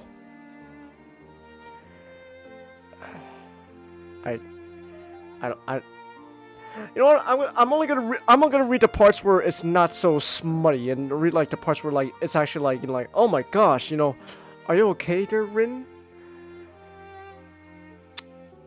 Okay, here it's not too bad, but it's, you know, it's like I can feel her heart burning through her shirt against my chest. Oh, actually, okay. I'm not gonna read the whole thing, but actually this is what I was trying to talk about earlier when I was trying to describe Rin, primitive instinct. Thank you, Hisao. Actually, that's a good word to describe what I was talking about. Primitive instincts. Ooga booga. Ooga booga. All these feelings unravel into their basic components. Her softness. Her wetness. It's that song, Soft and Wet. Soft, you know, what's that? Who made that song again? Soft and Wet? I think it was Prince. You know, Soft and Wet. Lyrics. Yeah, it's Prince. It's soft and wet. You know, or if you're you know, if you're one of those weebs, you could think of Soft and Wet from Shoujo, Bizarre of the Adventurers. So there is that. Soft and wet. Her sadness are the only things I think. The only things I can think. That's sad. Oh, she's moaning. Okay. I push Rin over the edge. Her entire body contracts in a paralyzing spasm. Oh my goodness. Alright, I'm back. Did we get an up job? Huh? No, but we did give her a job instead. Ah. With our fingers. And I spilled tea all over my desk, so I had to clean that up.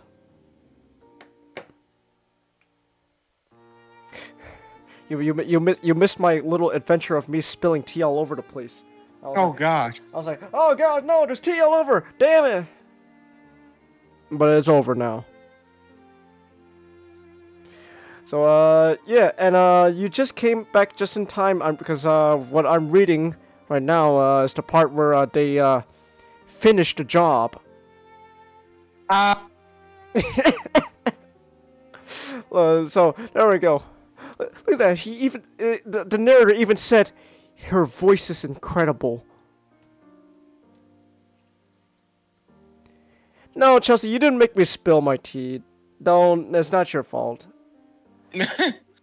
I never thought it could be so violent, so absolute for a girl. Violent. Violent.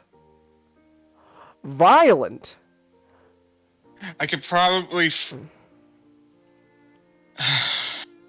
I could probably guess what that could how that could be interpreted. But well, first of all, we're on Twitch, Oh.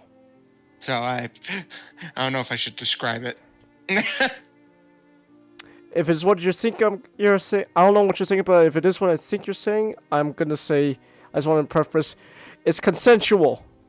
Well, yeah, but like what I'm saying is, she's orgasming so hard that she's basically just thrashing. Oh. Okay. Whoa, okay.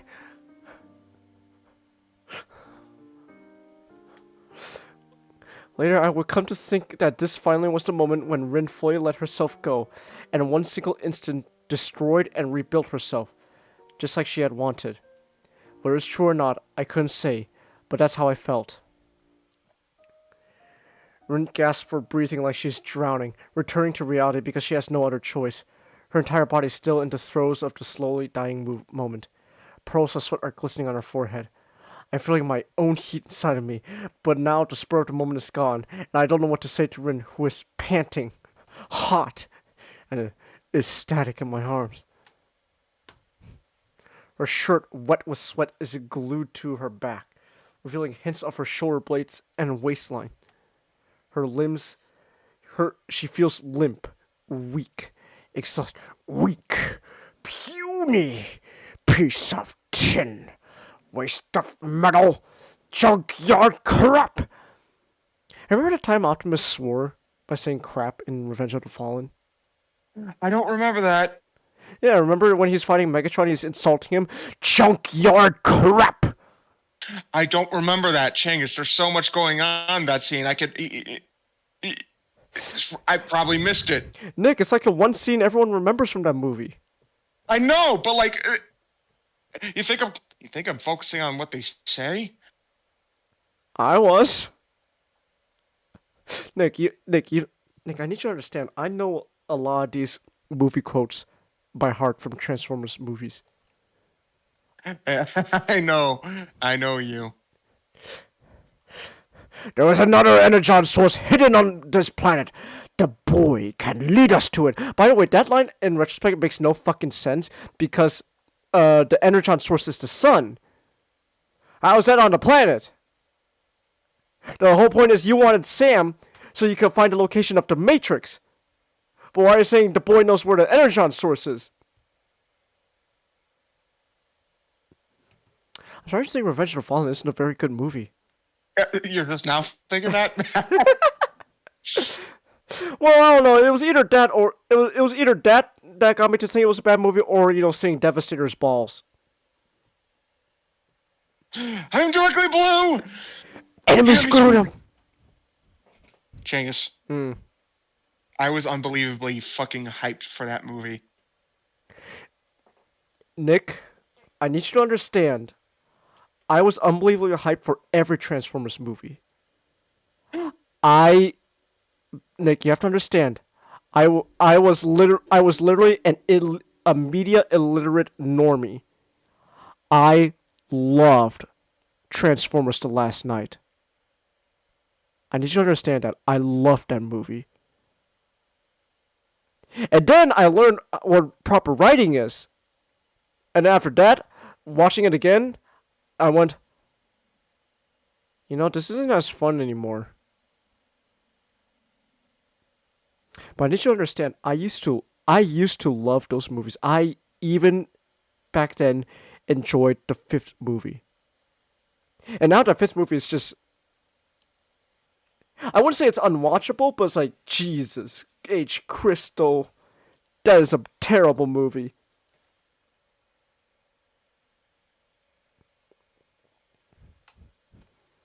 Anyways, I was reading a visual novel about how a girl with no arms just got a job done to her, so I reach out for the blanket and wrap it around her and me. Rin doesn't resist me. You want to know? Okay, so I was hyped for Revenge of the Fallen. I was unbelievably hyped for Dark of the Moon. Yeah, but Dark of the Moon is actually not that bad. I know, on retrospect, yeah, now, yeah, but like I was unbelievably hyped, like Changus. You know how they were gonna do like those 3D like they were selling like, those masks with the 3D glasses. Yeah, you wanted to get those? Me and my dad were planning on getting them like on opening day just to go it. And then I learned, oh wow, we can actually see it tonight. Like this was right before I was getting a haircut, and it was gonna be tomorrow. Was gonna be what I consider probably the best day of my life. And I was gonna be like, whoa, oh wait, we can see it tonight. Can we go? Can we stop like Walmart or something and get those glasses? It's either we get the glasses tomorrow and go see it tomorrow, or we could go not get glasses and see it tonight. I saw it tonight. How was the experience? Okay, so I was unbelievably hyped. Like I even saw a guy dressed like fucking Bumblebee coming in. Like he was wearing like the full like he was wearing cardboard and everything. It was awesome. Genghis. This was the first movie where I went, huh. Not Revenge of the Fallen, Dark of the Moon. Not. It was Dark of the Moon that made me go, huh. Because it was the opposite for me. Well, then again, I was fucking stupid back then. Each movie to me, in my mind, got better.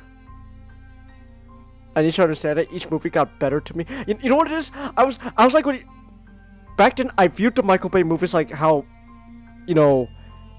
Snyder. Okay, I want to say Snyder fans, more like Snyder cultists.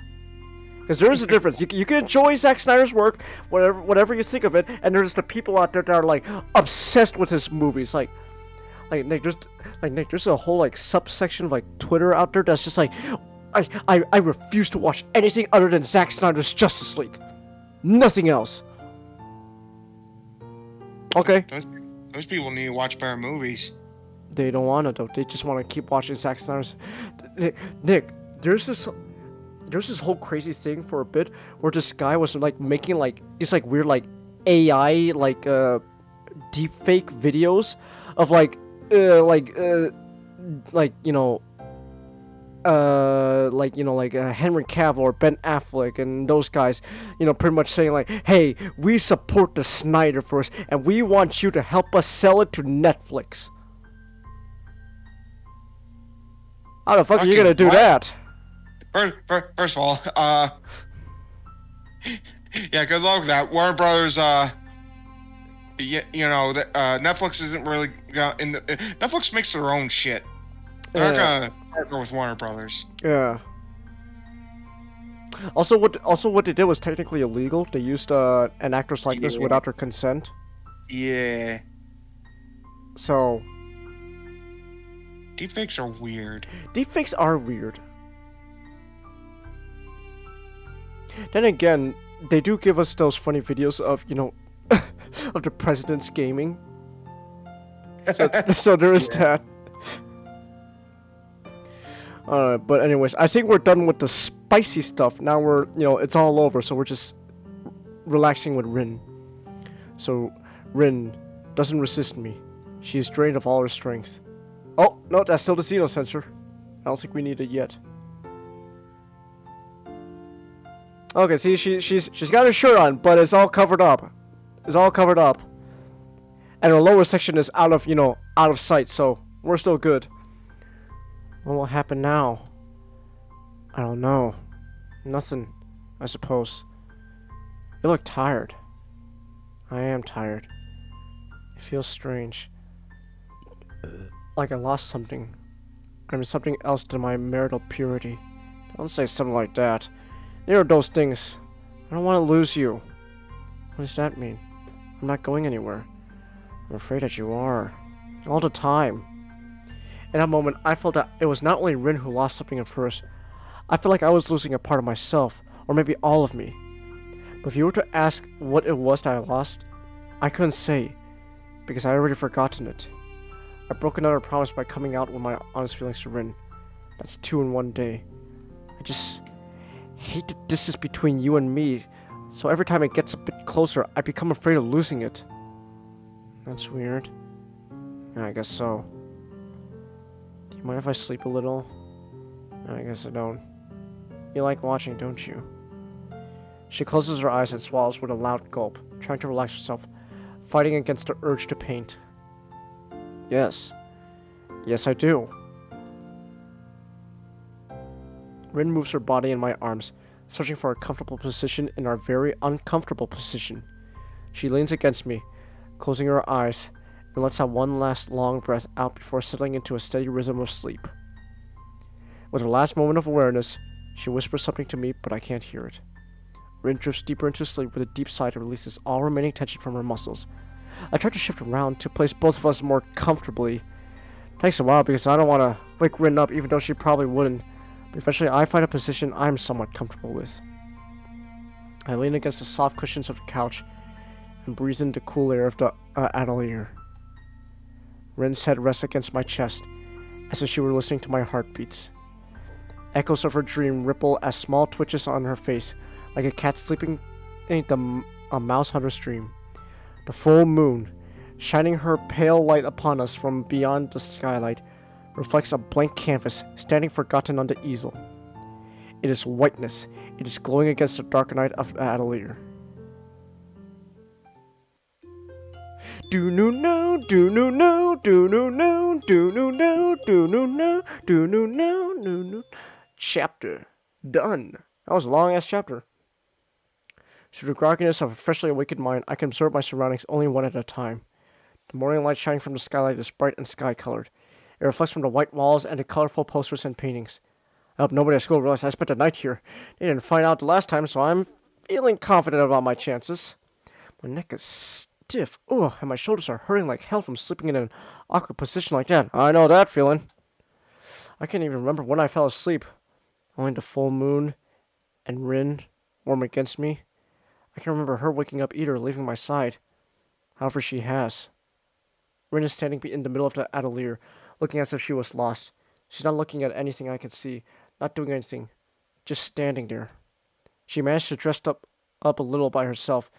A strange thing. I thought at least a little would have been impossible without hands. I get up and walk to her, patting her on the shoulder to get her attention. Hey. She flinches at the contact. I've never seen Rin flinch. She looks a bit panicky, a bit anxious, a bit defensive, as if she were a completely different person last night. Perhaps she was. My heart drops straight down to my stomach, full of liquid nitrogen. How about I pump you full of liquid nitrogen? I'm sort of sorry. Am I sorry? It wasn't very tactful of me, last night. But isn't that the sort of thing you want? Because you like me? So blunt. I'm completely baffled by Rin's approach to this. No, even if it was, I think I prefer for things to go properly. Rin cocks her head, look like she has no idea what I'm talking about. She still has this guarded feel about her, but nothing belays any real emotion. So you don't want to do that sort of thing? I didn't say that. So you do? I didn't say that either. Listen, it doesn't matter. I just don't think it was the best thing I could have done in the situation, and I tried to apologize. I wonder for whose benefit I'm trying to come clear with these feelings. I don't even know why I'm feeling so terribly guilty. Maybe I don't think it was a very good idea either. Probably. It's like you said, we're not like that. We're friends. It was a bad idea. Maybe you should forget about it, and I will too. I'm really good at forgetting things, so it should be alright with me. I can't do that. Why? Because I like you, that's why. I told you that you shouldn't talk about that. I don't agree. Besides, you brought it upon yourself. I hold my hand up and pinch the bridge of my nose in frustration. I have no idea how to get Rin to understand. I hate that Rin can't clearly tell what she feels about anything. I hate that she's sending these confusing signals as if she's expecting me to read her mind. Do you hate me? She actually thinks about this for some time. I don't hate anything. I don't think I'm a hateful person. Then what am I to you? Help me understand. I try to sound as reasonable as I can, but I don't know if it will help. Rationally thinking, this is the only way I get to her to understand my point of view. Problem is, rationality was never a thing for Rin. It doesn't restrict her like it restricts me. It's not her driving force. It doesn't make her behave like a normal person. I can't. The same answer. I feel so powerless. I feel frustrated. Why? I don't think you understand, and I'm not sure if I do. Okay, Changus, Ah, I need to understand. I need to understand. Otherwise, you get the bad ending. Are you sure? Yes. Huh.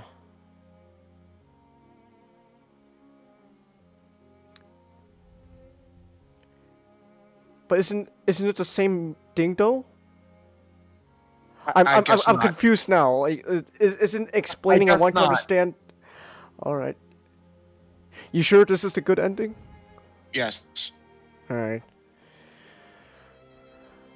I need to understand why. I'm not going to give up, you know. Rin's shoulders slump and she frowns. I know. I do want to be there for you, but I can't do that unless I know how. Just let me do things the way I want. That's all. But fine. I don't care. You want to change? You want to destroy yourself? You want this exhibition more than anything, right? Yes. Okay. Then do it. She doesn't respond or even show acknowledgement of us understanding. I'm grinding my teeth together, frustrated beyond anything I thought possible. I want to grasp her shoulder, shake her until she comes to her senses. Are you sure this is a bad ending? Because he literally just said, okay, fine. Changus, Destroy I'm yourself. sure. Okay. Okay, because I was like, well, fine, go fucking destroy yourself. It's like, we just went through this whole ordeal, Hisao, where we don't want her to destroy herself. We don't want that to happen. Unless this is a case where he just, he's just waiting for things to go bad and then goes, hey, I told you. Which in that case, I don't know. I don't know. Now I'm confused. Now you're just like Tisao. Oh my god. Alright. I look at her, and in that moment, I know that crystal clear certainty that there is nothing I can do for Rin. None of the words I know would reach her. But still, I think that for whatever reason, you think it's important that you go this way all the way to the end. Even if it's not healthy for you on many different levels. But I'll have nothing to do with it. I can't accept being treated like this and not understanding the reasons for it. I'm finished here. The full weight of what I said sinks into the silence and distance between us. Rin doesn't show any reaction, nor even blinks her eyes. She just stares at or through me quietly. That's fine. Her voice is perfectly calm, and motionless like an announcement that the 7:30 train will be 7 minutes late. With those words, Rin made her choice, and I made mine. If either of us secretly wanted to change our mind, it's too late for that. I take a hard, long look at Rin, hoping that conveys my feelings. Without knowing whether it does or not, I leave the Adelaide for the last time, feeling empty and anxious, like so many times before. This doesn't feel like the good ending! I'm just fucking leaving her! It's not the good ending. It's the path to the good ending. Okay.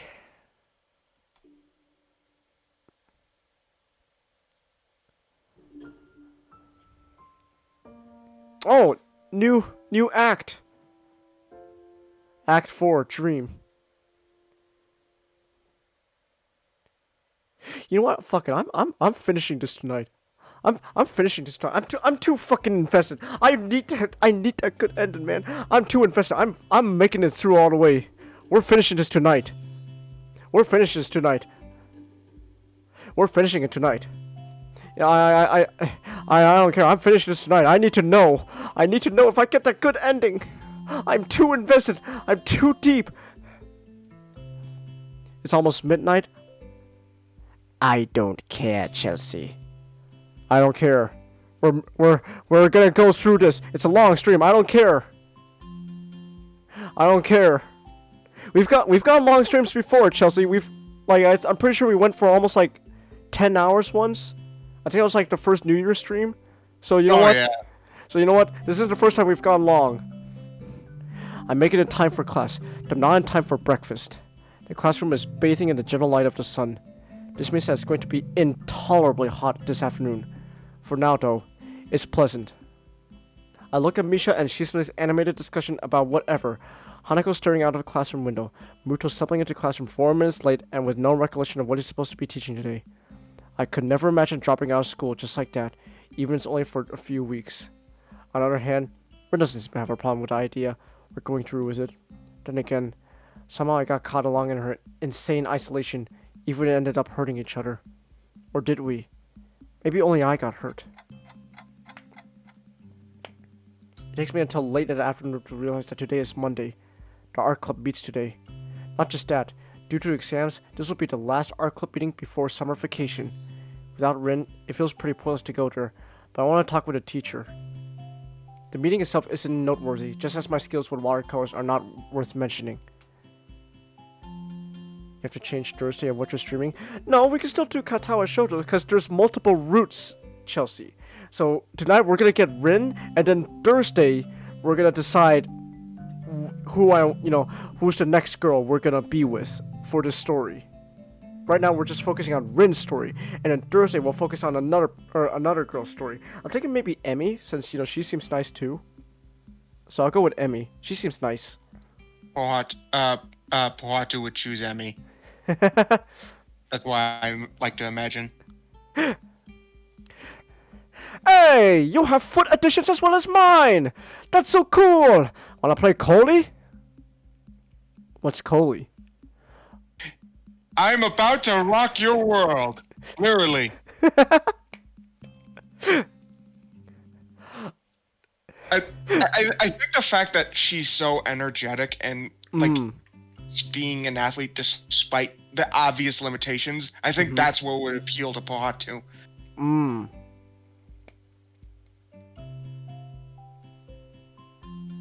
Quick question before we move on. Do you think Pohatu is better at regular Coley, like kicking the ball like soccer, or the stick Coley that I definitely imagine not to say he's bad at stick Coley, but he kicking Coley is definitely his route. Okay. Does Pohatu have like a like those like really hardcore like sports fans, like they got the jersey on, they got like the gloves and like the hats? Does he do that for Huki? For Huki, just okay, let's go! Oh yeah.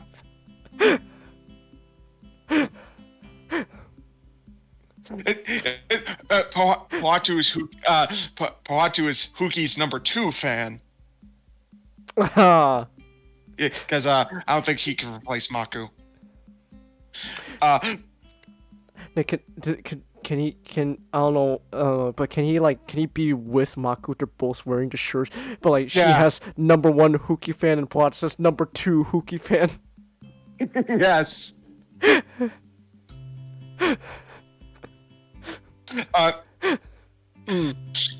Pohatu is as much of a fan of Huki as Huki's a fan of Pohatu.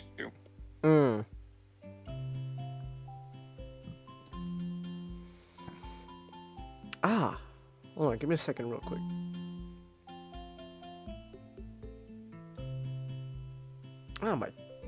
It feels like this weird I don't know how to describe this. I want to say pain, just like this weird sensation in my chest. Hold on, give me a second. What is going on here? Give me a second. I'm gonna get some tea, actually. I'm gonna actually get some tea. This time I won't spill it, but I'm gonna get some tea. I don't know. The closest thing is just a potty thing again, so I'm gonna get some tea. And I know I'm not muting myself, so I could just come back in.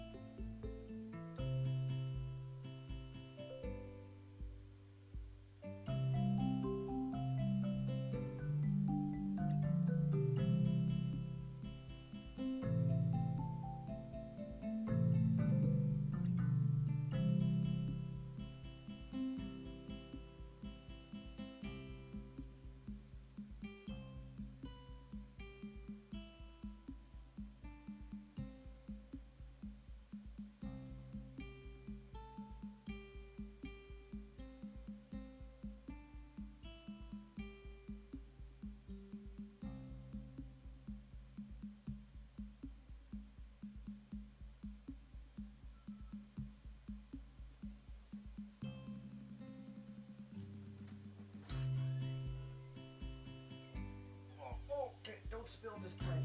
Don't spill this time, you bastard.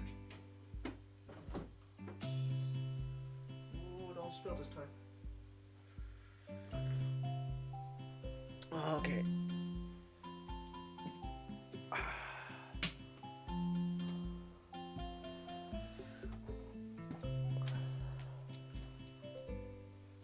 Okay, I'm back. Hey. Hey.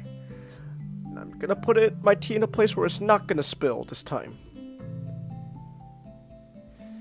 It's raining again? God damn it. I don't like rain. I am not a rain person. It's been raining like since Saturday? So it's like, I don't know, I'm just not a rain person. 3 days of rain in a row? No thank you. No So thank you. it was raining last night where I was. Hmm.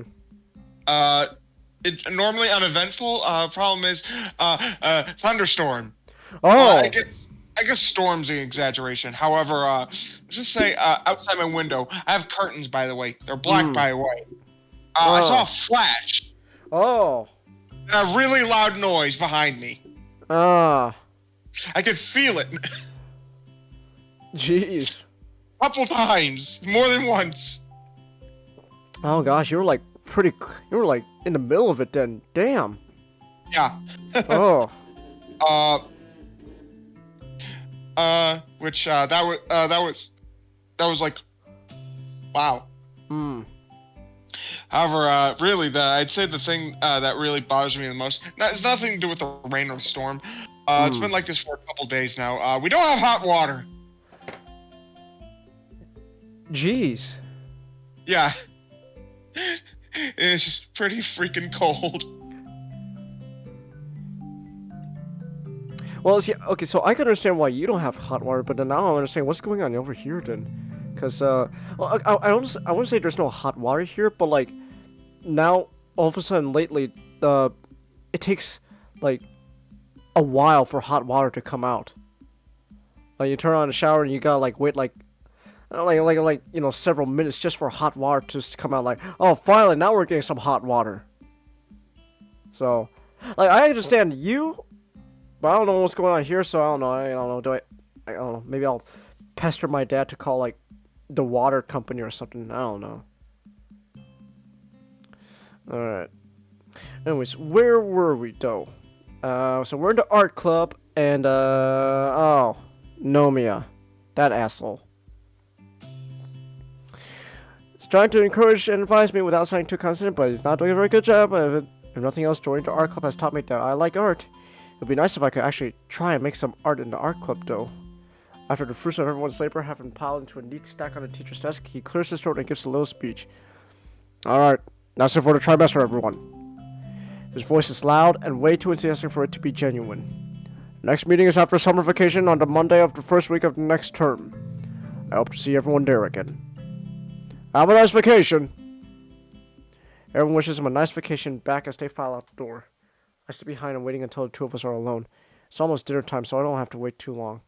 Nomiya's looking through the paintings, some of which are actually pretty nice.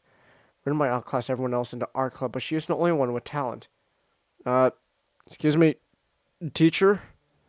Oh, what is it, that guy? He raises his eyebrow questioningly, smiling widely. It's about Rin. Oh? Something wrong with Tezuka? No, but... I hesitate for a split second. I'm not sure how to say what I want to say, giving Nomiya enough time to start blabbering by himself. I saw her a few days ago when I was passing out to Say's gallery. She says she get one or two more paintings done for the exhibition. I was quite pleased. She's surprisingly a hard worker. I always thought she was a bit of a lazy, doing what she wants instead of the assignments. He seems to notice my anxiety and realize he is digressing, shutting up before finishing the thought. But you should add something to talk about. What is it? I don't know, she feels detached from everything, as if she can't think of anything but the exhibition. Well, isn't that good? She's focused on her painting, as she should be. Yeah, but this is different. It's like she's obsessed. I want to see her, and have you been bothering her? He cuts in before I finish what I'm meant to say. Is it looking quite irritated? No, I don't think so. Yeah, there you go. He's showing his true colors, you piece of shit. I'm just concerned because she stopped coming to school completely. She feels strange too. Stranger than usual, at the very least. Oh, humbug. There's much more important for her than some lousy math class or physics or whatever. This is exactly why this school is so flexible, to give every student a chance to fulfill themselves. This girl's a painter, and so she should paint, no? And have an exhibition. That's what artists do. She should be allowed to concentrate on that, not those other frivolous classes. She should be encouraged. If you think about it, it's really quite obvious. His counter-arguments are not very convincing, but I'm having a very hard time trying to make any kind of rebuttal. My grudging silence is interrupted as assent, and Omeo turns to shuffle the stack of turned-in assignments on his desk like a deck of cards. I have to say, while we're talking about Tessica's exhibition, I'm very excited to see how it turns out. She's still so young, yet has such wonderful skill and style. He's talking to the air to relax the mood, and that got a bit too negative. I take it you will be attending? Yeah, I guess so. Well, we'll meet there next. I take it as my cue to leave, and I do, although I'm not happy about it. My message didn't get through, to say the least.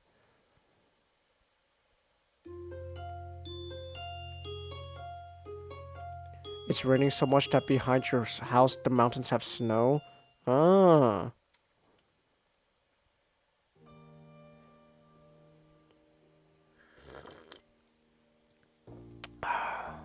The day after that, all the missed opportunities and things I should have said come crashing down on me. There's nothing left to do afterward but brood. Second day. I began to feel anxious. I start doubting my doubt, and it feels stupid, especially since I still can't think about anything else than Rin. Third day. Japanese exam and world history exam. Great. The thing I hate most about her is that she can make me feel this awful even though I should be focusing on entirely different stuff right now. Fourth day. Math exam. We have a math exam. It goes how it goes. I don't care. Fuck exams. Fifth day. Nomiya asks me again if I will attend the exhibition opening. I can't say no to him even though I seriously want to. I just don't want to discuss with him anything Rin related, so it's better to just take the path of least resistance. Oh! On the sixth day, the day after the exhibition opening, I find Rin standing in the hallway in front of my room when I return to the dorms after dinner.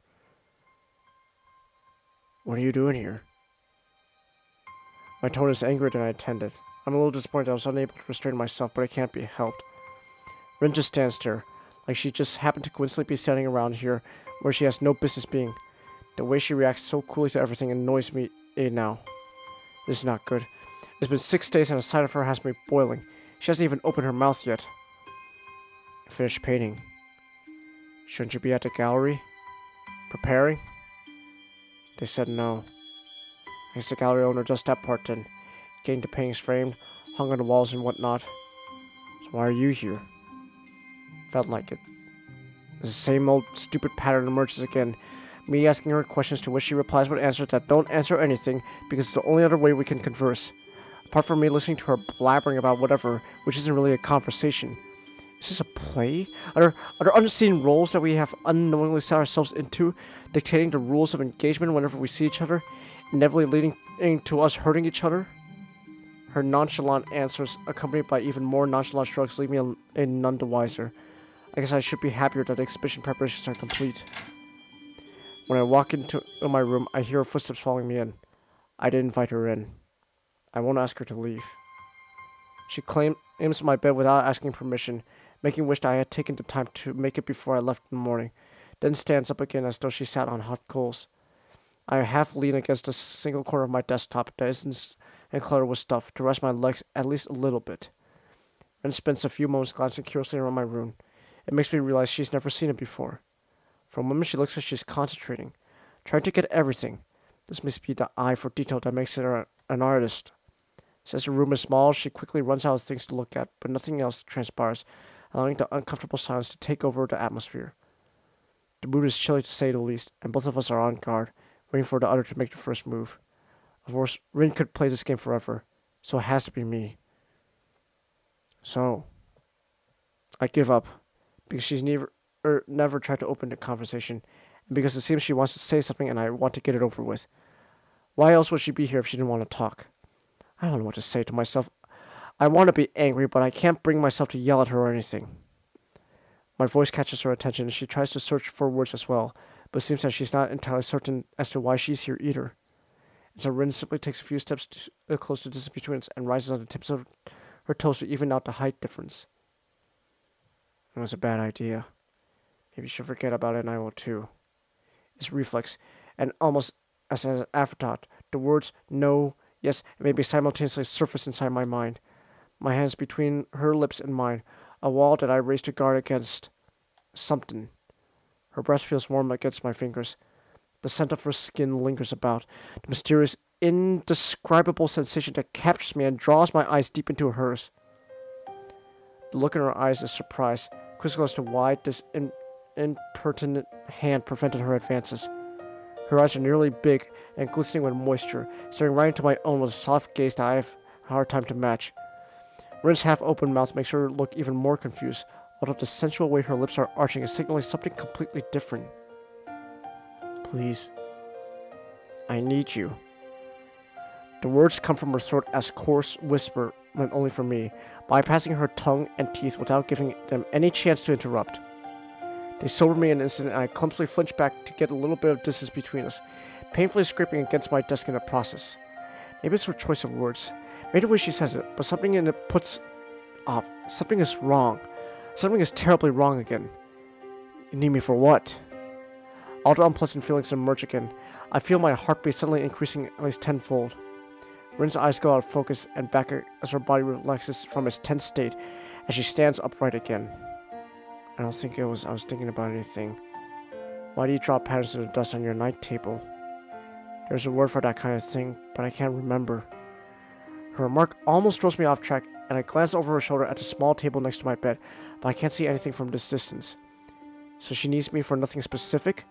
Just happened to come by because she thought I'd be glad to see her after she shut me out? No complaints accepted for a week? Completely altruistic motives? Felt like it? Bullshit. I can answer myself.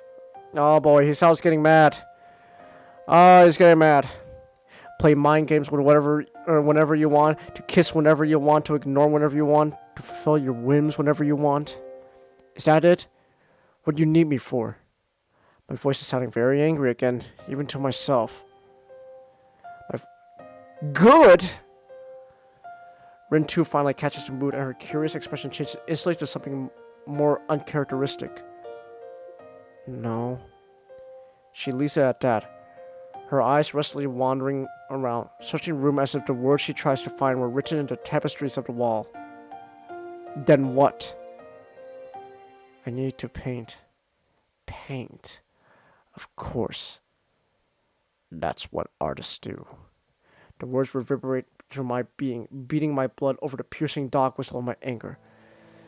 Don't you give me that, Rin. I'm not some damn muse of yours, free to play with for the sake of painting. I'm not some medium for whatever you aspire to. I am me. I am all of me. Damn it, even in this situation, I can't help but do a sonic reference. I am all I am, all I am. So what if I don't know anything about my future? There's things I want, and things I care about. Even I can dream of things other than nightmares. I'm yelling, but I'm way past the point of caring about things like that. I can't be angry anymore. Immediately my mind went to a Sonic reference. Don't you get it, Rin? I'm black-hearted evil, or brave-hearted hero. Don't you understand that? I see and hear no evil. I see black writing on the wall, a million faces, and one by one they fall.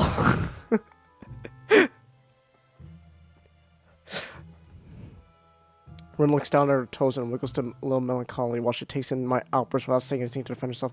She looks so sad! What the fuck, Hisao? She looks so sad! She looks so sad, man! This feels like that big argument and before, they make up. Like, it's like, You know, it's like you know, like in Creed, you know, like Yeah. that whole like rant Donnie had into prison. Yeah. Mm. Only after I have finished does he try to respond somehow. I can't do anything else, or I can't do all sorts of things, but I can't do. It's the only thing I sort of do properly, most of the time. I understand completely. Art first, everything else second or thousandth. What about me? Am I nothing? When I was interested in art, did that make you feel like I was little interesting for a little while? Tell me, I really want to know. Did you think about my perspective? Or is it just all you? The words rise like bile in my throat. Hisao, it's not her fault. It's that damn fucking teacher of hers. It's Whiplash, Hisao. Didn't you watch the movie Whiplash? She looks alarmed, and also completely uncomprehending, as if she doesn't understand what I'm angry about. I can't believe she could be so stupid. She's not stupid. I didn't want to. This time it's Rin who interrupts herself in mid-sentence. Don't you understand? I can't. Can't what? You never explain. How am I supposed to understand anything if you never say anything? Why don't you ever talk? Say something! But she doesn't. Venting my anger at her feels satisfying. It feels wrong to take so much satisfaction in it, but I can't stop. Not wanting to face my anger head on, Rin turns around to steadfastly look out my window, even though there's nothing to look at. The worst of my ire gone, I shut up, and I can't be bothered to keep on yelling at the back of her head, so silence finally returns. I try to discern some hints of her reaction through my adrenaline-distorted vision. My feedback was not the best kind, but I hope Rin got the clue that she just can't ignore everything else whenever she feels like it. I'd hate if she didn't. She never listens to anything. She's so unaffected by the world around her. Not this time, it seems. Her body is shaking like from holding back tears, but I already know that Rin is not crying.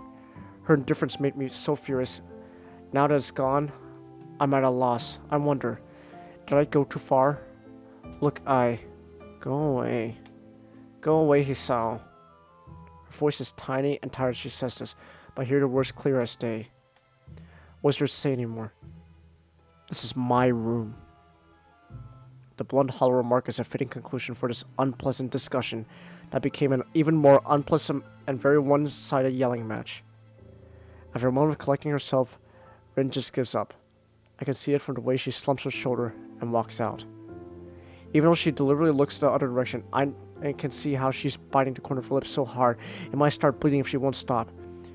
As she makes her exit, I realize that she left the door open when she came in, and my yelling must have echoed around the dorm hallways. I sigh. Now that she's gone, I'm left alone with my guilt. As something in my chest slowly subdues, anxiety replaces it. Somehow, I feel that none of this would have ever happened if not for me. No matter how infuriating, unbearable, and outrageous Rin is, she's not the Rin that I knew. The Rin I expected Rin to be. Was it me who caused all this by tucking Rin into taking her chances with the exhibition? Am I directly responsible for Rin becoming like she has been for the past weeks? I don't think of any other explanation for her weird behavior than the exhibition and all the things that came along with it. Maybe it was the only way that I could have brought us closer. But all it did was separate us further away from each other, and now beyond the reach of either of us. I bang my head against the wall, twice to make sure it hurts.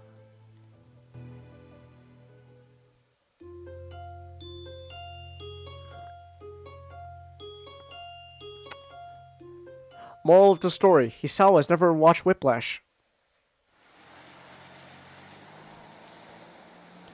A headache is relentlessly thumping against the back of my head as I push open the door to the 22nd corner. Apart from that, I'm perfectly calm. I'm perfectly calm, dude. You're waving the fucking gun around? Calmer than you are. We should just take it easy, man. Calmer than you are.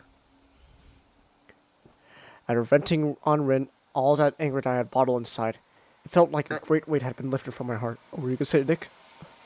Did I cut out after I said calmer than you are?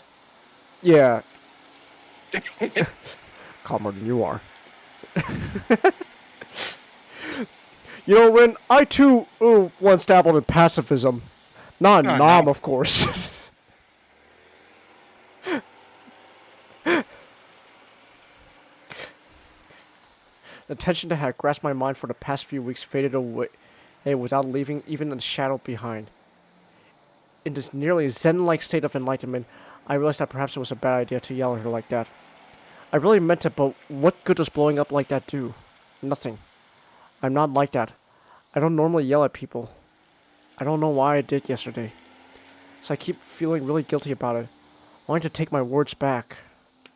Rin is probably upset too. Even more than my own behavior, her reaction shocked me. I always thought of her as an unchanging, detached from her surroundings, so that seeing my yelling and got at her so upset felt out of place. I wonder if she understands how I feel. In Rin's world, everything seems to be absolute and subjective. Absolutely subjective, as if she was completely unable to see things from other points of view than her own. But ultimately, is anyone able to do it? Maybe objectively and altruism are just illusions for people who like to think of themselves as compassionate. Oh, great. He's fucking going down this route. You know, maybe there's no real such thing as kind people. That's all just an illusion to make ourselves feel bad. Oh, shut the fuck up, Hisao. I don't want to rant too long, but I fucking hate that type of thinking. Like, no one's actually really kind. They're just doing it to, for an ulterior motive. Like, shut the fuck up. Shut the fuck up.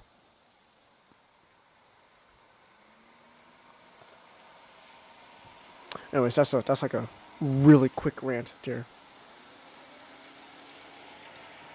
Just like art is an illusion for people who think reality is merely a veil for something greater. Even when you stop thinking that the world revolves around you or start thinking outside the mythical box, you're just inside another bigger box that you can't escape.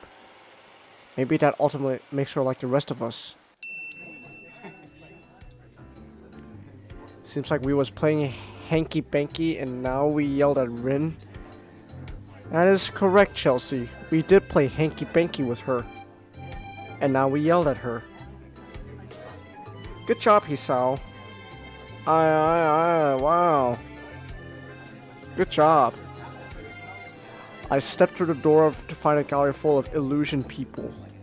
Despite Sei's remarks during my early visit, as I always thought it was very spacious, but now when it's crowded, it looks like it's positively cramped. I immediately noticed Sei standing in the middle of a lively discussion, busily chattering with some old gentleman. She's actually pretty tall and kind of cool looking, so she stands out in the crowd. There are a few dozen wine glasses laid on the table back at the wall, filled with burgundy liquid. A vast majority of the guests are sipping from their own glasses. The socialites and art connoisseurs are mingling, happy and exchanging mild opinions about Rin's art, which seems to be a secondary object of interest for most. I feel distanced, excluded from other people here.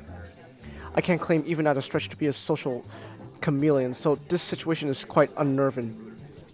Since I don't blend into the crowd at all, I just fake that I do, just trying to look as cool and smooth as I can. I wonder how Rin is handling all this. If it was me, I would be quite freaked out.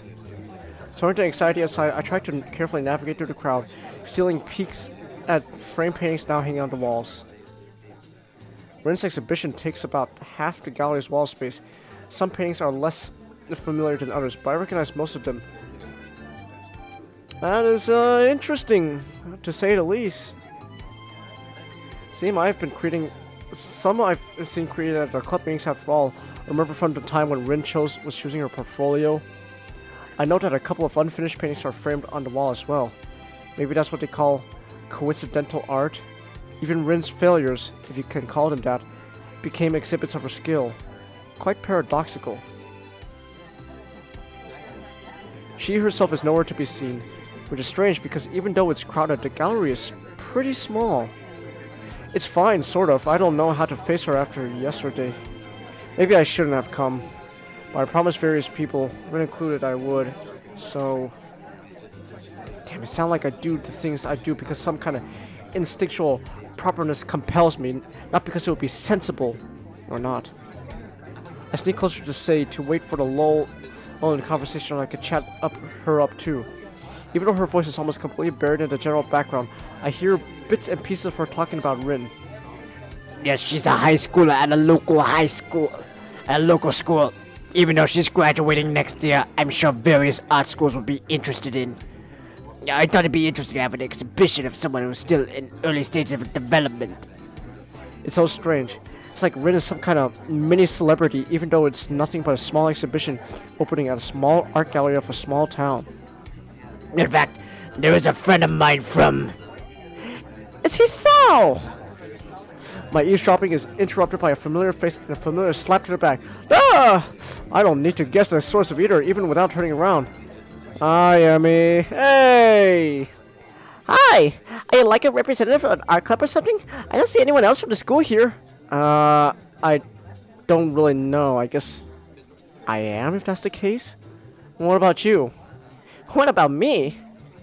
You think I'm interested? You didn't think I'm interested in art? Is that it, Hisao? No, that's not what I...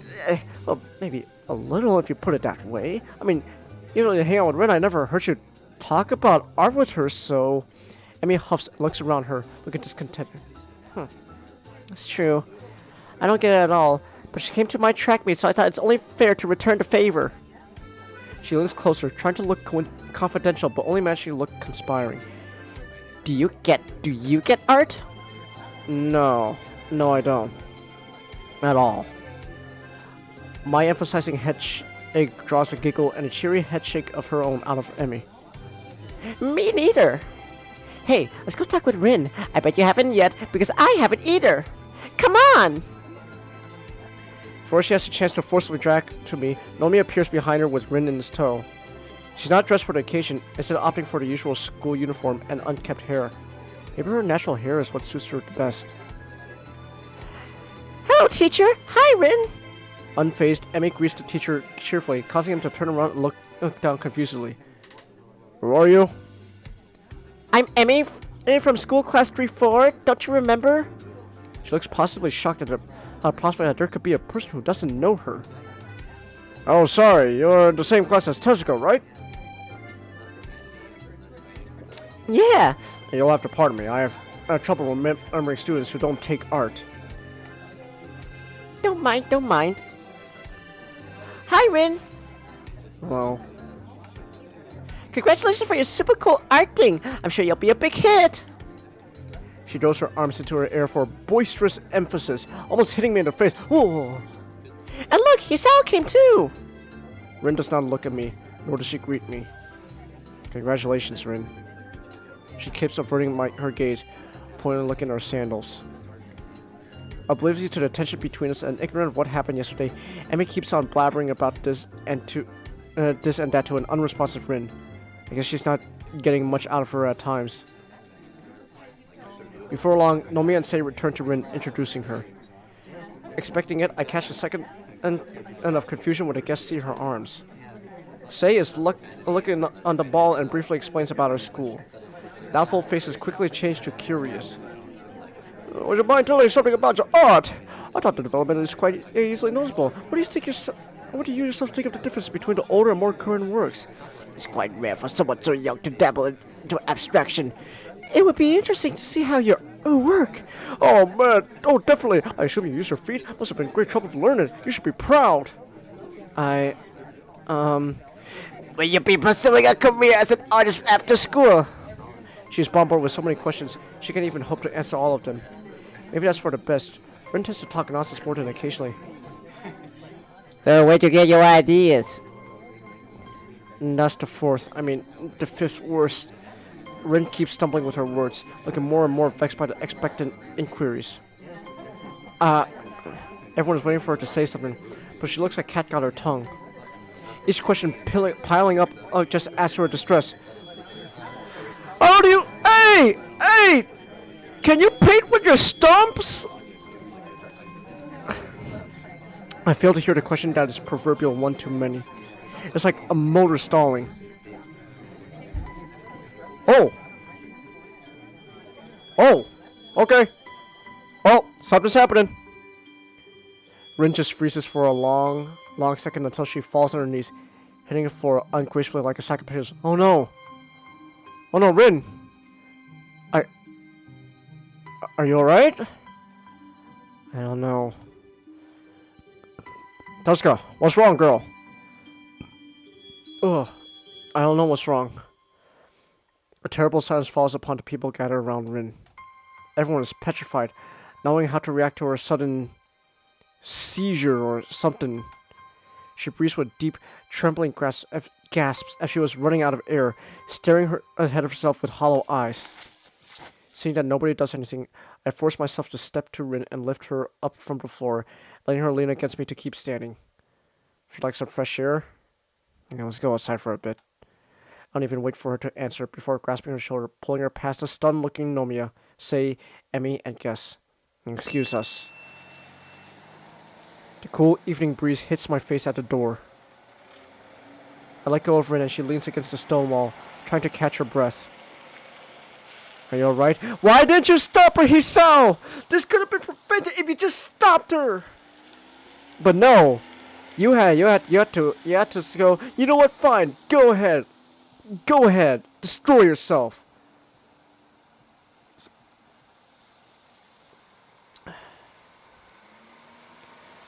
I couldn't say anything.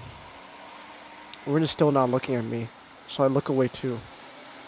The streetlights are colored neon, and colored neon signs twist my vision to a blur of near blindness, forcing me to look back. At least she talks, even though she's not directing her words to me. What did you want to say? Maybe both of us can imagine what we were talking about to an invisible friend. I don't know. Something that would have meant something. The silence lasts for a long time. I don't feel comfortable being alone with Rin. I'm not good at imagining things that don't exist. Or that things that exist don't. We should go back in. The guests say invited her in there, and they probably wanted to meet you and talk with you. You know, ask you questions and stuff about those paintings you worked so hard for. I don't want them to ask questions like that. I can never say the right things. What do you want then? That someone wouldn't have to ask questions on me. Oh, choice, okay. Okay. Hold on, let me read these first. But if you found someone like that, then what? Well, aren't you happy people are interested in your painting? No, that's the second one's a bad question. That's asking her about art. We've learned now that anything related to art at the moment, that's a bad fucking idea. That's a bad fucking idea. Because saying something like, but people are interested in your paintings, that's pretty much encouraging her to go, I guess I should talk about art. No, the first option, we want her to get away from this. Just, at least for now, like, her doing art right now, at least the type of art Rin's doing, is self-destructive. We want her to get away from that. So what we want is to be that person that won't ask questions from her. We want to be the first option. Am I correct? I need to double check. You know what? Actually no. You know what? Don't answer that question, Nick. I'm gonna take my chances. Let me save real quick. But I'm fairly confident in my choice of doing number one. I'm fairly confident that. Because again, everything.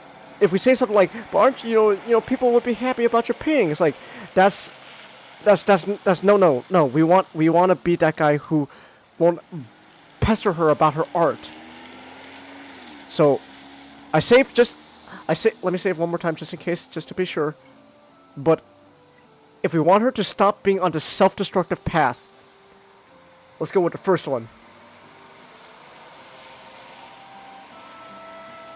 But if you found someone like that, then what? Do you really think that it would be some kind of be-all, end-all, everything star-crossed lovers happily ever after? My question is met with a blank stare, the darkness in her eyes unfazed by the thinly veiled bitterness. No, I don't think that. Fuck! Yeah, Kangas, just... Oh! But at least I wouldn't have to be alone. Yes! She whispers the words to the light of the town, but I hear them anyway. I shouldn't have done this. Not yet. The exhibition? She nods and closes her eyes, breathing calmly as if to prove she can, and then continues talking to herself. Why? The wrong conjunction of the planets? No, not that. I double-checked, and I got all up with the left foot, and did everything else left, right. It's me. I was wrong. She stands straight and stretches before stepping past me onto the street. Wait, where are you going? She stops in her tracks and turns around, looking at me quizzically. School. I'm leaving. Why? Because I want to be me. Rin walks off, leaving me behind utterly confused. Rin! Rin! But something she said really touched me. Or maybe it was the way she said it. Maybe it was the fact that she said it. I want to say something back to her, but before I forget this feeling again. As if granting me a wish, Rin stops in her tracks. She doesn't turn around, just keeps waiting for me to say what I want, even though I don't have time to think of what. Rin, listen. I don't believe you have to be alone. Even if you never met anyone like that. I don't know if she heard my words, but either way, she doesn't react in any way. For the final time, she starts walking away from the gallery. So, where's Tessica? I can only shake my head, but it doesn't seem to be a sufficient answer. I have to say something. She ran away. What? The horrific realization on his face spreads like wildfire. This is fiasco, catastrophe. What's the girl thinking? The most important event of her life, and she just runs off? And you, why didn't you stop her? I'm going to hold you personally responsible. Fuck you! Fuck you! Sei interrupts him, holding her hands up calmly. Is it good she intervened? Digital was starting to get a few weird looks from nearby guests. No, Shinichi. She probably just had stage fright. I don't know her as well as you people, but I get the image that she is somewhat peculiar. This kind of thing can happen. You'll be fine. I'll explain that she suddenly became ill. The guests will surely understand. But look around you. Everyone seems to be rather happy with their free wine and chit-chat. I guess we'll be fine, but we're missing opportunities here. Networking, making contacts and acquaintances. As the adults keep arguing about something that can't be helped, Emmy tucks my sleeve to get my attention. She doesn't look very happy either. Come on. Where? We're going to find Rin and kick her ass. What? I can't believe it. She's so stupid. That Rin, how could she do this?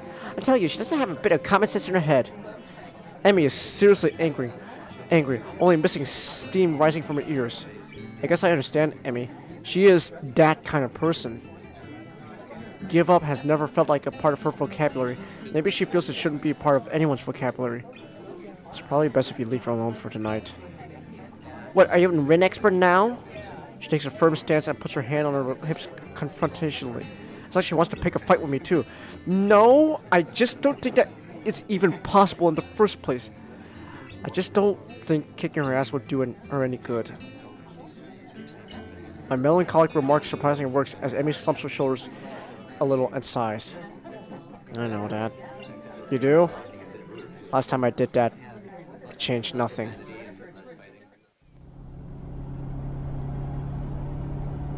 The ride back to school is an empty late-night bus. Is silent. Both of us keep staring at the lights flashing past the windows without saying a word.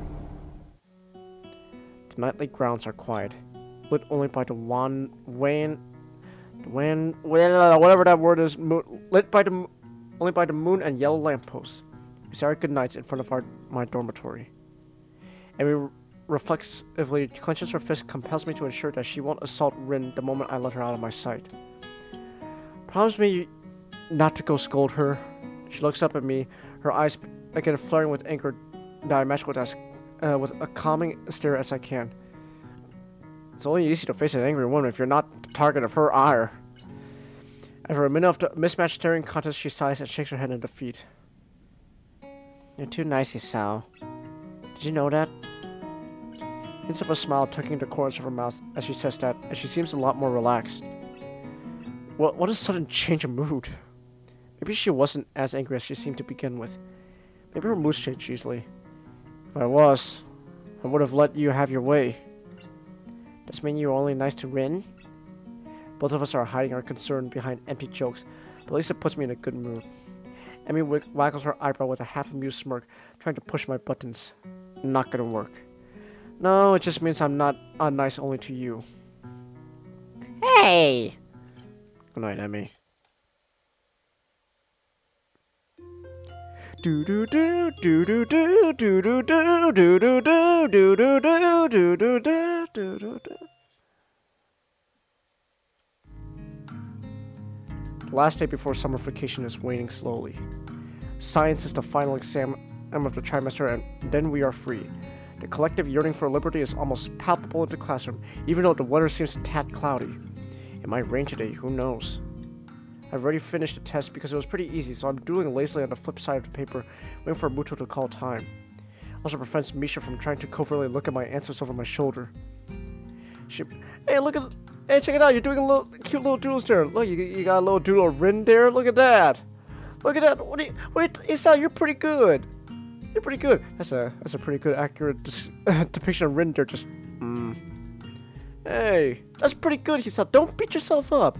You know what? You got a good style going on there. I guess it's her best bet at passing the test. Doesn't make me feel any mercy though, so I just ignore her and look around me. It's quiet. The only sounds in the classroom are the quiet shuffling of papers and Muto's constant coughing. It makes my awareness of the surroundings slowly drift to the backstage of consciousness, giving room to other things. Vacation, huh? Some people will stay at the school even over the holidays. Some will go back to their families. I don't know what to do. I should go buy a train ticket for my trip back home, but I can't bring myself to do it. I bet if I'm going to get a call from home again, Mom's going to pester me about when I'm coming back, and I'm not going to know what to answer. This is really lousy. In the current state of things with Rin, it feels like I just can't bail out of here and pretend we are through. Now she has other problems of her own. I thought the exhibition opening would give her a breather, but I was sorely mistaken.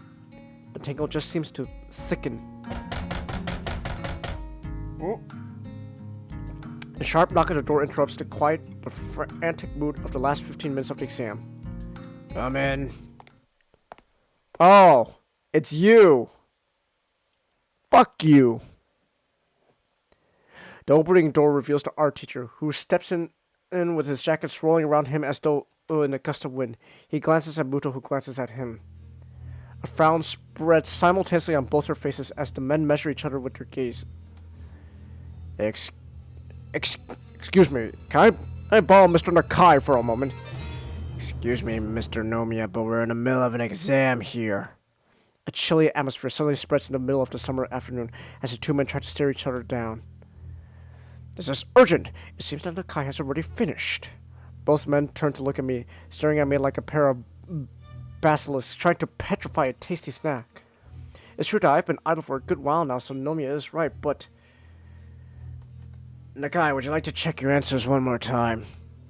Muto speaks with an odd intonation, weighting certain words as we're trying to send a message. The pressure from their stares makes me rapidly shake my head, which is apparently interpreted as an answer of some sort. Very well, Nakai. Go with Mr. Nomiya, if you please. Take your bag with you and bring your test paper to my desk. You have a nice vacation. You too, teacher. The entire world, well, at least the classroom seemed to hold its breath just for me, putting exam on hold until I stand up, collect my stuff, and walk to the door. I can feel the stares in the back of my neck. My classes probably think I'm in for some detention or something on the last day of school before summer vacation. I don't know what the teacher wants from me, but I can guess it's probably not detention, and also it has probably something to do with Rin again. Nomiya doesn't take me anywhere, contenting himself with the hallway as it's completely abandoned. Do you know where Tezuka is? So she is trying to avoid the teacher. Part of the course, probably. I wonder if she realized that she can't avoid dealing with this indefinitely. I have no idea. You have probably asked her in her homeroom next door? Of course I have.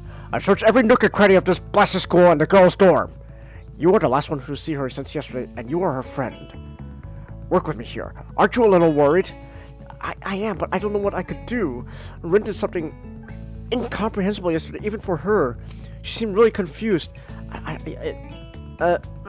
Maybe she wants some time to think then? I got the feeling that she had second thoughts about having the exhibition or something. She didn't really explain what was wrong.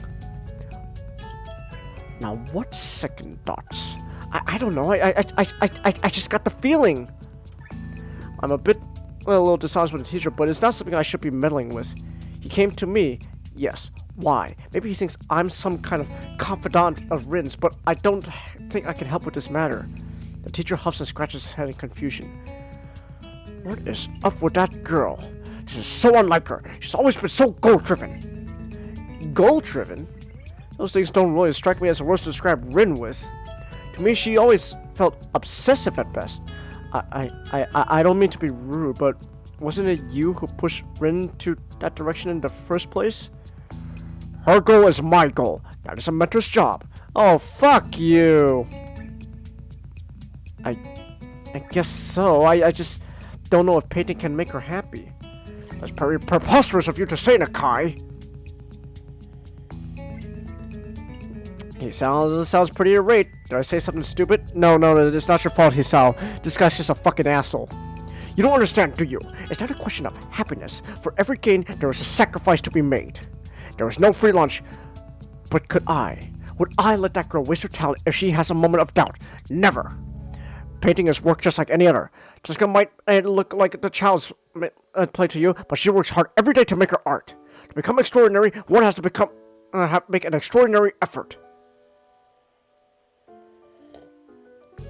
The more the teacher talks, the more I feel that Rin doesn't think like that, even though I have no idea how she thinks. I can understand well why she would sacrifice her summer vacation and make up for the lost classes and exams to get a chance at showing her art.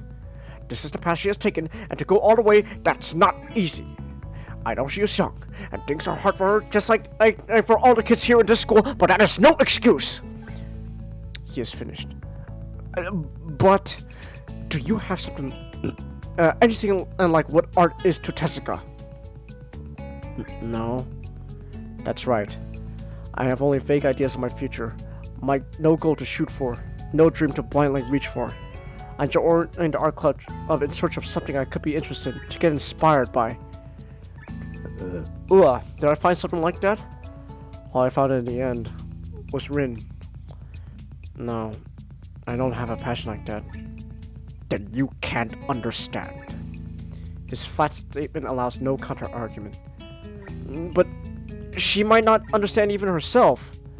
Still, I carry on arguing out of spite if nothing else.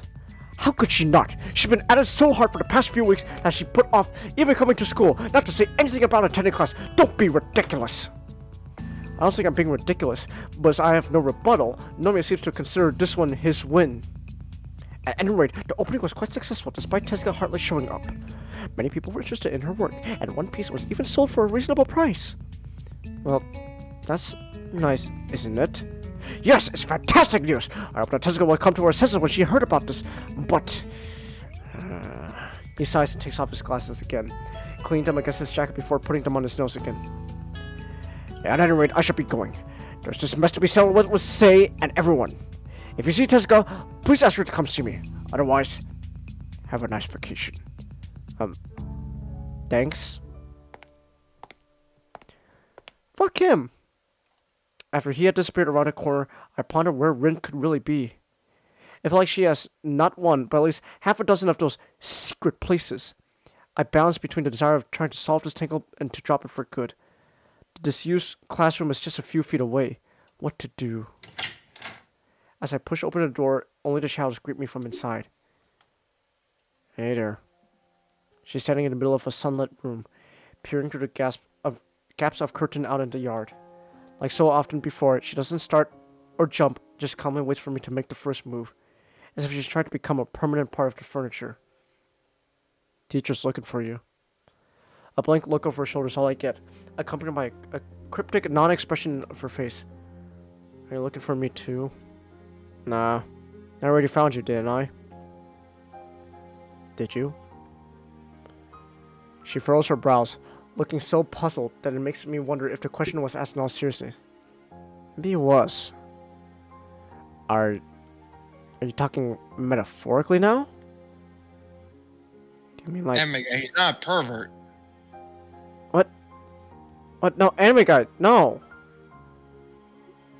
No, anime guy. No, he's not.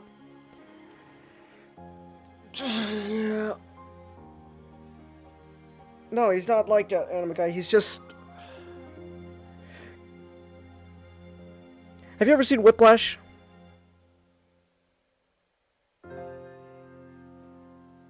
He's the teacher's not a pervert. He's just someone who's projecting like his past like ambitions onto her.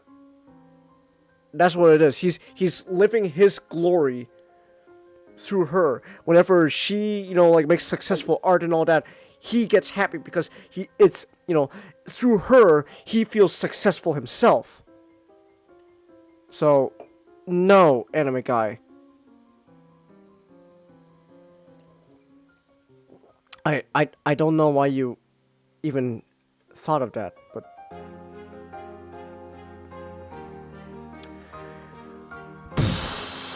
okay. Moving on. Moving on. Jesus Christ. Oh God, moving on.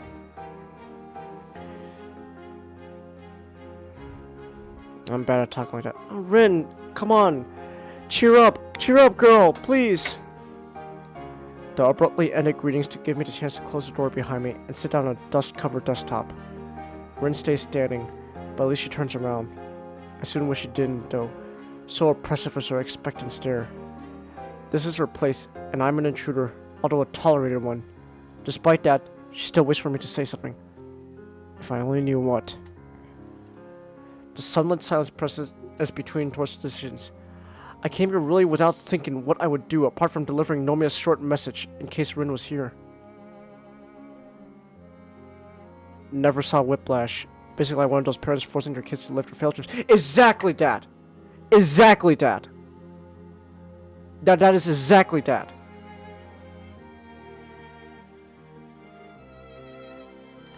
I came here without really thinking what I would do, apart from delivering Nomiya's short message in case Rin was here. She was. Now, I don't know what else I want to say. What else should I say? I hover between my two options for a moment. Rin being troubled troubles me too. It's a surprising revelation, almost as a big realizing that she really is as trouble was. Nothing I could do would probably help, and I might be partially to blame too. Oh, Hisao, come on, don't beat yourself up, man. Does it mean I should just wash my hands of her? Didn't think so. So, what's wrong? Nothing. She started to turn away again, as if trying to physically exit a conversation she doesn't want to have. Rin, stop trying to dodge me or I'll leave. Okay. Do you want me to leave? Are you still angry? It took us, or was it only me, 10 seconds to swap the conversation into this. I wish I could erase the past, or failing that, forget all about it. I've wished for that moment more than once in the last few months.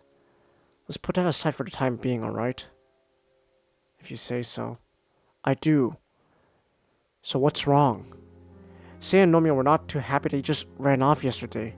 You left them in quite a pinch, and I suppose nature wants some kind of explanation. It's like you just threw everything you worked for, throughout everything you worked for. I don't get why. Did I make a mistake? My reprimanding and her flat answer goes so much against the usual expectations and presumed interactions that might just well be somebody else talking.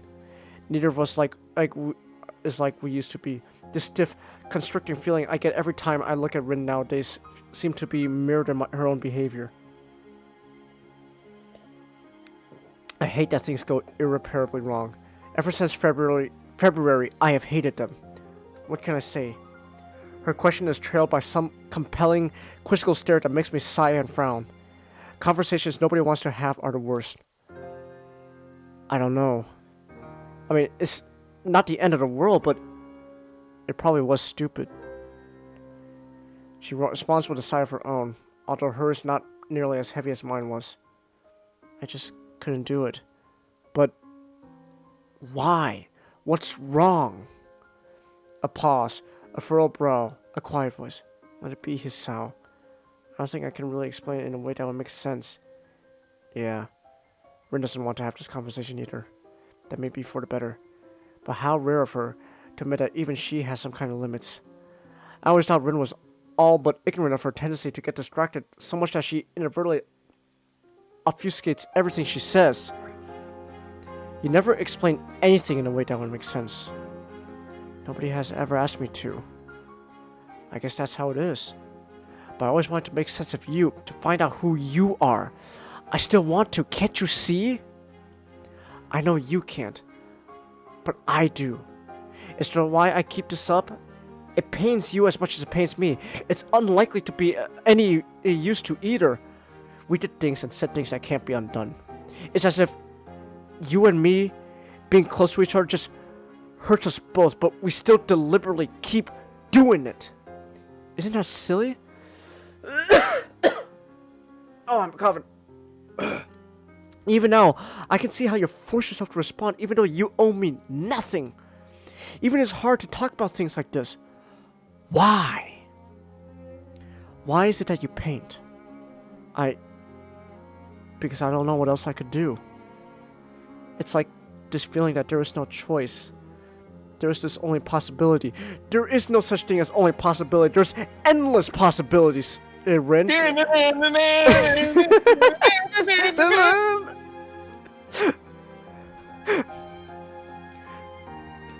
possibilities is a good song.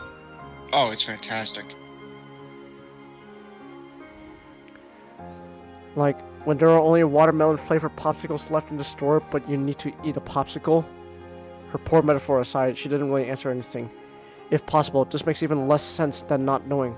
But if you don't want to paint, not like that, you had to come to school even though you probably didn't want to have a heart attack. First of all, it wasn't a heart attack, it was a stroke. Rin, what are you doing? I'm handing you a drink. That is my stroke arm. Give it to me in my good arm. That's better. Better yet. Hisao, what are you doing? I'm giving you a drink. As you can see, I have nubs. I can't hold it with arm. Place the drink near my feet. That's better. Better. She just dumps it on her lap. No way, Nick. Hey, Rin? What is it, Emmy? Hisao's getting in the car.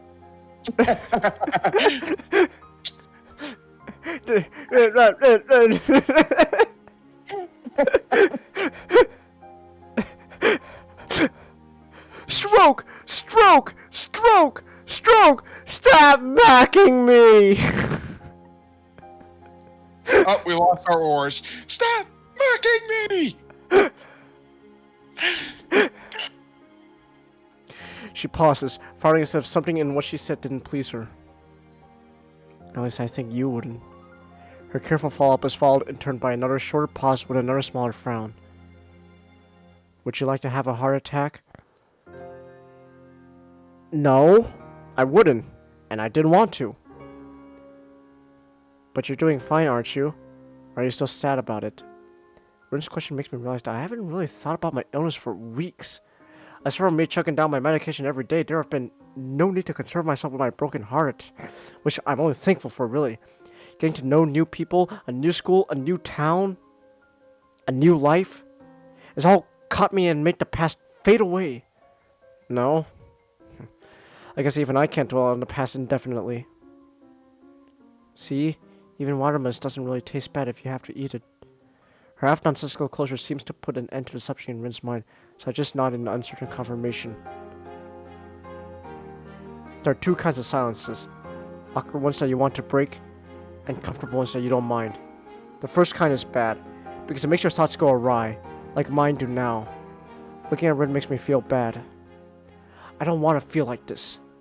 Looking at Rin makes me feel exhausted. I really tried my best. She tried to...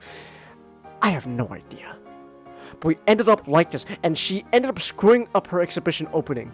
It feels like we're at a dead end. There's no direction to continue to. I reached out to her yesterday, thinking it would be the last time. She walked away. I wanted to be me. What the heck does that even mean? Rin, if anyone, is most definitely herself. I feel kind of relieved that I'm not the one to blame, but it still grates on my mind. Why did she run away? It didn't make sense yesterday. It didn't make sense today. There are things she said I feel like that should make sense, but they just don't, to me. You know, about the thing you just said? Which one of them? Painting. Say said something like that to me before. That a true artist does not paint because she wants to, but because she must. And I've been wondering about what she said. Why do artists have to paint? My question is probably stupid.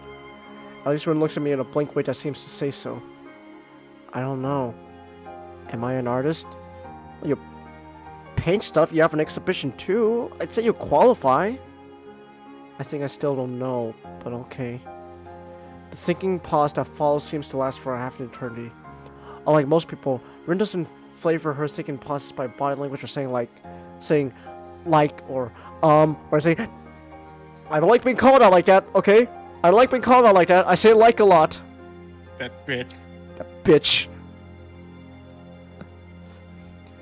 I've noticed that I might prefer her way.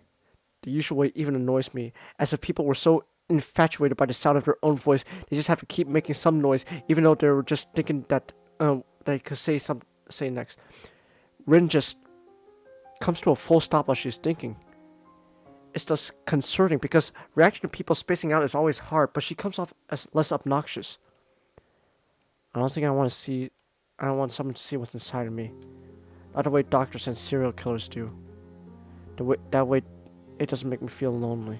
The way it doesn't make me feel. This is what you call metaphorical, you see. Please don't lecture me about self-evident things. It's not self-evident that this is self-evident.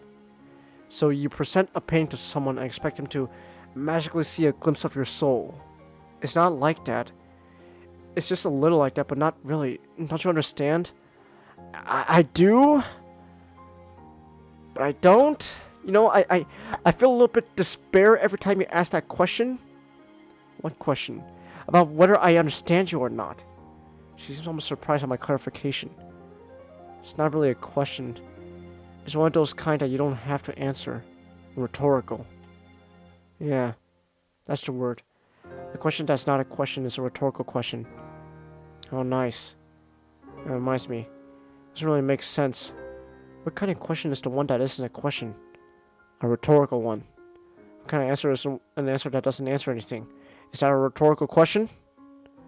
You're not funny. But if you don't like it, would you like me to say something else instead? I don't have any good ones though. How about your pants are on fire? This can be our secret language. Rin's honest to goodness silliness, made twice by more ridiculous by the fact that I know she is dead serious, derails me like it always does. It's like it's like some kind of safety lock to prevent me from becoming too much of a worrywart, dragging me even in my own thoughts off the ground where they should be. It makes me smile confusedly, but only on the inside. Even though the corners of my mouth are not drawing into a grin, I'm still impressed by ease of wrecking any attempt at being too serious. Should she will so, forget and ignore things that buck her, things that bother her? Should she will so, be free of whatever burden being her means? Or am I the only one who feels burdened by being myself? No thanks. But still, the times when I feel that I am on the same page as you are pretty rare. It feels like there's this huge gap, and sometimes you just go to the other side and I don't have any way to reach to you from where I am. It's like you're in some completely different place at times, even though you are right here. That's right. There's an insurmountable continuity, an imaginary glass wall that blocks comprehension from happening. There might be some gap between any two people, but with Rin, it feels more tangible. Rin does not react to my thoughts, not to the ones I utter aloud, nor the ones I did not. It's even worse with art. I'm not very good at art, I admit it. I joined an art club because I thought it could be interesting, and I guess it is. I like art. I like your art too, but just like with you, I can't comprehend it. And I'm pretty sure nobody really can. This seems to worry slightly. Do you think so? Yeah, I guess that art is meant to be interpreted, not understood. That's how I put it. That's a sad thought. I guess it might feel like one. Does it make you feel sad for yourself? Rin thinks about this for a while, and then shakes her head surprisingly vehemently. The first thing she focuses her eyes on afterward is me. Both those things make me glad and relieved. It's good, isn't it? We should go see the teacher and apologize properly. I think he's worried about you. Can you do that? This time she nods her head. Only it's not as vehement.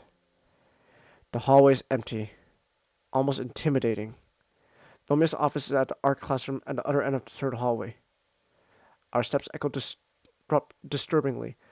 The atmosphere is unlike on a normal afternoon. It feels like the school knows that nobody will be coming back for a month too. The door is open, but not very inviting. I'll wait outside. Nodding barely noticeably, Rin strides in without stepping, and naturally without knocking. Maybe that's why it takes a few seconds before I hear the teacher's voice from inside. There you are! Hello.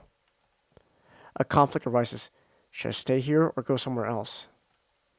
I'm not sure if I even want to eavesdrop on them. Manners lose to curiosity, and so I stay close enough to listen in. Their voices echo in the hallway, but no matter. There's nobody around save for me.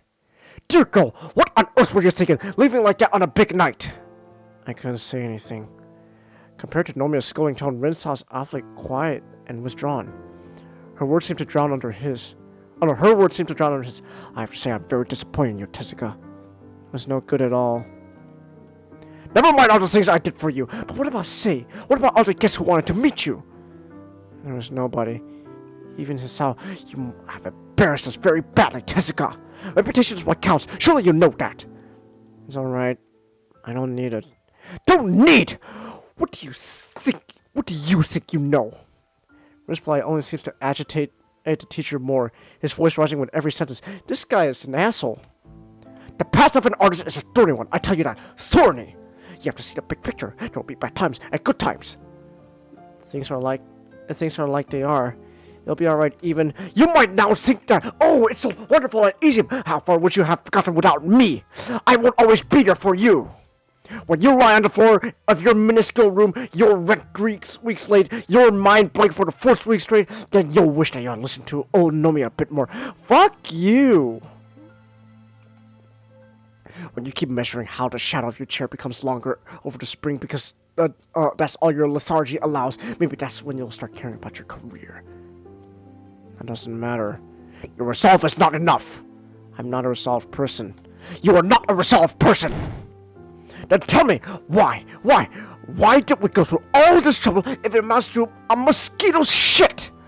Oh dear, the teacher blew a fuse. Him yelling at Rin makes me feel bystander's guilt. If I had gone with her, maybe he wouldn't have gotten so angry. If I had not let her run away, he wouldn't have gotten angry in the first place. I still could go and save her. I don't think I can. I was the same. I yelled at Rin too, and I'm feeling all the more embarrassed about it now. I felt justified to vent my anger at her face just because I felt it was her fault and that I was so frustrated. I was no more justified than the teacher is. A terrible silence sits upon the hallway. Rin does not have anything to say to Nomiya. Whether she has run out of answer or she knows that arguing would only make him angrier as anyone's guess. The teacher has nothing more to say either. It seems, or maybe he just ran out of breath. For a moment, I imagined two of them just staring at each other. One full of red-hot anger, the other full of... Yes, what? I can't tell how Rin feels.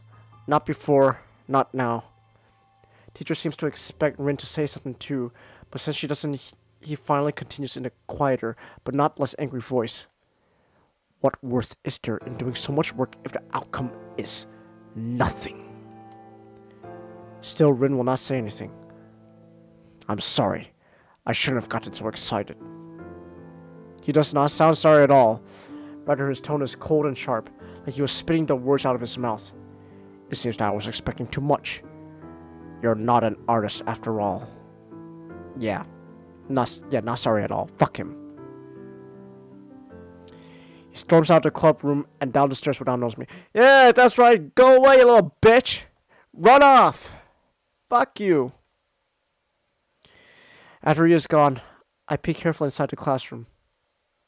Rin is left standing there, in front of the teacher's desk. I couldn't say I'm sorry. She said into a humid air of the classroom, not to me. But since the room won't answer her, I will have to. That was unfair of him. He was angry, but still. I can't decide how to end my sentence. Disdaining the teacher feels like disdaining my own behavior from 2 days ago. Stupid, but correct in hindsight. Rin won't answer, staying petrified where she stands, so I walk up to her. She stood up herself. In a way, I didn't expect that. I can't determine whether it's unbecoming or not, but either way, she did it. Against me, she never did. I sort of wish she had. Maybe I would not feel this bad then.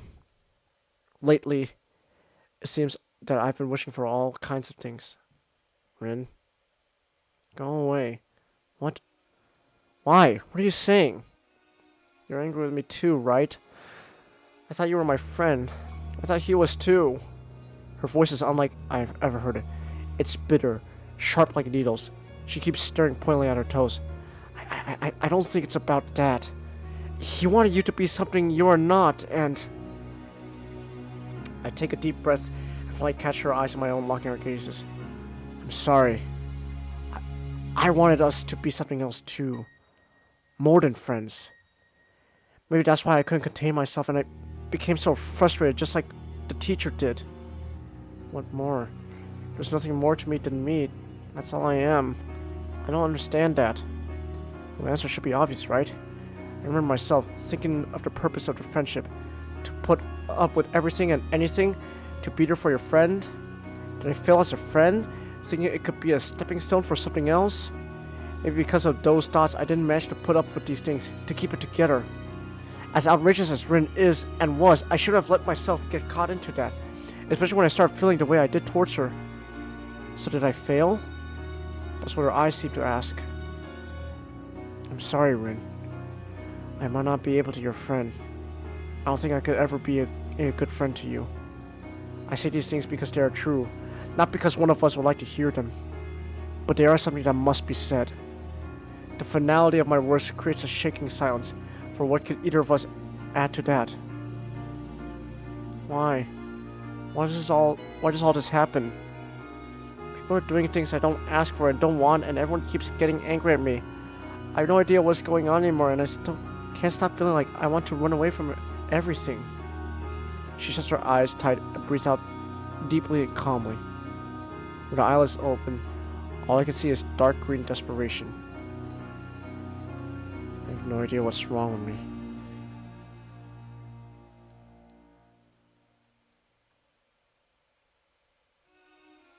Fuck.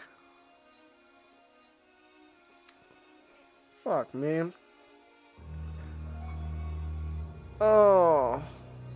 Oh. Oh, no. Her frenetic outburst stupefies me for a moment, and for a heartbeat we just gaze into each other's face. Seeing her confused eyes desperately looking for answers from mine only makes me sad, because I know I have none. I don't know either. But you know, you yourself said that things are not right nor wrong. They just are. You either accept them, or to change them, or give up.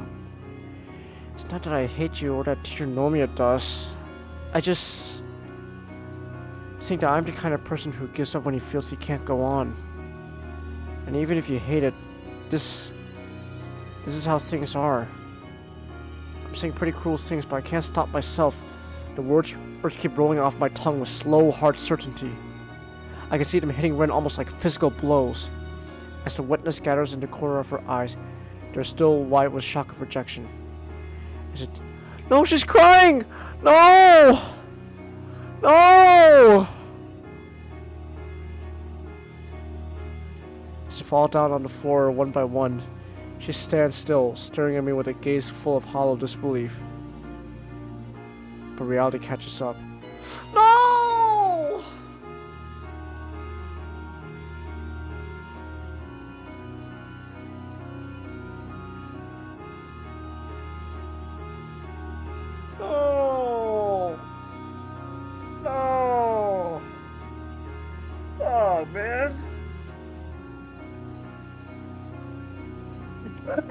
Oh shit! I'm getting fucking my eyes are getting wet, man. Oh fuck! Why did I? Oh god, my nose is sniffly too. Fuck! Oh. Oh, why did I get so invested in the story? Fuck! Oh.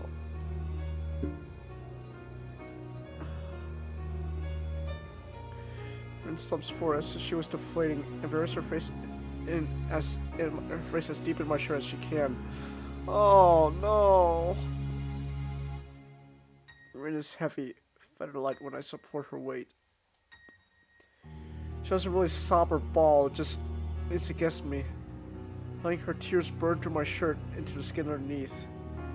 And I let her, bring my hand around her shoulder in a clumsy hug that does no good to comfort her. Oh, I can feel Rin's vertebrae against my fingertips, like hard, jagged reminders of how messed up things are. Oh. Her slim shoulder quivering against my palm is a pitiable sight, and the hopelessness of being part of the cause for Rin's sadness keeps shredding my heart. Ah! To make a girl cry is the most despicable thing to do. Even Rin. Especially Rin. Behind that veil of aloofness, Rin is just a human being too. Just as confused, scared, and lost as any of us is. Most of the time it seems that there is no rhyme or reason for what Rin does and says, but for once, I think I really understand how she feels. But no words can express it, and no words can make it better. So wordless we stay, quietly waiting for her tears to run out. Fuck, man.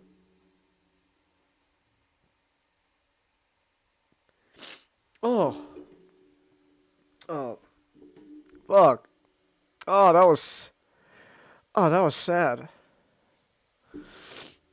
Ugh. God, I feel... God, that's sad, man. I'm fucking bummed out. It's like... It's like the time you fucking told me about the... What was that story? The kid who collects Spider-Man? That was fucking sad. I'm sad, man. I'm out of tea. Fuck. Oh. Oh. Ugh. Oh, my nose. Oh, I'm sorry if this sounds disgusting, but oh my gosh. Oh. Hold on. Give me a moment. I'm gonna get some tissues from like the bathroom and stuff. Plus I gotta pee and all that, so I'll be back. So okay, well I don't need to go get food, so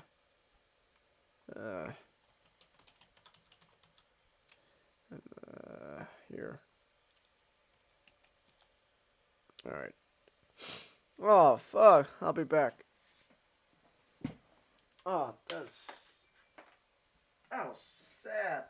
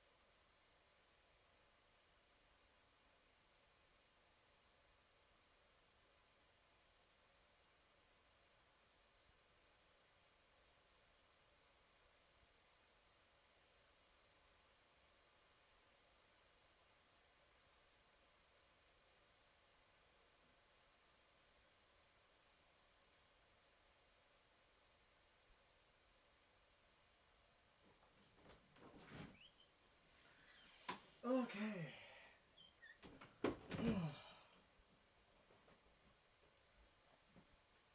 Oh.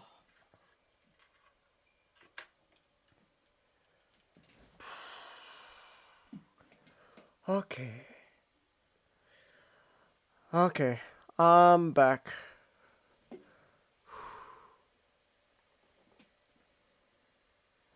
All right. Whew. Okay. All right. Let's continue our adventures. Hopefully we can make Rin feel better. Feeling okay? I'm feeling better, but I hope we can make her feel better. I bought my mic. I hope we can make her feel better, because, oh my gosh. So, time passes agonizingly slow. Even the lazy specks of dust floating in the air seem to pause into a standstill. The obligatory wall clock is ticking distractingly from above the door. I decide against counting the seconds, because it would make them feel longer. Eventually, Rin stirs a little, and still smothering herself against my chest, mutters into my shirt. Let me be here for a while. Oh, she's still crying! No! Please, Sal.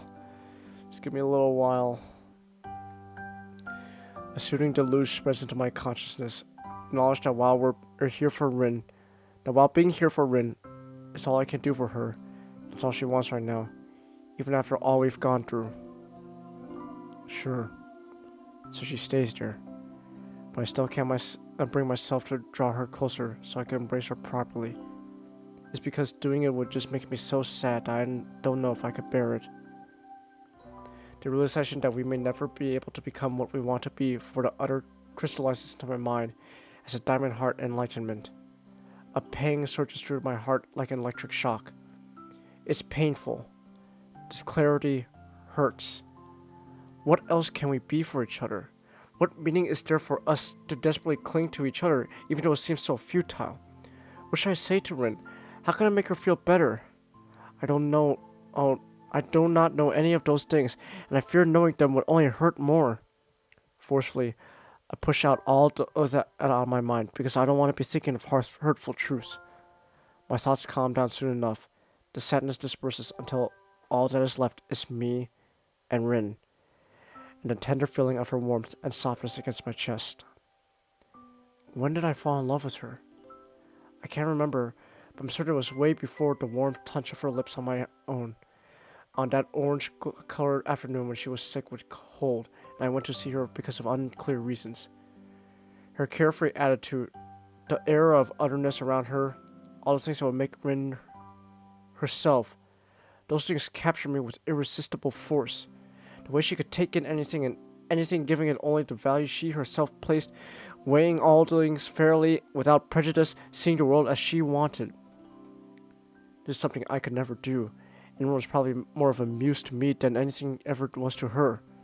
She seemed so free to me, truly a free spirit, while I constantly worried about everything, seeming so inhibited that it was almost embarrassing. Maybe that's why I latched so tightly onto Rin, trying to get inside a world that was so different from my own bleak life. Before I noticed it, the irresistible force that pulled me dangerously close to her, but it turned out way too alien for me. And I had forgotten Newton of all things. The gravitational force is irreversibly proportional to the square of the distance between the objects. So if two people feel something for each other,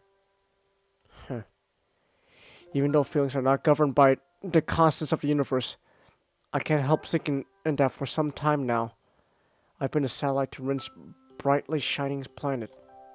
Planet Rin. The thought makes me almost laugh. She really does seem to be from another planet at times, minus green skin and probably some tentacles. Perhaps because of my stifled laughter, Rin pulls away and I let her go, feeling too cold when her warmth goes away and slightly breast before letting my thoughts run wild like that. I credit that as Rin as being a bad influence on me, while being glad at the same time that she can read thoughts for real. Rin's bitter tears have dried up, and she looks a little more like herself again. The lost look of her eyes is still in there. Her gaze wanders around restlessly before stopping at me. What happened just now? Can you tell me? What do you mean? I cried. She says that hesitantly, as if not believing it herself. Yes. She keeps staring at me as if pleading guidance so that she wouldn't have to feel so lost. Why? You were sad. Is that what you want me to say? But isn't that obvious? I don't know. It feels weird to cry. What? I don't believe it. I mean, everyone does that. It's I bite my tongue before I finish my argument about normality. Norms do not apply to the person I'm talking to. It always felt so wrong, different from what is in me. Like, I couldn't really tell what I felt. So I just started thinking that maybe I don't know what I'm feeling. Maybe it's me who was wrong. I thought those kind of things. I thought the painting was enough because I felt that I did at least that right. That all that inside me could become a picture if I tried really hard, and it could. But it doesn't feel like it's enough anymore. Because if nobody else can see that, I will still be alone. Was it wrong to try? Everyone got really angry at me for that. I've rarely heard Rin say that much at once before. Once she finishes, she simply shuts up, looking so neutral that it's hard to believe that she said what she said. I don't know what to think. Rin was so desperate for someone to look at her pangs and somehow see right through them into her soul, to understand her feelings. Because she felt she could not express them in any other way? How can one say whether that is right or wrong? Could it be that all this time she's been trying to reach out to me like I've tried to reach out to her? I sit down on a desk to think, and to rest my legs that kept us both staring for a long while. You know, when I read a good book, or look at a starry sky or whatever, sometimes I too feel something profound, like a...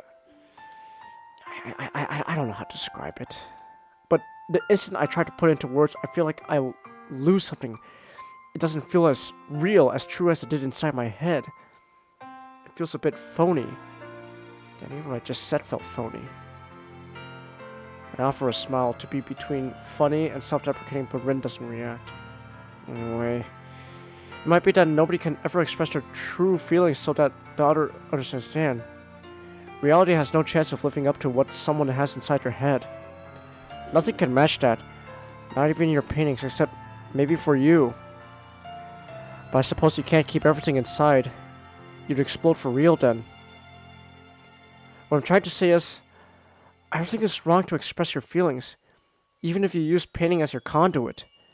You just can't expect people to understand you any better than they would if you did it any other way. In fact, you can't expect people to understand you at all. It's because everything is so subjective. You see the world the way you do, but it's different from everyone else. But isn't that terrible? I guess it is, in a way. She frowns, looking probably as stricken as she can, which is not much, but it's enough for me to understand Rin is not particularly happy. I think it might make me sad after all. Yeah, I know. I wish I could do something to help it. I don't think I sound bitter, even though I am a little. This is my problem. I cannot be what Rin wants for her, and for the same reason she can't do the same for me either. She makes a difficult face, carefully trying to pick the words she wants to say.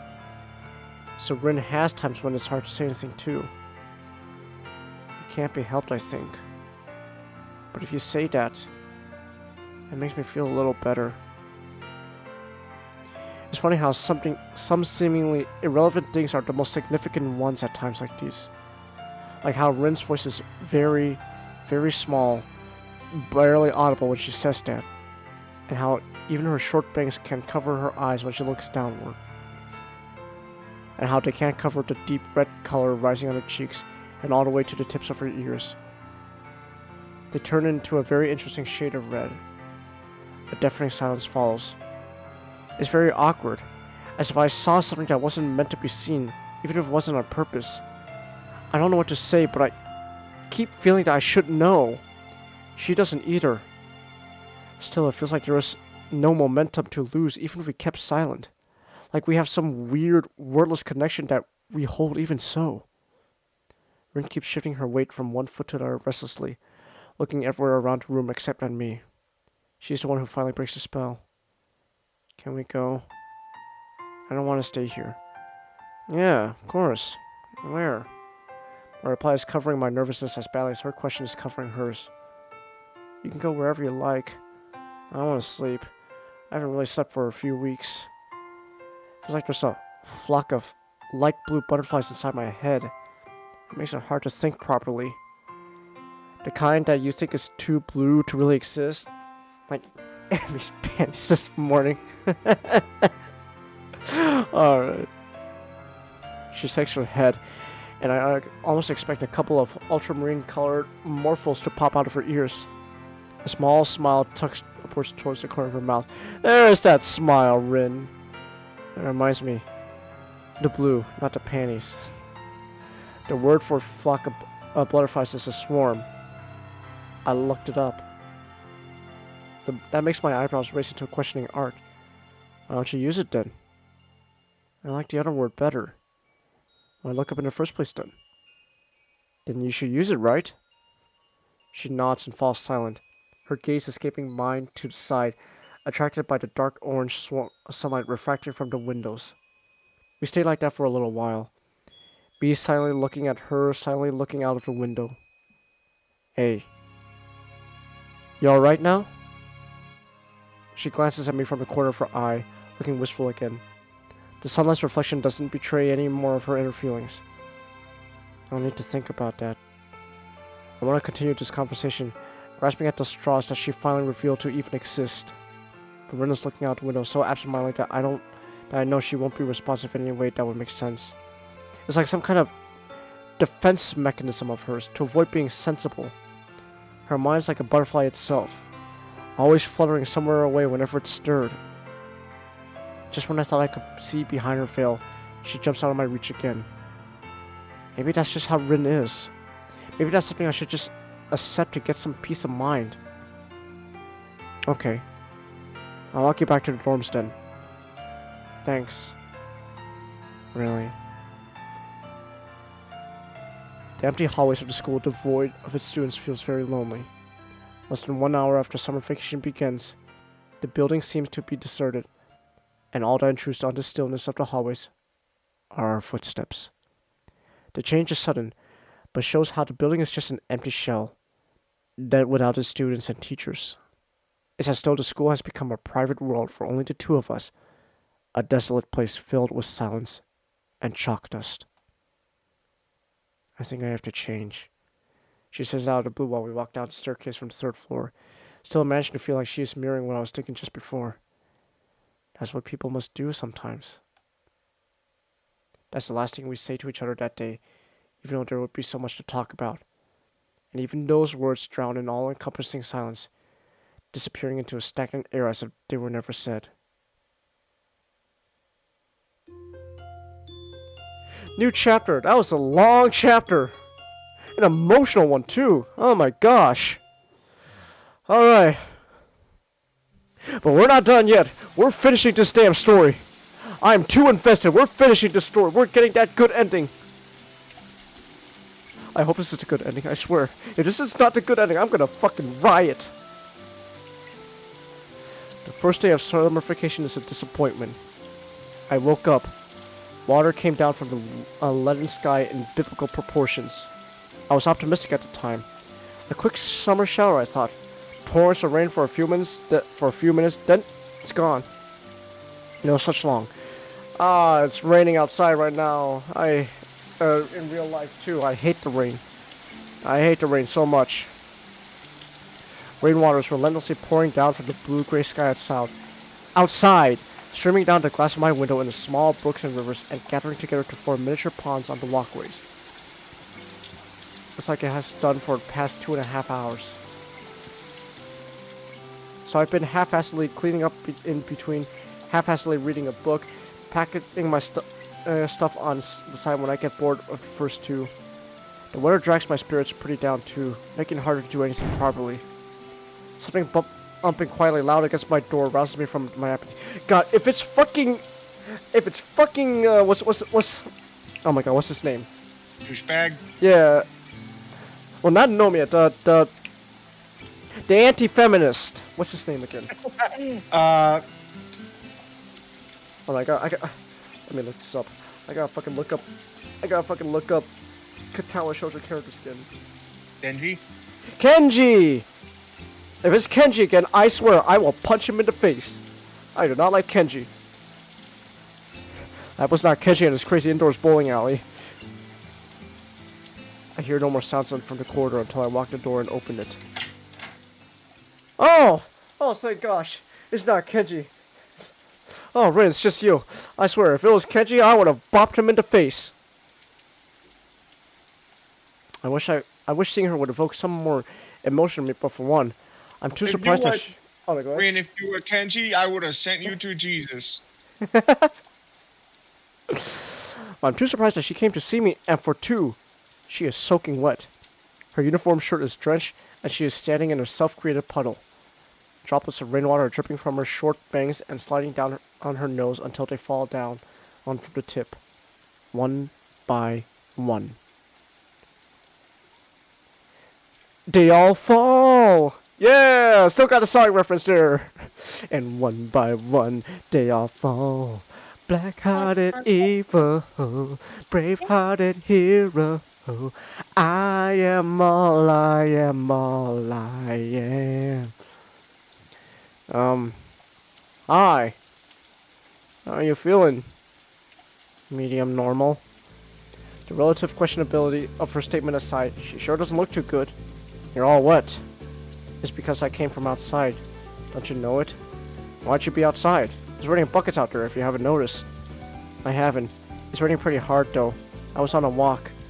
Is this what you call wallowing in self-pity? Do you think I'm pitiful? No, I implied that you think you are. I'm not. And rain is not a sad thing. Don't you ever walk in the rain? I do, but only with proper equipment. Like an umbrella. You just need to imagine you have a blue umbrella with white stripes. It might be tough when rain is falling on my head. Just imagine harder. Yeah, she definitely is back to normal. These half-sarcastic, inconsiderate remarks that really push my buttons even though she doesn't mean it. That vacant, spaced-out stare that always expects more than it gives. It's so... very much like her. I need you to come in. I need some help with this water and clothes I'm wearing. My brain quickly solves this equation, and I stumble with my words, a stark display of contrast against Rin's easygoing self-invitation. But... Emmy! Rin shakes her head vehemently, causing water to sprinkle over her. Oh god, you're getting water all over me. That!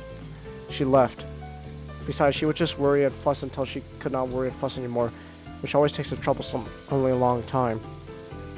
It's in fact longer than I want to hear her fussing, and I thought you probably are not that kind of fussing kind. I don't know, you know, it depends. She slumps down on my desk with a squishy sound. Oh, come on, you're getting water all over the desk, come on, eh? Come on, let's get those clothes off you, and then, you know, let's get you something dry, you know? Obviously, I'm gonna be in the bathroom, or, you know, I'm gonna be in the bathroom, just, you know, staring at the corner while you change, so that way, you know, you have your privacy. Just pretend I'm not here. You know, I'm just gonna close my eyes, my hands over them, and just go, da da da da, you know.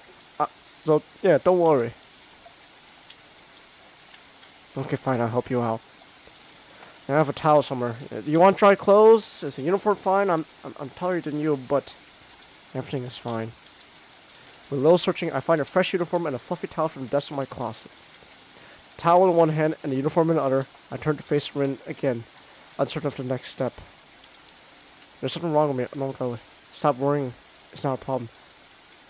Oh, that's right.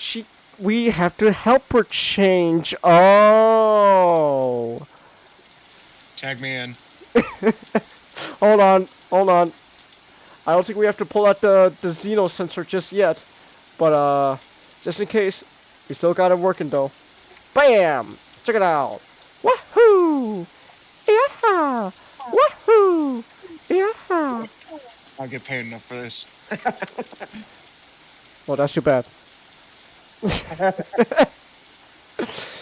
She probably could see right through my hesitant demeanor.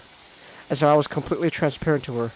I pushed my anxiety away and concentrated on the 8 buttons lying on her shirt, just like mine has. One button, only the first button is an obstacle, and after getting it over, I undo the others with slightly less shaking hands. Oh, there we go. She's okay. We don't need to tack you in. She's got a bra on. Don't worry. But You're really gonna risk it? well, I mean, it's just a bra. Yeah, but if the next image is just full-on nudity, you might want to tag me in. All right, here. Take one last good look at her, blushing and all that. All right. Tag out, man. Tag in, man. Tag in. Bam. He's a Barbie girl, living Barbie world. Man, the actual song is fucking dark once you listen to the lyrics. Really? Yeah. Oh. Well, I can only think of Bill Clinton. Tag out, man, tag out! Okay, okay, nothing's changed though. She still has her underwear on, don't worry. I try to think too much about stuff, but it's hard not to look at her body with what I can only think of as mixed feelings. I don't know what to think of this, so I just watch her. Rin looks brittle. She's like a shell or a fragile thing. You know, we don't need you just yet, but we still got I'll tag you in just in case. She's a shell, fragile thing. Her ribs, each of them visible under her pale skin, are moving up and down in the rhythm of her breaths. Rin always struck me as quite thin, but I realize now that the manic creative period before the exhibition might have caused her to lose weight. Did she eat properly and enough? Definitely not, and probably not. Look like you lost 5 pounds. Come and eat. Why don't you put some food in your belly? This ugly yet beautiful bare minimum of a human body that belongs to someone I care about is a contradiction of aesthetics in itself. All it becoming of her. My eyes follow her to the collarbone, to her shoulder, down her arm until the abrupt end. No, it's less than the bare minimum. I think with a passing pang of sadness and some guilt for thinking like that. Oh, we're getting close up her boobies? Okay, hold on. Okay, she still has her underwear on, but let's pull out the Zeno sensor just in case. In case we're getting somewhere spicy. Her arms, degenerated into almost nothing but bone and skin due to lack of use, look very short now that the long sleeves of her uniform are not covering them. My lack of any negative reaction makes me think that I've actually grown pretty accustomed of the various physical abnormalities of my schoolmates. I always wonder why Rin keeps her shirt sleeves long, only tying them in a simple knot at where the elbow should be. It seems a bit impractical, but then again, she's not exactly the pinnacle of practicality. Maybe she likes it. Maybe it's somehow important to her. Maybe there's no deeper meaning to it. I feel like asking, and I almost do, but Rin's miserable state requires a higher priority of my attention. She stopped talking too, and after we ran out of spiky greetings. I guess there was no need for chit-chat then. I pick up the towel. Okay, we don't need. Okay, this is cute. This is not censor time. This is cute. We're drying her with a towel. Here, come on. Use this towel. I'll dry yourself clean, man. I pick up the towel from the bed and wrap it around her head, rumpling it around her hair until almost most of the rainwater is hopefully soaked into the fabric. Oh, oh, look at that. She moves her eyes. She peeks from the towel below, looking at me with impassive eyes. It looks like she wants to say something without saying it. It's that kind of look. But I can't read what she's thinking about from her face, so I just kept fussing on with the towels around her shoulders and hair. The silence is oppressive, terrifying. Communication between us has suddenly been reduced to the moments of my hands in a towel and Rin swaying her body to and fro. My jacket breathing and her quiet breaths, trying to find a common rhythm that's just not there. I think I can hear her heartbeats, or maybe they're just mine redoubled. As I brush a rogue strand of hair aside from her ear, Rin suddenly presses her cheeks against the back of my hand. The contact is electric, a jolt of current surging through me. Whether she seeks comfort or just my touch, I wouldn't know, but I can't help but touching her back, caressing her soft cheek with my hand. And with closed eyes, she kisses me, on the fingers, counting joints with her lips. I'm saddened beyond my expressive capability. Here we are, a boy and a girl, both in love or something like that with each other. Or maybe not. Not yet. Oh! Okay, thank God. Something is broken. I can feel it in me and in Rin. In a way our gazes merely brush against each other, shying away from contact. In her closed, timid posture and in my way of touching her like a China doll, afraid of shattering her delicate form. In how we are closer than we have been, yet I'm not feeling happy. It's like yesterday. When did tenderness and forlornness become one and the same word? Acts of affection start invoking only longing. How do we end up like this? No, don't answer that. I like to say that myself, but fighting against the omniscience of self-awareness is a lost cause. Still, I am here, and Rin is here. We're reaching for across these new frontiers. I still got it.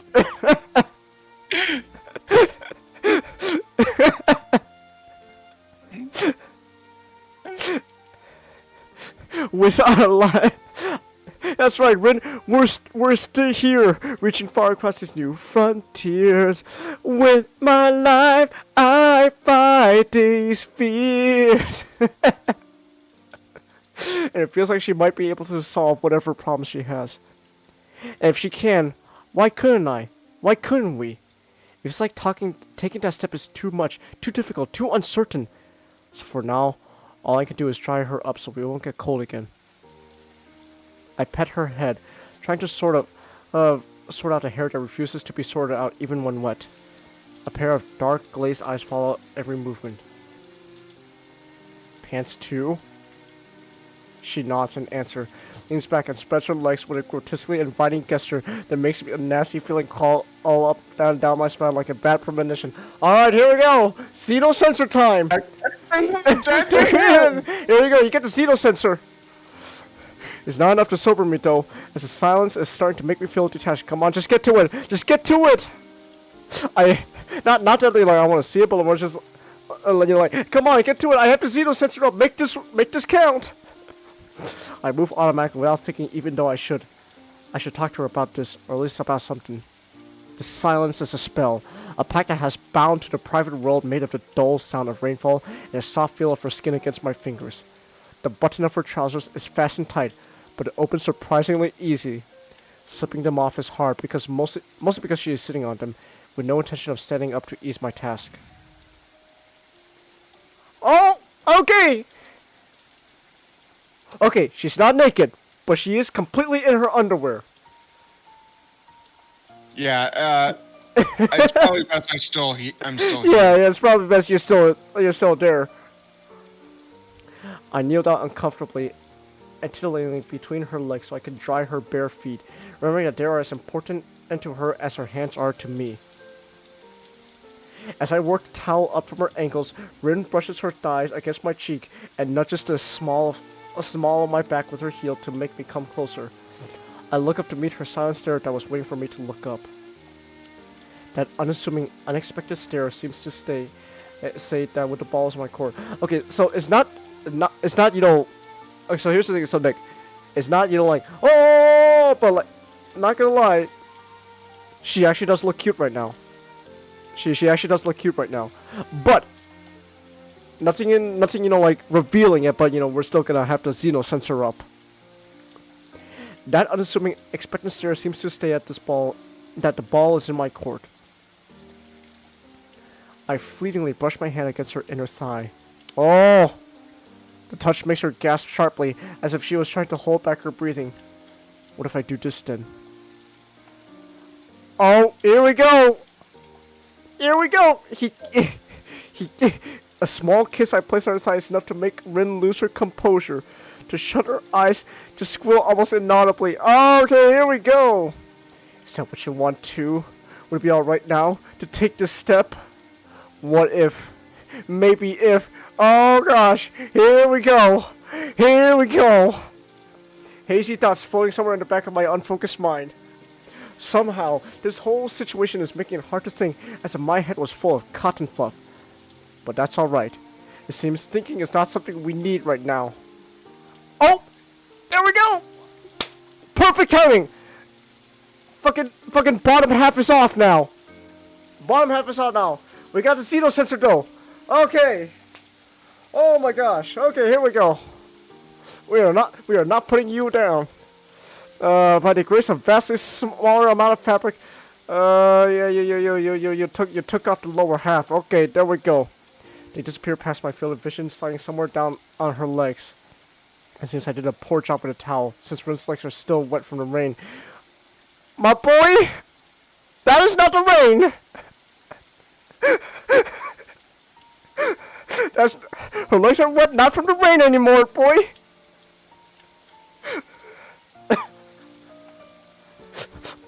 Well, whatever. Oh, there we go! He's going downtown! Okay, he's going downtown! I move closer. Oh, here we go.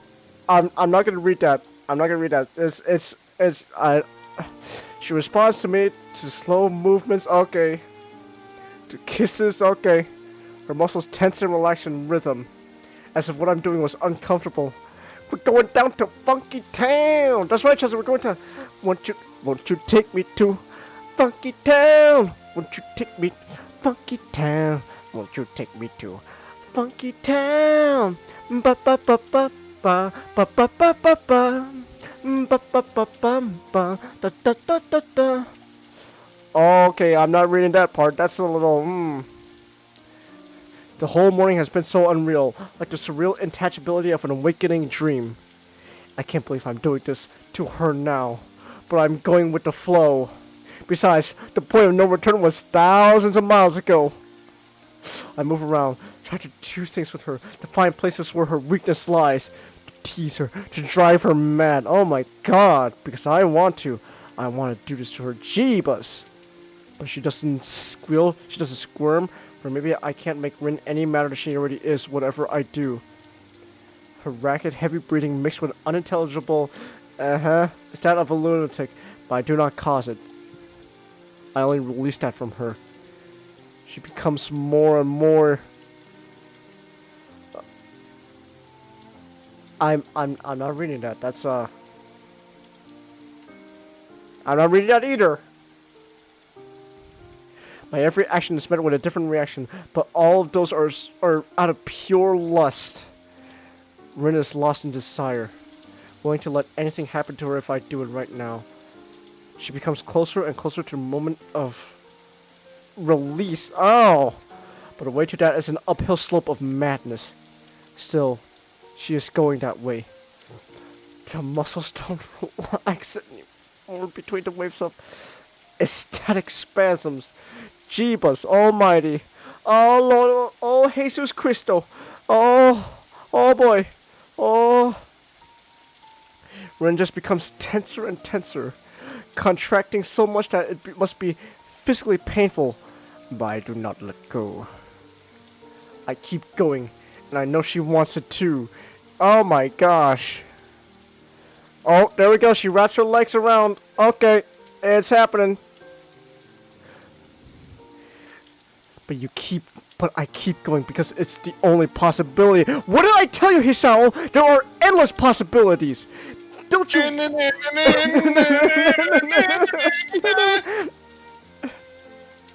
This is my escape. I'm running through this world and I'm not looking back. Yes. That's how we beat. That's how we beat. Reading the stuff. We just sing Sonic songs. Here, we'll just sing. That's how we do it.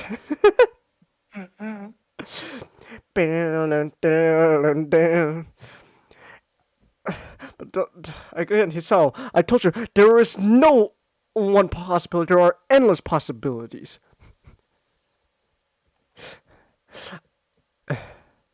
Cause no one knows. Cause I know I can Go where no one's ever gone, and I'm not looking back. But how will I know when I get there? And how will I know when to to leave? We've all gotta start from somewhere. And for And me, possibilities never ending. I see it, and now it's all within my reach. Endless possibility. I see it now. It's always been inside of me, and now I feel so free. Endless possibility. We should listen to that song afterwards.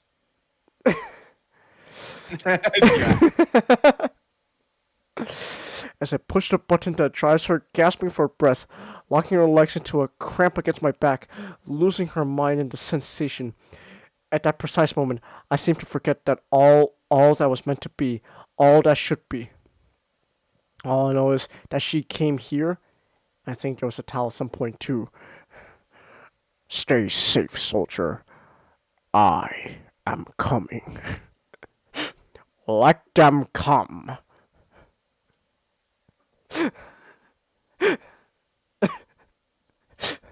I recently watched this video where it was another version but with Megatron. It's like what are we doing here? I don't understand, Lord Megatron. What are we doing here?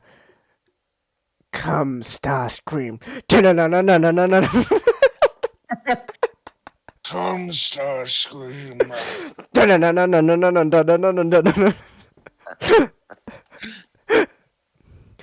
None of it matters. All that matters is that is what we have now. It don't matter. You don't matter. Nothing matters. It don't matter. You don't matter. I hate you. That's also one of my favorite moments of the Shadow fan dub. They just straight up say orgasm. Okay. it surges through me too, exciting me in a completely new way. Why don't you, why don't you wash your hands afterwards? Take a shower or something. Make sure gets her nubs clean.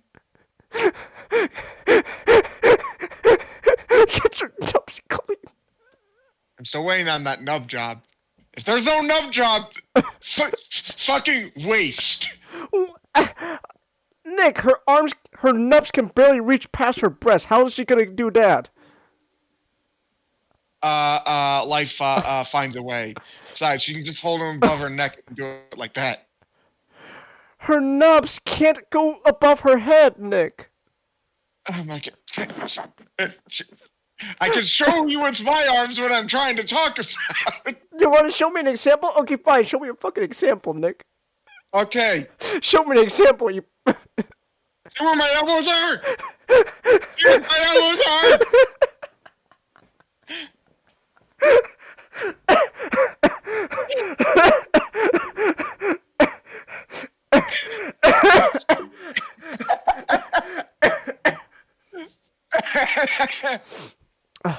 As her body relaxes, I try to kiss her down again, but it startles her. Oh, no! Oh, shit! I pushed the wrong thing! Fuck! Oh, gosh! That was like a split second! Jesus Christ almighty! Oh. You know what? It's a damn fucking good thing his head's covering it. Jesus Christ! Wait. For a split second, did... I accidentally put down the Xeno scissors just for a fucking split second, but it's a damn fucking good thing his head is covering it up. Jesus H. Christ! That was... Holy shit! Holy shit! Oh my goodness! I'm gonna have to fucking, like... You know what? I'm gonna have to probably take this stream down, edit it, and then put it onto YouTube, the edited version where just nothing is... Where the whole thing is just, like, covered by, like, a black screen or something. I don't know. Jesus H. Christ, that was, oh my gosh. No, Hisao, enough. Oh. Come here. I stand to remove the last piece of clothing she has. Oh, okay. She leans against me to catch her breath, tickling me with warm air exhaled into my shirt. I reach behind her back and feel my way to her shoulder blades to find the contraption that fastens her bra. It opens more easily than I thought, falling to the floor somewhere. Her bare skin against me is a sensation so wonderful that I want to have more of it. And I do, embracing her. Rin's hair smells of rain, and I notice that I'm not hearing the sound of rainfall anymore. It's a sobering thing. The cushion that enveloped us into reality of our own is now gone, and I realize more clearly what is happening. You know, this really is not what friends should be doing. I whisper once again noticing how much simpler matter has talking can be overbearing, difficult at times. Will you stop being my friend? That wasn't what I meant, but her serious tone and the layers of connotations behind Rin's questions give me a pause. Nah. I think it might be alright, even if you did. I hug her and smile into her hair. Understand Rin perfectly for once. You're wet. The remnants of water on her skin have drained into my shirt. Somehow even her statements of the obvious make me glad right now. You're right. I am. But that's your fault. I want to see you. Oh, there we go! His clothes are off! There we go! A sudden sense of haste strikes me, spurring me to rush forward. Every second you're not touching her is a second wasted, a chance lost. Your belt buckle proves an obstacle despite my ability to open it in an eye blink under normal circumstances. Jeebus H. Christmas. When I fumble with it, I didn't notice Rin bring her foot up between us until she starts tracing my chest with her toe. Okay, I don't think she'll give us a nub job, but she might give us a foot job. So there's that. I look down to see what she's looking at. Missed potential. My heart. I reflexively flinch back, covering the scar tissue in the middle of my chest. The shallow mark that the surgery follows all my heart attack left on my body has healed already, but was not a particularly pretty sight, if not overly repulsive either. It's barely noticeable, but she does have an eye for detail. This is why she says she wanted to see me. I sort of forgotten about this because of all this mess with Rin, but now all the unpleasant things connected to my condition surface at once, rushing through my mind like a flash flood. And oh god, all the stories about the old guys getting heart attacks when they having sex. What if? If I'm gonna go with ecstasy. Hisao. Realizing that I might have spoiled the mood, I stumbled to explain myself. Sorry, it's just that. Let me touch you. Would you fuck me? Don't fuck me. Don't fuck me so hard. Hey, Chris, look, I just came to borrow something. Hey, did you sit on something?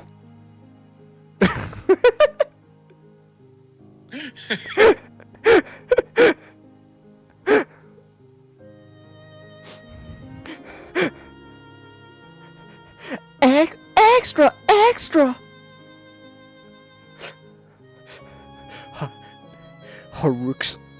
Haruk's old carpets. just that sigh between Peter, just Her eyes are sultry, inviting as she sits there bare naked without an inkling of shame. I never thought Rin could look like that. You know, yeah, I know this is not how it should go. Even though Rin is right here, even though there should be no more questions, no obstacles, not this maddening feeling that something is constantly wrong. The same feeling that clutched my heart yesterday makes its appearance. We are together, in a way that is difficult to describe. It eludes description as stubbornly as it evades change. Would a relationship like this be alright? Can we ever change to become closer? Even though we would stay together for all eternity, we may never find our mutual understanding. But there is no such thing as eternity. This may mean that they will not be together forever. If not our differences, then the flow of time will pull us apart with irresistible force. Rin is a creature of the moment, of whim and impulse. Like Liwa. Hey! I'm not like that! Ooh, a penny! Hey, I'm not like that. Here, eat this. It takes it, eats it. What was it? What was it? It reveals he ate a part of a kitchen sponge. Don't feed a guy a sponge! Don't feed a guy a sponge! You're the one who just ate it randomly.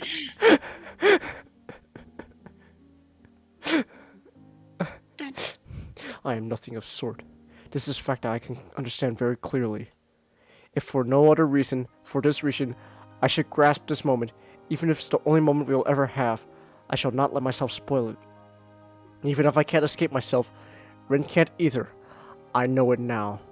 We both have things that we can't let go, things we can't not think, feelings we can't not real.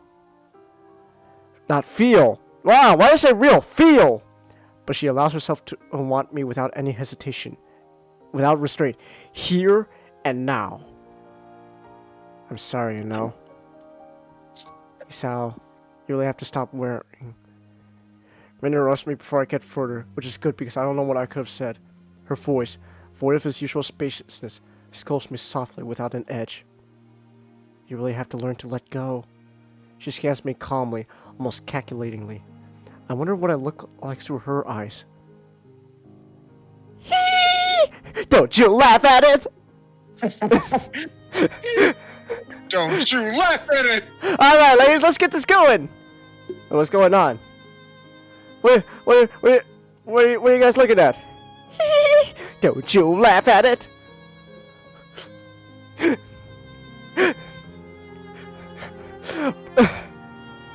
Okay, it's not Family Guy, it's completely unrelated to it, but now I'm just thinking of this American Dad clip.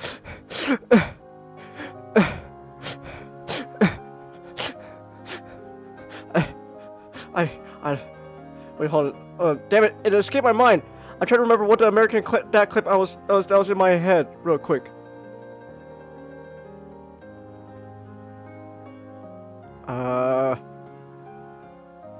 Oh yeah, now I remember. I don't know why, but my mind went to fucking a fucking Bullock. Just Steve, Ricky Spanish, come!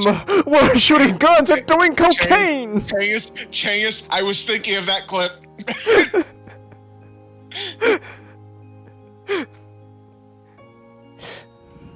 I always was so enchanted by her eyes. Those mysterious, captivating eyes that always were too restless for their own good. But I was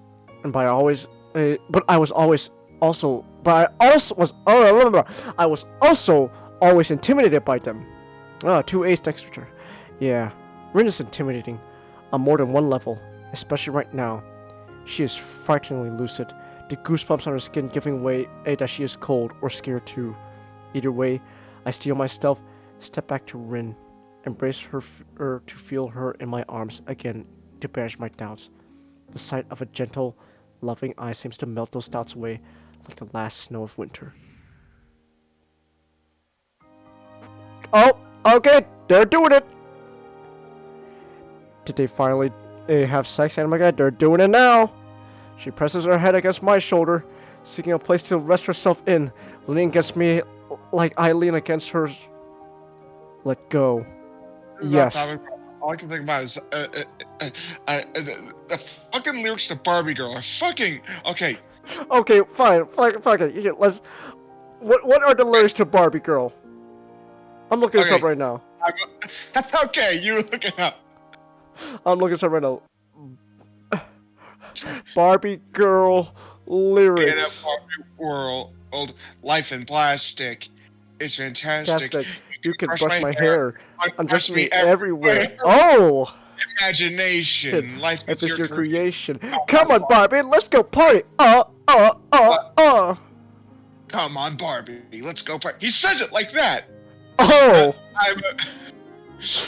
I'm a Barbie girl in a Barbie world. I'm a blonde bimbo girl in a fantasy world. What?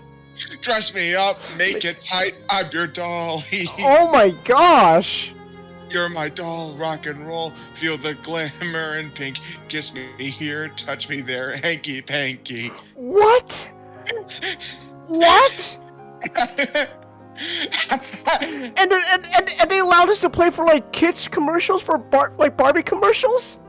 Changus, Mattel sued the guys who made this song. Oh, okay. Because for a second I was like, oh my gosh. This is like an official Barbie song? You can touch, you can play, if you say, I'm always yours. And then again, repeat the chorus. Come on, Barbie, let's go party. Yeah. Nah, but you gotta make it sound like Bill Clinton. Tag out, man, tag out. Yeah. Well, Chance, those are certain types of noises. Oh. You know what? It's funny. It's funnier thinking this. You please. I can act like a star. I can beg on my knees. What the fuck? Come jump in, bimbo friend. Let's do it again. Hit the town, fool around. Let's go party. What? These are actual. What is this? What are these lyrics? It's fucking wild, isn't it? Also, I love how there's an article from No, it's not the New York Times. I don't know what it's called, but it's like it says Aqua's song "Barbie Girl" will not feature Margot Robbie's Barbie movie. Fucking good. Duh.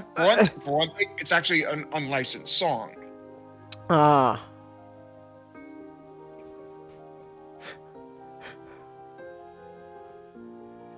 I don't know.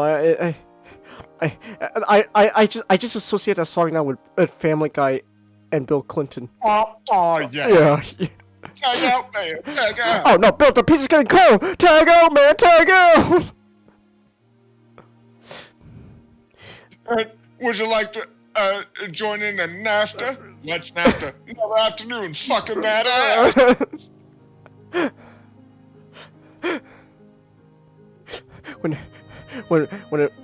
when Megan and Chris were making out, just Bill, oh, can I join? Get on this.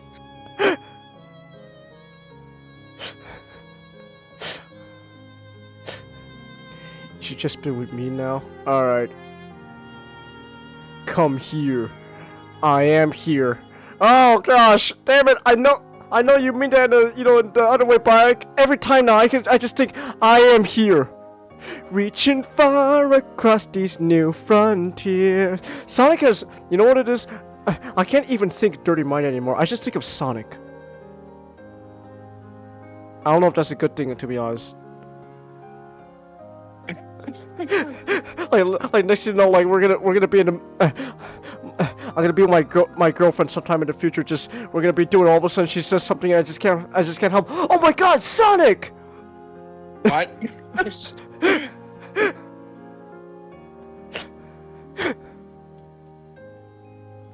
Chance, what you need to do is become a Sonic voice actor. That way somehow you'll get all the bitches.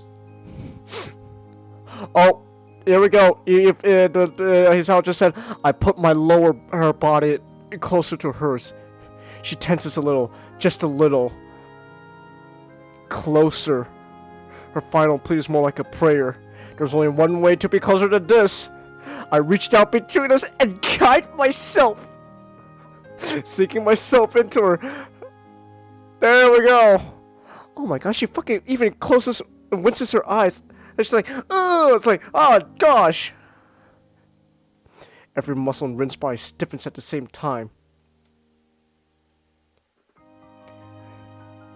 She doesn't say anything once, so I push deeper. It's like Ugandan. It's like pasta mansa from the Ugandan. You know, just like, just you push. This. First of all, let me tell you what homosexuals do as an activity. See, this man, he puts his hand in the other man's anus deeper. Is this what we want Obama to bring to Uganda to allow the gay men to eat the poo-poo? No! God, that's such an old video now. I wonder if people even remember that. The fucking eat the poo-poo video. I love how in the pastor's lecture, he's like saying he shows like actual footage of like gay men, you know, doing their thing, and then he's like, all right, now I'm going to show you what anal feasting is. So if there are any children in the room, please exit. You just show them another man eating another man's ass. But fisting is where you go, okay, children, please get out. This is too much for you. Like, I can't take that video seriously. All right, so they're doing it. They're doing it. Chelsea just DM'd me the lyrics. It's not that one, Chelsea. It's by Aqua. It's by Aqua. Our movements melt together in one continuous string of back and forth, in and out. Alright, there we go. They're doing it. I ain't gonna read anymore until they're done. They're just doing it. They're at it. You know, if I had a nickel every time Family Guy would do a joke about Barbie Girl, I'd have 2 nickels. It's not a lot, but I'm surprised it happened twice.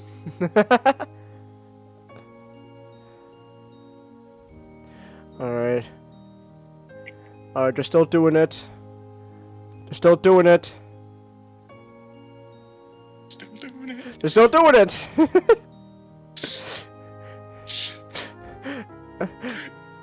oh, finally, she's talking! Hold on. Wait. I stopped moving, slightly alarmed. Maybe it hurts or...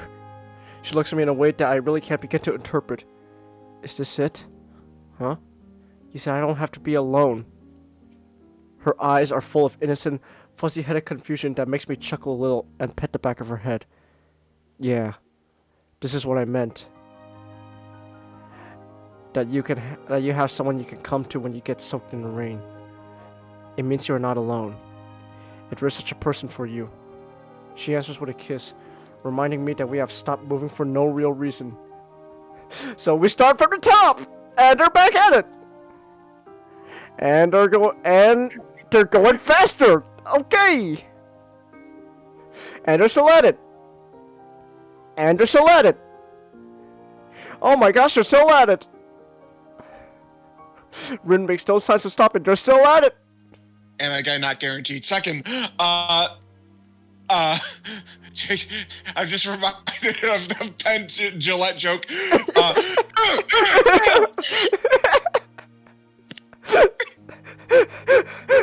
The pendulum just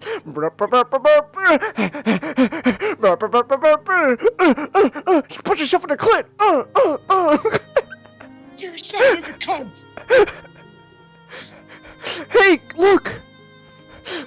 Ricky is back in town. Oh, cool. Is he gonna remember us? Do you remember us? Petulant. They're still going at it. They're still going at it. Oh, and then white screen.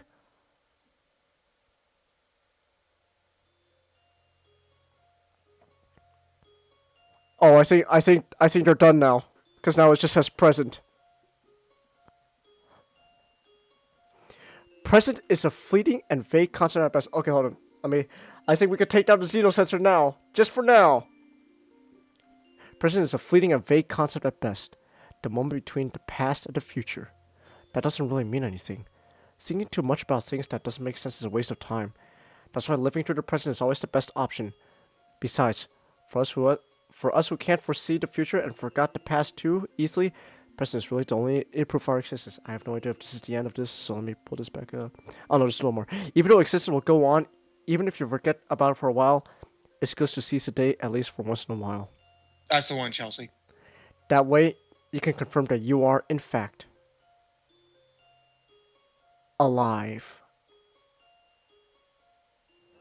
Oh, I think they're done. I think they're done. Oh, no, she's still half naked. Never mind. I'm pretty sure that the girl who is standing there half naked, staring out the window of my room, has a much better grasp of present than I do. As for me, well, right now I'm somewhat confused about my present state, since I should try to locate my shirt and not stare at Rin's butt. But I just can't stop looking at her. Oh, she put on her shirt again. Oh, thank gosh. She put on her shirt again. She's so close to the glass that her nose is probably going to leave a mark. At least her breathing does, when it condenses on the rain-cooled window glass before quickly disappearing again. My shuffling around to get dressed doesn't rouse Rin from her contemplation, which is fine, really. I don't mind the silence as much as I used to. Only after I'm almost finished with buttoning up my shirt does Rin say something, still without turning to look at me. Let's go somewhere. Where? I can only assume she's inviting me and not the windowsill, but still a fair guess. I know. What? Help me get dressed. I think today's the day. Come on, clothes. Clothes. What an impatient tone.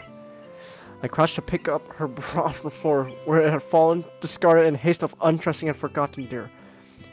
Hanging it from between the fingers like a dead fish, the same hesitation that grasped me while I was undressing. Rin is creeping inside my head again. Do I need to bring this up again? Xeno sensor again. I don't know. Is intimacy really something that is difficult for me to handle? Come on, you got it off just fine. This is the same but other way around. It's like talking backwards. Okay, I don't think I need to put it. Yes, the tube drives me. Seems hard, but it's easy. Perplexed by her sudden and prodigious display of mental processing capacity, I forgot to attempt reversing her gibberish back. I'm pretty sure I couldn't switch to talking backwards that fluidly, even with some practice. Could you repeat that? Got it. Fine, I'll give it a try. Rin was right. The locking mechanism is simple enough, and I get the little plastic hooks right on the third attempt. There. Now you have to adjust it. What? Please stop that. I don't speak backwardese. She shakes her head, needing to banish the backward way of thinking with a physical gesture. I know a few people who could benefit from that kind of ability. I got stuck. Now you have to adjust it. Zero sensor time! Adjust? That's what I said. No, I asked what you meant. You know, so that they are... fine. Oh. Fine, you say. As I have no idea when her breasts are supposed to be fine, I end up fumbling around her chest for a good while without really getting anywhere. Okay, they don't actually show it. Not that I would complain, but Rin does. Emmy's better than you at this. Well, I'm not Emmy. Her impatient tone ticks me off, even though I can't really disagree. Rin suddenly seems to be in an awful hurry. Yo, excuse me, could that be because she is a girl and can actually relate? I don't think so. She has just about as much chest as you do. Oh, damn! With her bra and breasts eventually fine as they should, the rest of her clothes are considerably easier to put on. Rin launches towards the door, even though her shirt is not buttoned up all the way yet. Left with little choice, I run after her. As soon as I realize that we are headed for the side entrance leading to the forest, I think I know where Rin wanted to go. Also, I couldn't say why she wanted to go there. Then again, I can't really assume my guesses to be anywhere near correct when Rin is concerned, not even for quite a generous definition of correct. The forest behind the wall all smell of rain. The last raindrops are still dripping from the wet undergrowth into the earth despite the rain being gone for a while already. We stroll along the unhurried place that Rin sets, giving me time to take in the calming atmosphere. I think I can hear Rin say hello, at least to 3 different trees while she walks past him, but I ignore it, just like the trees do. Did we win, Chelsea? I think we did. She leads me to a narrow side path leading up to the hilltops as I guessed. I peek through the canopy trying to find a rainbow, but there doesn't seem to be one. It's a perfect weather for a rainbow. The sun is shining low, and rain has not passed too long ago. Whatever. I lower my eyes from the treetops to see the gaunt back of the girl who is climbing up the hill slowly, without losing her balance. A few steps ahead of me on the path, but still within my reach. I don't think I could ever reach a rainbow, but reaching Rin, it seems less impossible than it used to seem. The clear sky greeting us from above the meadow clearing seems vast and beautiful. A strong wind is hurling the rain clouds away from the town, to the other side of the mountains in the distance. Oh, my nose is still stuffy. Ugh. The sight is pretty, but... A speck of white flies at the edge of my peripheral vision, but when I turn to look, it's already gone. Another falls, then a third. Before I realize it, almost dozens of almost invisible small tufts of white are fluffing around all over us. Look, the flowers. Ah, I see it now. The sea of dandelions that covered the hilltop on our last visit has changed over the days. Where there was bright yellow before, there is now fluffy white. Some of the flowers have already shed their seeds, but many are still waiting for a suitable gust of wind. Today, those gusts are not in short demand. Every now and then they shake the grass thoroughly, and suddenly the air is thick with dandelion seeds. One by one, the seeds separate from the flower heads and are lifted away. A commonplace event, but one that seems to fascinate Rin for some reason. She's turning her head from side to side, marveling at the change happening all around her as the seeds fly away. I watch them too, following the white tufts, floating in the wind towards the horizon. Imagine that I can see them after they disappear from my sight. Isao, what is it? Do you love me? I snap to attention to meet her suddenly very serious face that's not only looking at the flowers anymore. What a tough question asked just like that out of the blue. Still, her bluntness compels me to answer rapidly. I don't know. Maybe I do. Maybe too rapidly. What does that mean? I don't know. Rin sighs, perhaps unhappy with my wish-washy answer. I would be too. Me neither. I don't think I know much about love. It's fine, isn't it? How should I know? The shrug of her shoulders seems to say hesitating to give a firmer answer. She stays silent, but only for a second too long, but even that second isn't long enough for me to think ahead. I love you.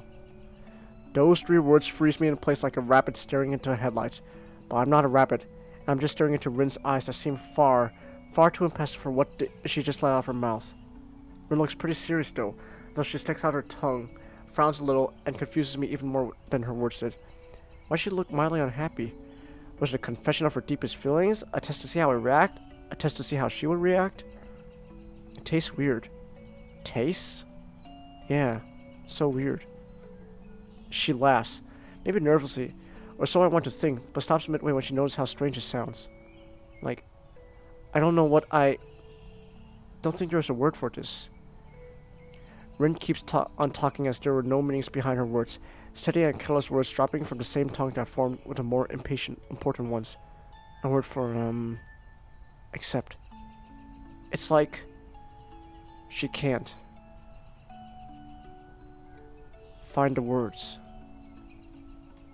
Rin just keeps staring at me, stumbling with her words as if her brain suddenly grounded to a halt. She looks awfully confused, much like how I feel right now as I wait for her to explain. But she doesn't. She just blinks a few times, the flutter of her long lashes catching my fancy because she looks like she is petrified otherwise. Until I realized that they were what they were fighting against. It's those weird tears again.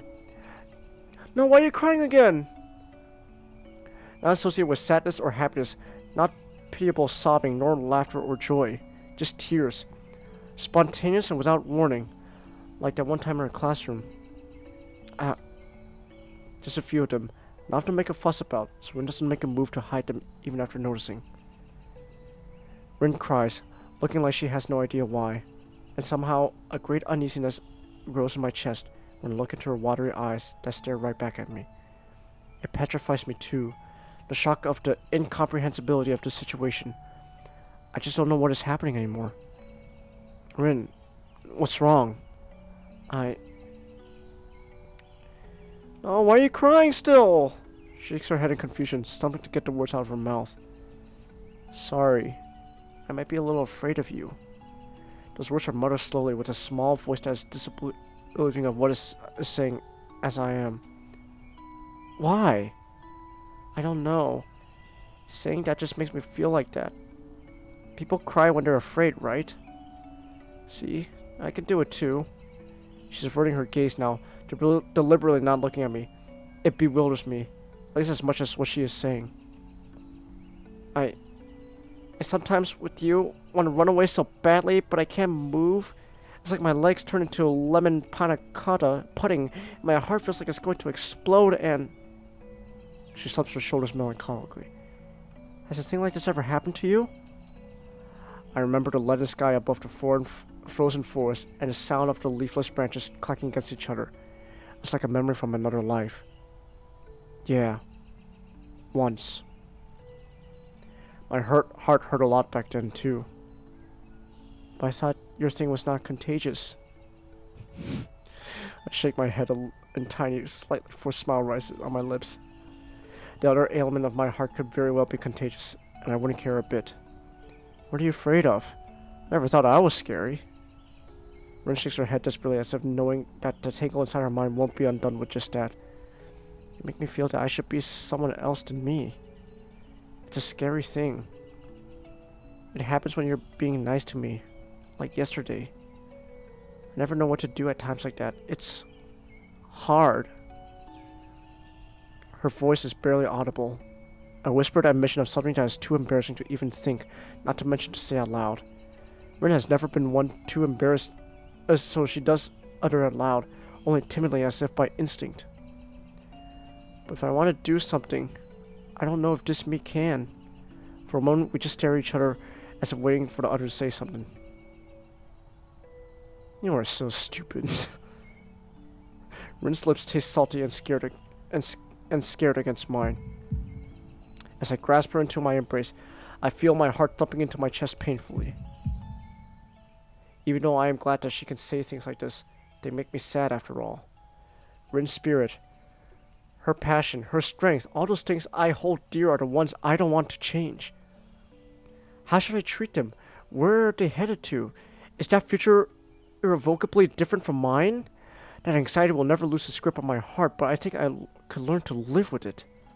Slowly, the pain in my heart dies out, and settles into the same rhythm as Rin's. We listen to that for some time. After our lips break apart, it takes a while for either of us to realize that we can say something now.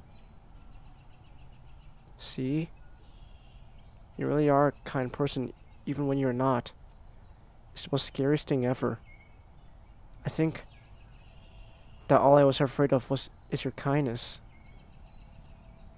Is it bad? Even if you are afraid? She thinks about it for a while, furrowing her brow as though it was some kind of hard math problem. No, I'm alright with it. It's fine. If it's with you. Yeah!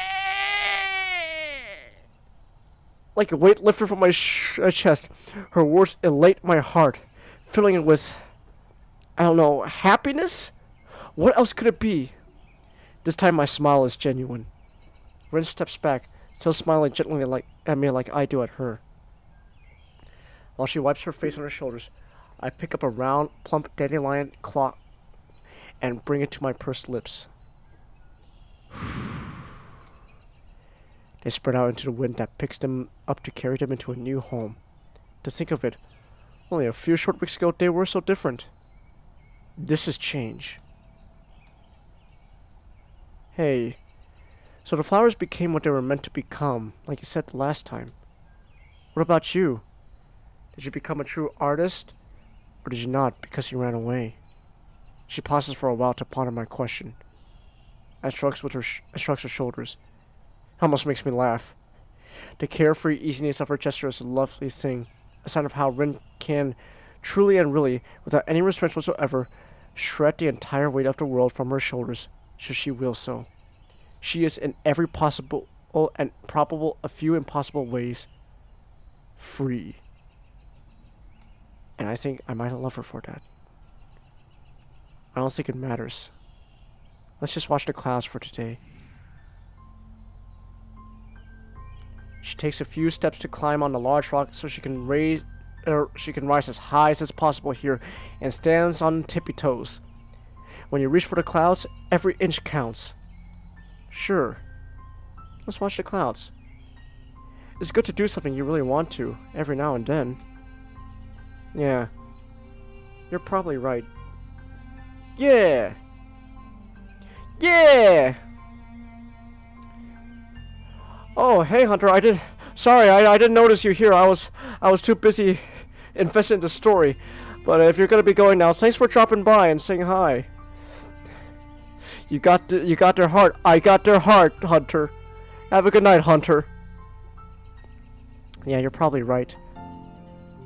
I glance upwards at the blue sky, opening highly above us. It's a deep, cerulean vastness that spreads to fill my entire field of vision and beyond. Yet Rin stays on a rock, peering at the distant horizon where the rain clouds are drifting farther away from us. I've decided something. That dreaming voice of hers, spoken to the wind that carries it to my ears, is lacking resolve in tone, but is full of meaning.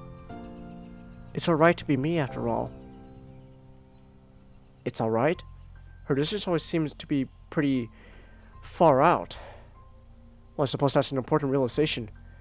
Coming to terms with oneself, accepting yourself, being fine with what you are. A simple resolution of heart that for some people is overwhelmingly barely hard to do, if not impossible. I do realize well enough that I might also be one of those people. Rin too. Maybe we're not that different after all. Maybe to accept someone else, you must first accept yourself.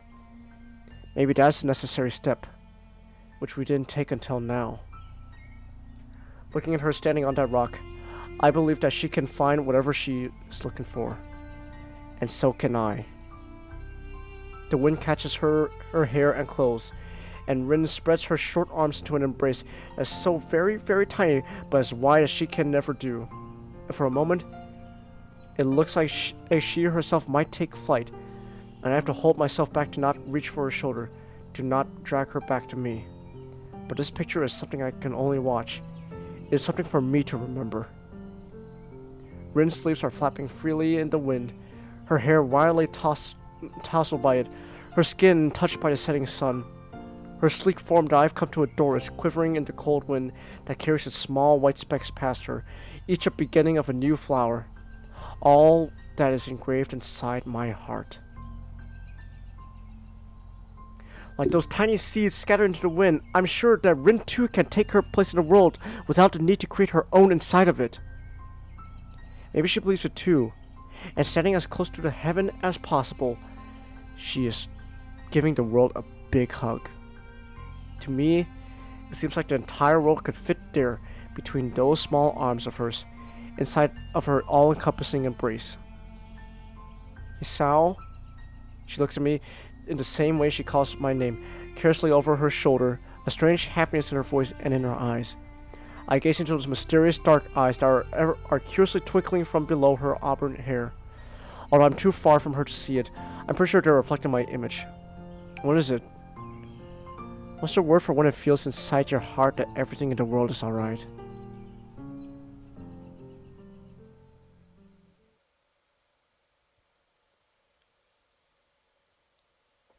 Yeah!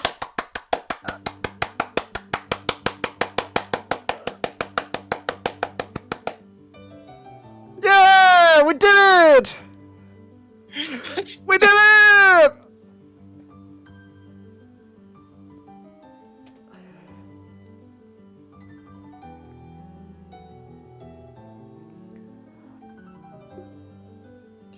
That was... Fucking hell, 4chan ended up creating an actually, genuinely, really fucking amazing story. What the fuck? It's probably the greatest joke of all. This was made by 4chan.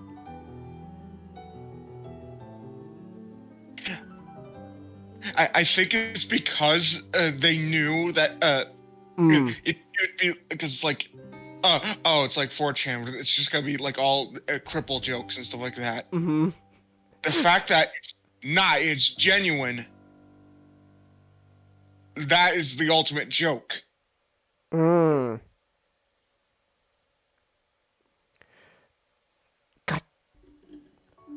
Oh my god.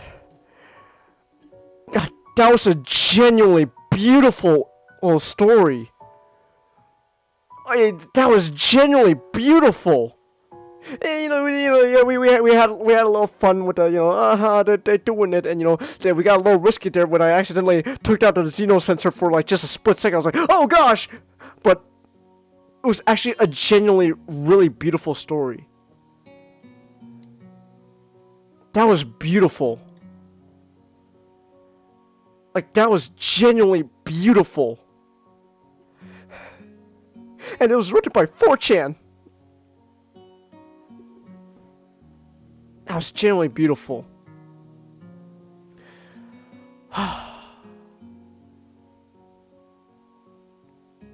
All I can say is, I'm not taking chances with that split second. I accidentally took down the Xeno sensor, so I'm gonna have to actually take the stream off of Twitch and then censor it for YouTube. Hey, first time chat. Oh, we got first time chatter. I didn't know that. Aku Slush. Yeah, that's Katawa Shoujo for you. Yeah, Rin's story. That was genuinely amazing. That was beautiful. But I'm not taking chances though. I don't know. So I'm gonna actually have to take this stream down and then upload it onto YouTube, the edited, censored version, just for that split second. But I don't want to take chances. But so I'm gonna have to probably unpublish this stream. But hey, new guy, thanks Aku Slash, thanks for coming, man. So yeah, and I don't know. This feels like I'm just shilling all my stuff right away as soon as a new guy comes. But it is true that all these are gonna be on my YouTube all these streams are gonna be on my YouTube channel, so you could check that out as well. I don't know. The links are all that whole about section and stuff. But oh, hello, you're my new neighbor. You just moving? oh, thank you for following Aku Slash. Yeah, that was wow. That was a genuinely beautiful story, man. That was genuinely amazing.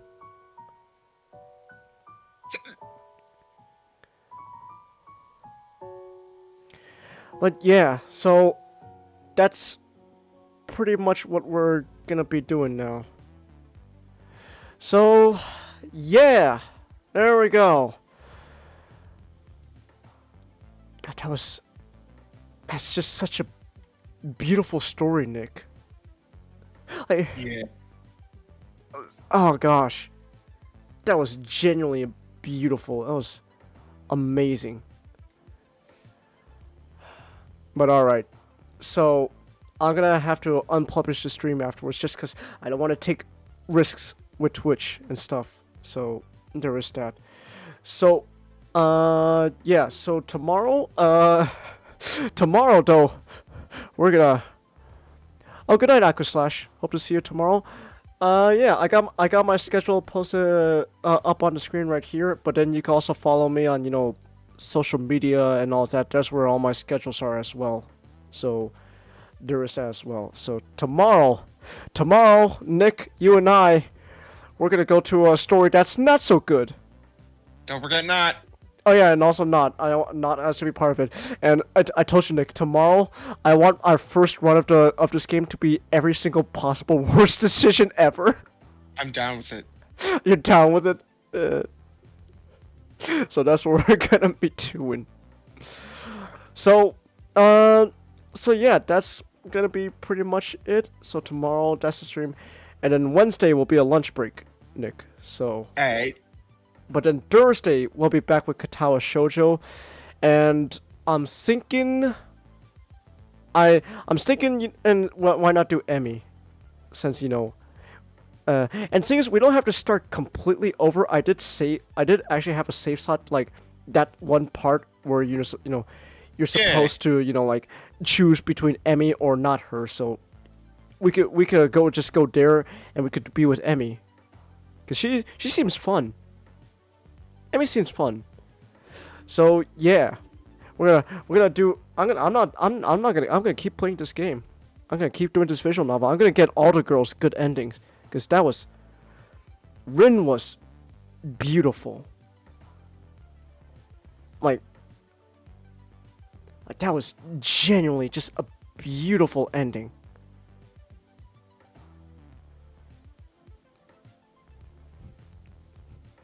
Also, Rin, I don't know the answer to your question there, man. What's the right word for when it feels inside your heart that everything in the world is alright? I don't know. Free? I don't think that's the right word. That's all I can think about. Free.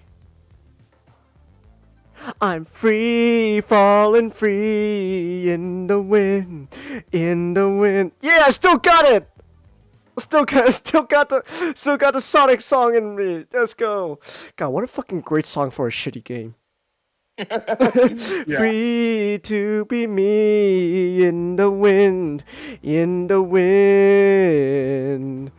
Prepare for a lot of sex scenes with Emmy. Oh gosh. Oh, she's one of those girls. Okay. Well, in that case, I don't know. I think I'm gonna have to. I think I have to genuinely come up like with an actual Xenosensor like PNG to put up instead of just using your PNG. I think it's funny though. It is funny though. But okay. Only with Hisao? Damn. So she's So Emmy's an active person, I see. Okay. What would it feel like to be speed of light and rule the night and day? Watch it pass us by you, the masses try you, but they just can't keep up into the free into me.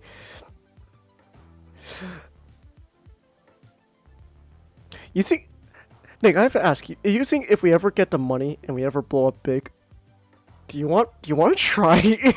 You want me to see if I could get a Xbox Connect and do Sonic Free Riders?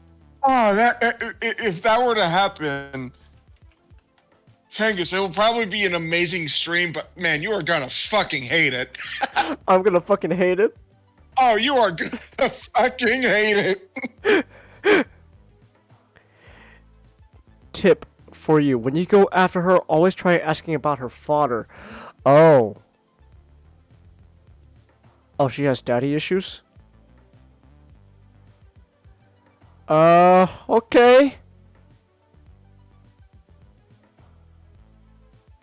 Alright. Well, I guess in that case, I'll take that tip then. But alright.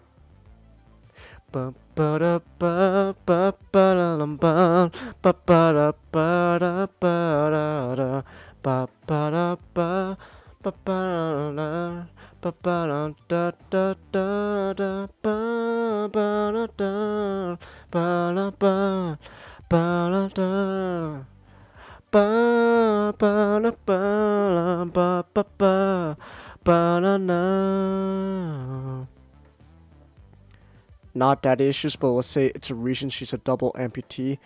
Ah. Okay. Alright. You know what? Fuck it. We'll do. Yeah. Okay. We're gonna do what we're gonna be with Emmy. All right. All right. Bum ba da ba ba ba da ba ba ba da ba ba ba da. Her papa wasn't a cold-hearted murderer. All right.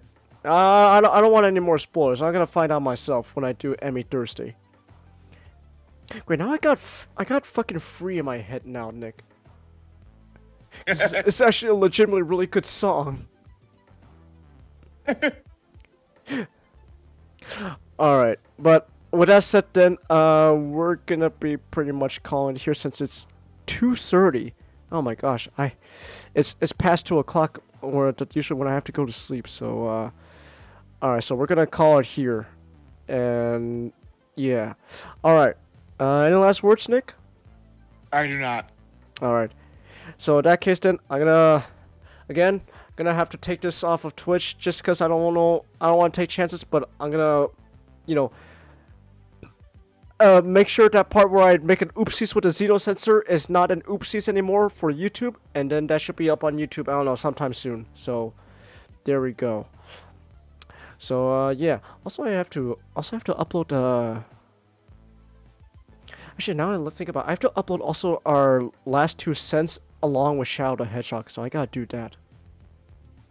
There's actually quite a lot of streams I have to put onto YouTube, so I gotta take care of that. Alright, so, yeah, so with that said then, thank you everyone who came, and I'll see you tomorrow for a not-so-great game. Good night!